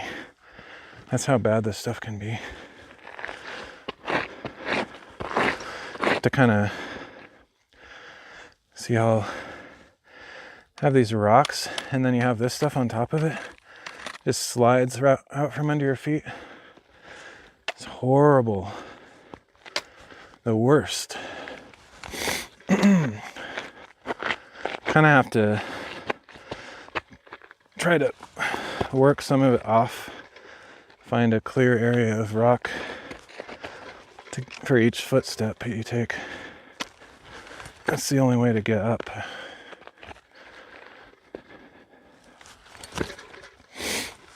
Okay. There we go. Oh, amazing.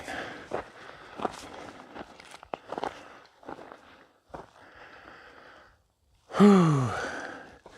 Got a beyond vertical drop off right here. This goes straight down, actually curves underneath for an overhang effect. But that's not where I'm going.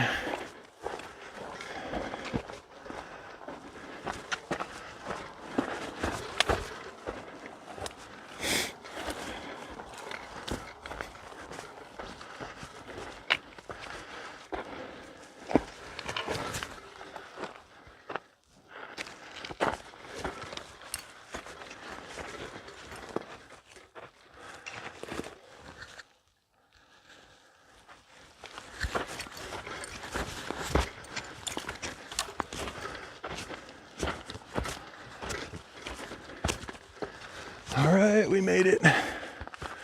Sweet.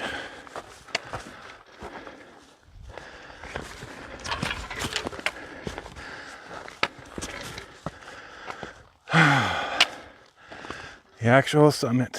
Whew. That was nuts.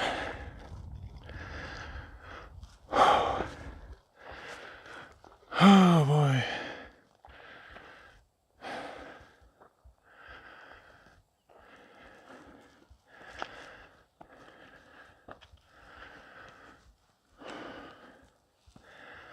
It's one of my favorite mountains to climb.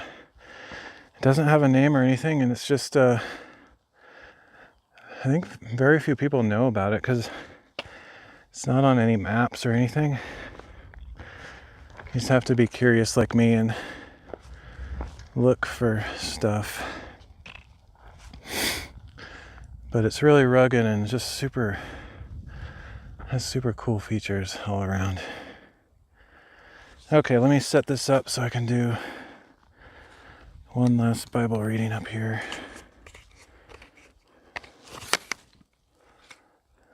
Probably go down a easier way. Might be a long way. I'll probably have to do quite a long hike to get back to where I parked, but that's fine.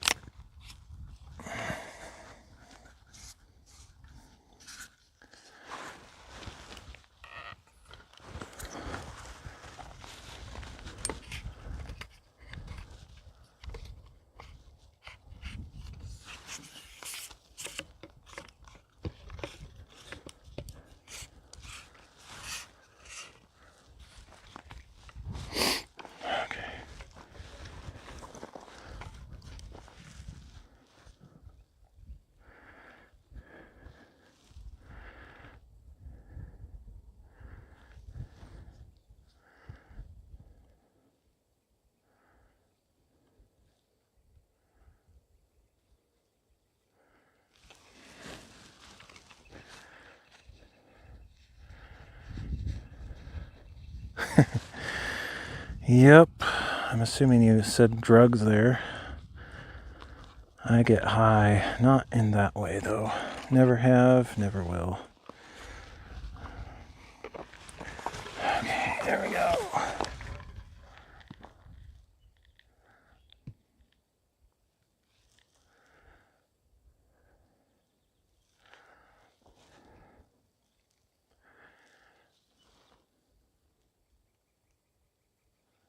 All right, I'm going to do one more Bible reading while I'm here. If I have time, I might do two, but the sun will go down. It'll get dark pretty fast, so I might just have time for one. Oh, I should get that rock over there in the shot. That's pretty cool.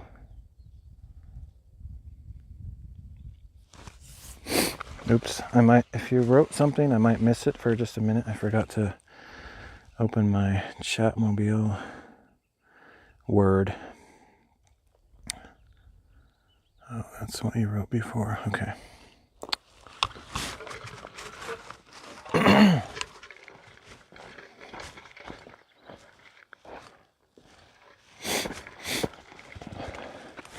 This right here is the official summit of this mountain. Wow, this looks amazing. Golden hour. There's no way that camera's capturing it in its full glory as I see it with my eyes, but that's the way it goes.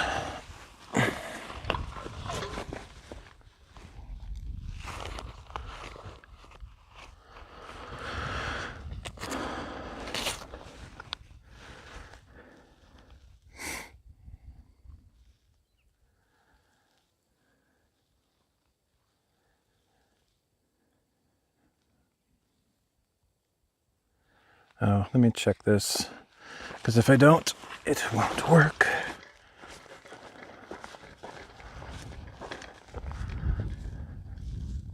Oh, you know that Make-A-Wish Foundation? Anybody ever heard of that? I'm going to show you the Mega-Wish Foundation in a second here. Oh, we got a pretty long reading here, so I don't think I'll have time for more than one.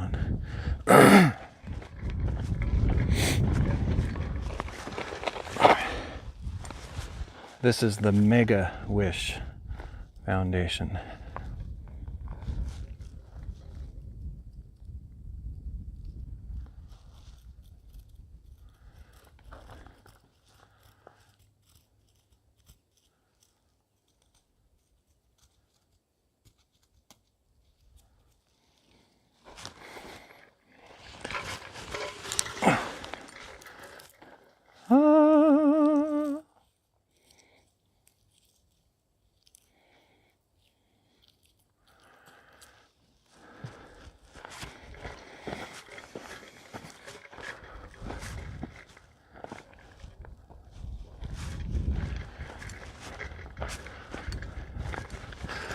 I don't know if that's common across different cultures and locations, but that specifically wasn't a wish, but those little dandelion type things that blow in the air. When I was a kid, you always called them wishes.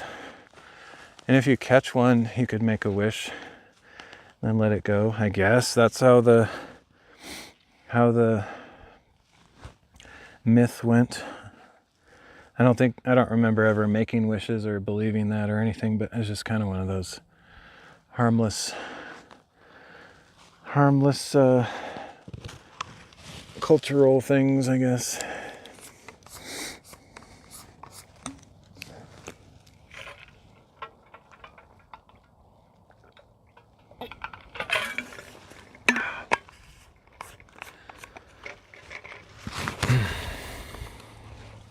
Actually, let me double check, because it's quite possible the wide angle might capture this better.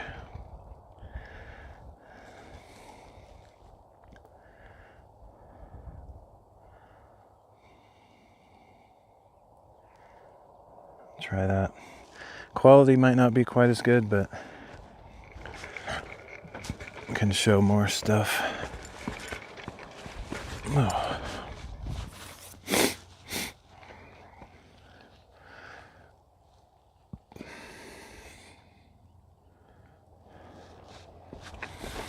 All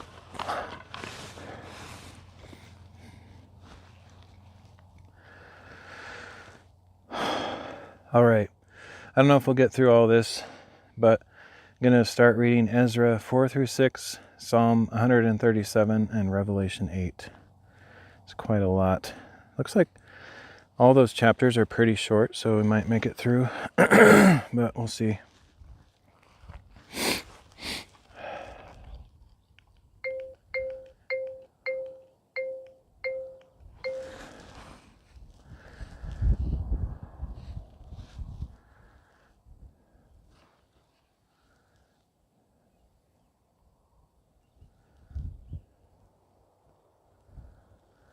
Ezra chapter 4. When the enemies of Judah and Benjamin heard that the exiles were building a temple for the Lord, the God of Israel, they approached Zerubbabel and the heads of the families, saying, "Let us build with you, because, like you, we seek your God and have been sacrificing to him since the time of King Esarhaddon. Since the time of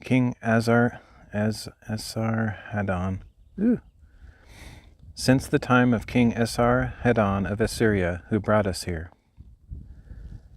But Zerubbabel, Jeshua, and the other heads of the families of Israel replied, "You have no part with us in building a house for our God, since we alone must build it for the Lord, the God of Israel, as Cyrus, king of Persia, has commanded us." Then the people of the land set out to discourage the people of Judah and make them afraid to build. They hired counselors against them to frustrate their plans throughout the reign of Cyrus, king of Persia, and down to the reign of Darius, king of Persia. At the beginning of the reign of Xerxes, an accusation was lodged against the people of Judah and Jerusalem.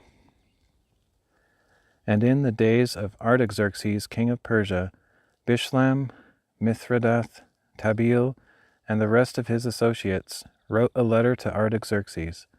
It was written in Aramaic and then translated. Rehum the commander and Shimshai the scribe wrote the letter against Jerusalem to King Artaxerxes as follows. From Rehum the commander, Shimshai the scribe, and the rest of their associates, the judges and officials over Tripolis,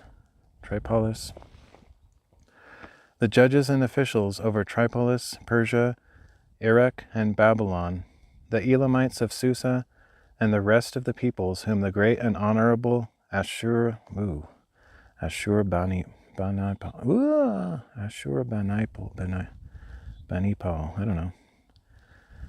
the great and honorable Ashurbanipal, and the rest of the peoples whom the great and honorable Ashurbanipal deported and settled in the cities of Samaria and elsewhere west of the Euphrates. This is the text of the letter they sent to him. To King Artaxerxes, from your servants, the men west of the Euphrates, let it be known to the king that the Jews who came from you to us have returned to Jerusalem, and they are rebuilding that rebellious and wicked city, restoring its walls and repairing its foundations. Let it now be known to the king that if that city is rebuilt and its walls are restored, they will not pay tribute, duty, or toll, and the royal treasury will suffer.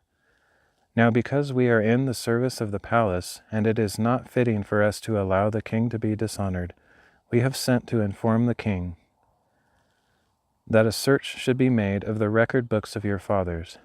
In these books you will discover and verify that the city is a rebellious city, harmful to kings and provinces, inciting sedition from ancient times. That is why this city was destroyed. We advise the king that if this city is rebuilt and its walls are restored, you will have no dominion west of the Euphrates. Then the king sent this reply, to Rehum the commander, Shimshai the scribe, and the rest of your associates living in Samaria, and elsewhere in the region west of the Euphrates, greetings. The letter you sent has been translated and read in my presence. I issued a decree, and a search was conducted. It was discovered that this city has revolted against kings from ancient times, engaging in rebellion and sedition. And mighty kings have ruled over Jerusalem and exercised authority over the whole region west of the Euphrates, and tribute, duty, and toll were paid to them. Now therefore issue an order for these men to stop, so that this city will not be rebuilt until I so order. See that you do not neglect this matter. Why allow this threat to increase, and the royal interests to suffer? When the text of the letter from King Artaxerxes was read to Rehum, Shimshai the scribe, and their associates, they went immediately to the Jews in Jerusalem and forcibly stopped them. Thus the construction of the house of God in Jerusalem ceased, and it remained at a standstill until the 2nd year of the reign of Darius, king of Persia.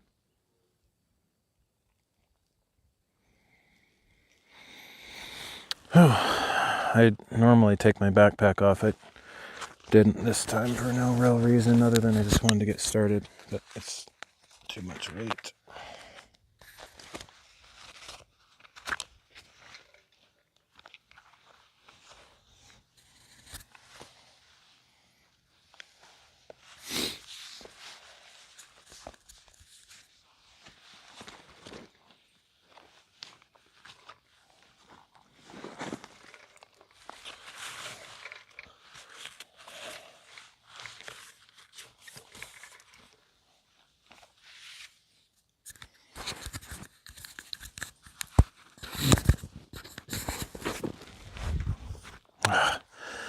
Despise that thing. I need to try to fix it.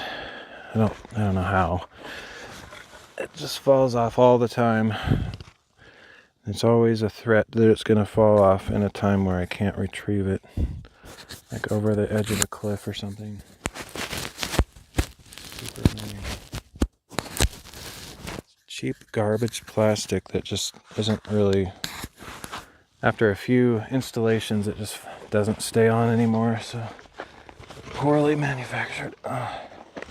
There's probably some kind of, I don't know, glue, or maybe I could build it up with some extra plastic by melting some plastic onto it so it's a little bit thicker and wedges in there or something. I don't know, something like that.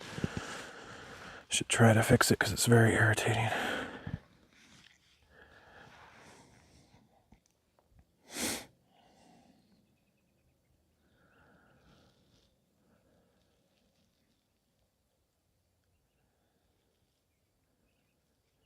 Ezra chapter 5.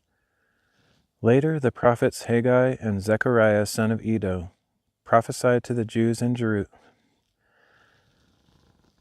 Later the prophets Haggai and Zechariah son of Iddo prophesied to the Jews in Judah and Jerusalem in the name of the God of Israel, who was over them. Then Zerubbabel son of Shealtiel and Jeshua son of Jozadak rose up and began to rebuild the house of God in Jerusalem, and the prophets of God were with them, helping them.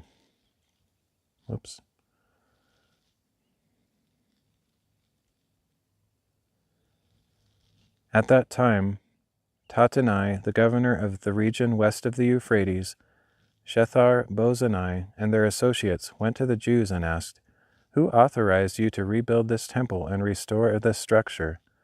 They also asked, "What are the names of the men who are constructing this building?" But the eye of their God was on the elders of the Jews, so that they were not stopped until a report was sent to Darius and written instructions about this matter were returned. This is the text of the letter that Tattenai, the governor of the region west of the Euphrates, Shethar-Bozenai and their associates, the officials in the region, sent to King Darius. The report they sent him read as follows. To King Darius, all peace. Let it be known to the king that we went into the province of Judah to the house of the great God. The people are rebuilding it with large stones and placing timbers in the walls. This work is being carried out diligently and is prospering in their hands. So we questioned the elders and asked, "Who authorized you to rebuild this temple and restore this structure?" We also asked for their names, so that we could write down the names of their leaders for your information. And this is the answer they returned: "We are servants of the God of heaven and earth, and we are rebuilding the temple that was built many years ago, which a great king of Israel built and completed. But since our fathers angered the God of heaven, he delivered them into the hand of Nebuchadnezzar, king of Babylon, the Chaldean, who destroyed this temple and carried away the people to Babylon." In his first year, however, Cyrus, king of Babylon, issued a decree to rebuild this house of God.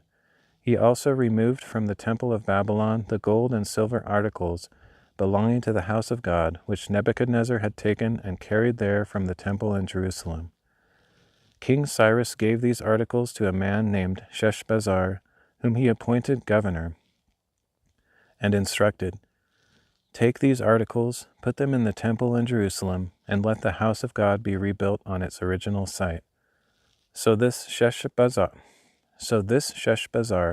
came and laid the foundation of the house of God in Jerusalem, and from that time until now it has been under construction, but it has not yet been completed. Now therefore, if it pleases the king, let a search be made of the royal archives in Babylon, to see if King Cyrus did indeed issue a decree to rebuild the house of God in Jerusalem. Then let the king send us his decision in this matter.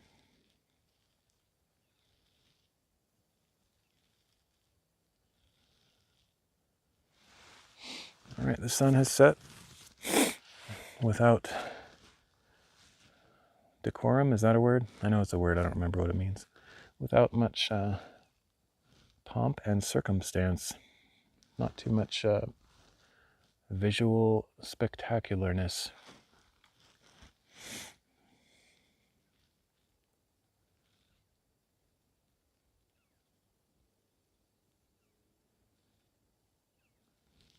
Ezra chapter 6. Thus King Darius ordered a search of the archives stored in the treasury of Babylon, and a scroll was found in the fortress of Ecbatana in the province of Media, with the following written on it: Memorandum. In the first year of King Cyrus, he issued a decree concerning the house of God in Jerusalem. Let the house be rebuilt as a palace for offering sacrifices, and let its foundations be firmly laid. It is to be 60 cubits high and 60 cubits wide, with 3 layers of cut stones and 1 of timbers. The costs are to be paid from the royal treasury. Furthermore, the gold and silver articles of the house of God, which Nebuchadnezzar took from the temple in Jerusalem and carried to Babylon, must also be returned to the temple in Jerusalem and deposited in the house of God. Therefore Darius decreed, to Tattenai, governor of the region west of the Euphrates, Shethar-bozenai, and your associates and officials in the region, you must stay away from that place.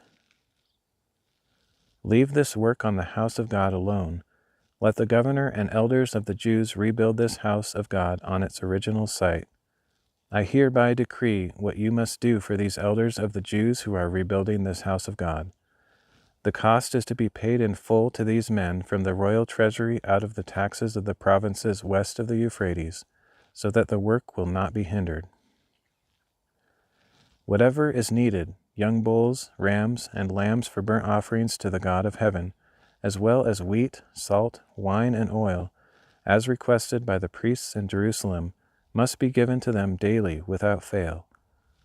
Then they will be able to offer sacrifices of a sweet aroma to the God of heaven and to pray for the lives of the king and his sons.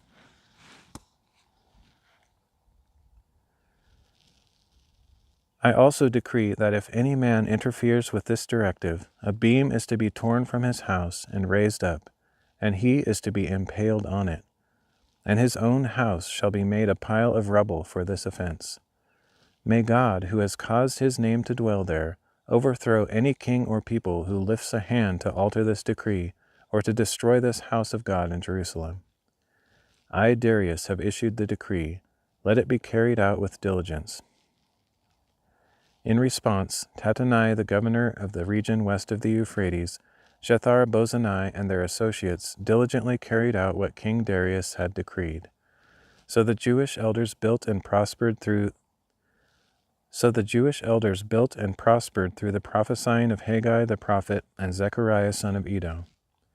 They finished building according to the command of God. They finished building according to the command of the God of Israel and the decrees of Cyrus, Darius, and Artaxerxes, kings of Persia. And this temple was completed on the 3rd day of the month of Adar, in the 6th year of the reign of King Darius. Then the people of Israel, the priests, the Levites, and the rest of the exiles, celebrated the dedication of the house of God with joy. For the dedication of the house of God they offered 100 bulls, 200 rams, 400 lambs, and a sin offering for all Israel of 12 male goats, one for each tribe of Israel. They also appointed the priests by their divisions and the Levites by their groups to the service of God in Jerusalem, according to what is written in the book of Moses. On the 14th day of the 1st month, the exiles kept the Passover. All the priests and Levites had purified themselves and were ceremonially clean, and the Levites slaughtered the Passover lamb for all the exiles, for their priestly brothers, and for themselves. The Israelites who had returned from exile ate it, together with all who had separated themselves from the uncleanness of the peoples of the land to seek the Lord, the God of Israel. For 7 days they kept the feast of unleavened bread with joy, because the Lord had made them joyful, and turned the heart of the king of Assyria toward them, to strengthen their hands in the work on the house of the God of Israel.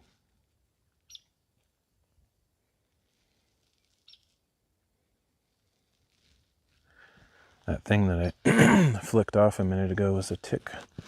So there are definitely ticks in the area. Probably didn't get on me from this rock necessarily. It could have, but probably when I was walking through the bushes somewhere, frantically trying to get up here. I think I want to get that angle before it goes away for the last couple chapters. It looks cool over there. I'm going to switch it up a little bit.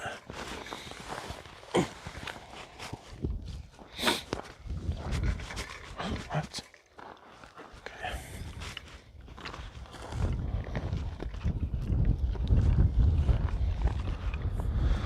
Wind is picking up all of a sudden.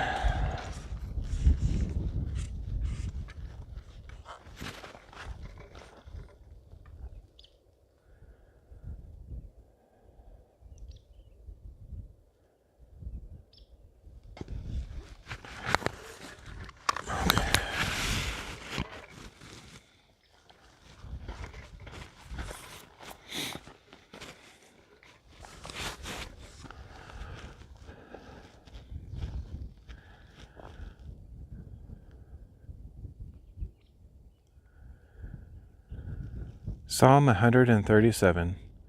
By the rivers of Babylon we sat and wept when we remembered Zion. There on the willows we hung our harps. For there our captors requested a song, our tormentors demanded songs of joy. Sing us a song of Zion. How can we sing a song of the Lord in a foreign land? If I forget you, O Jerusalem, may my right hand cease to function. May my tongue cling to the roof of my mouth if I do not remember you, if I do not exalt Jerusalem as my greatest joy.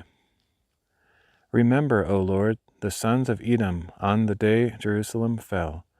Destroy it, they said, tear it down to its foundations.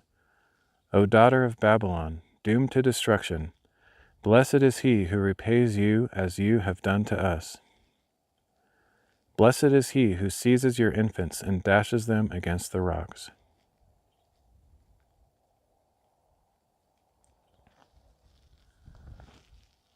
Right, one more. Might switch to the other lens just in case it's a little bit better.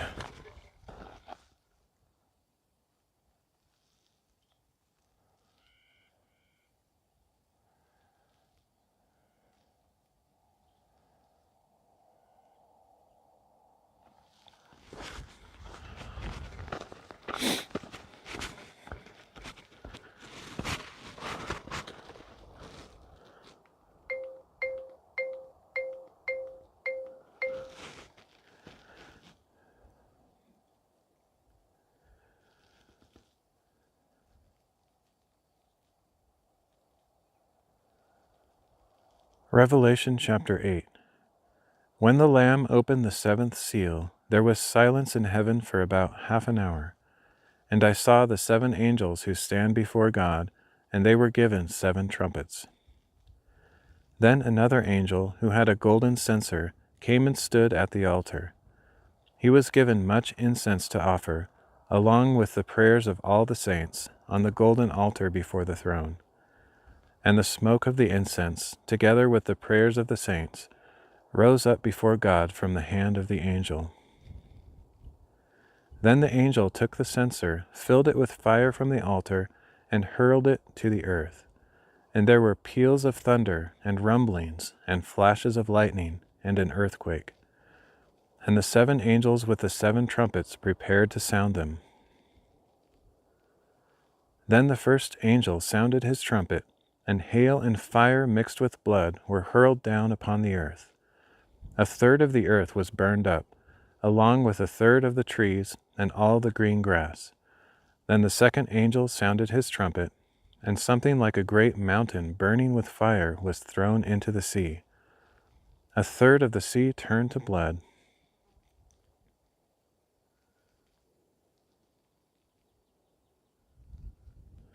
App is glitching out here.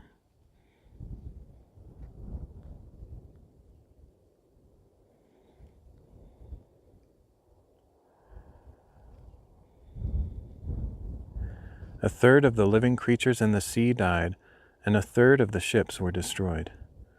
Then the third angel sounded his trumpet, and a great star, burning like a torch, fell from heaven and landed on 1/3 of the rivers and on the springs of water. The name of the star is Wormwood. 1/3 of the waters turned bitter like wormwood oil, and many people died from the bitter waters. Then the fourth angel sounded his trumpet, and 1/3 of the sun and moon and stars were struck.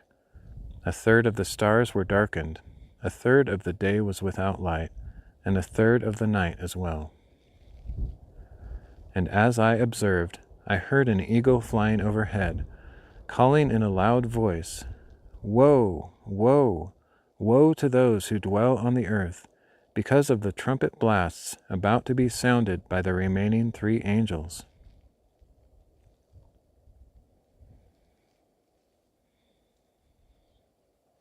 All right, that's it for this reading.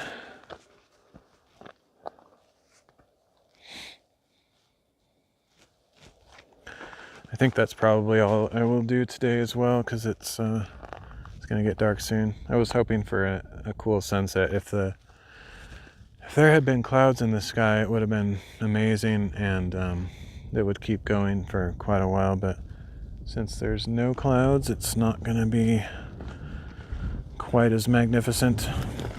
I don't think I'll do another reading. I should just get down before it gets totally dark up here.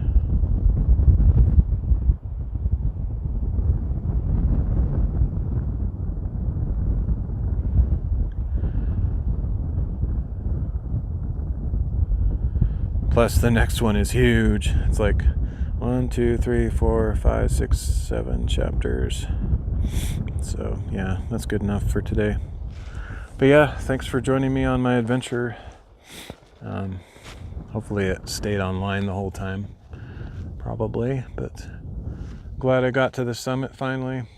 I'd like to come up here again sometime when there's like clouds and stuff and I can get a cool sunset or whatever, but was fun to share some of the adventure. I've never streamed some of those locations, like especially I've not streamed most of this for the WordHike project, so I wanted to get some up here before the end because it's one of my favorite spots. So glad to have been able to do that, but I might come up here again on another day, perhaps. We'll see.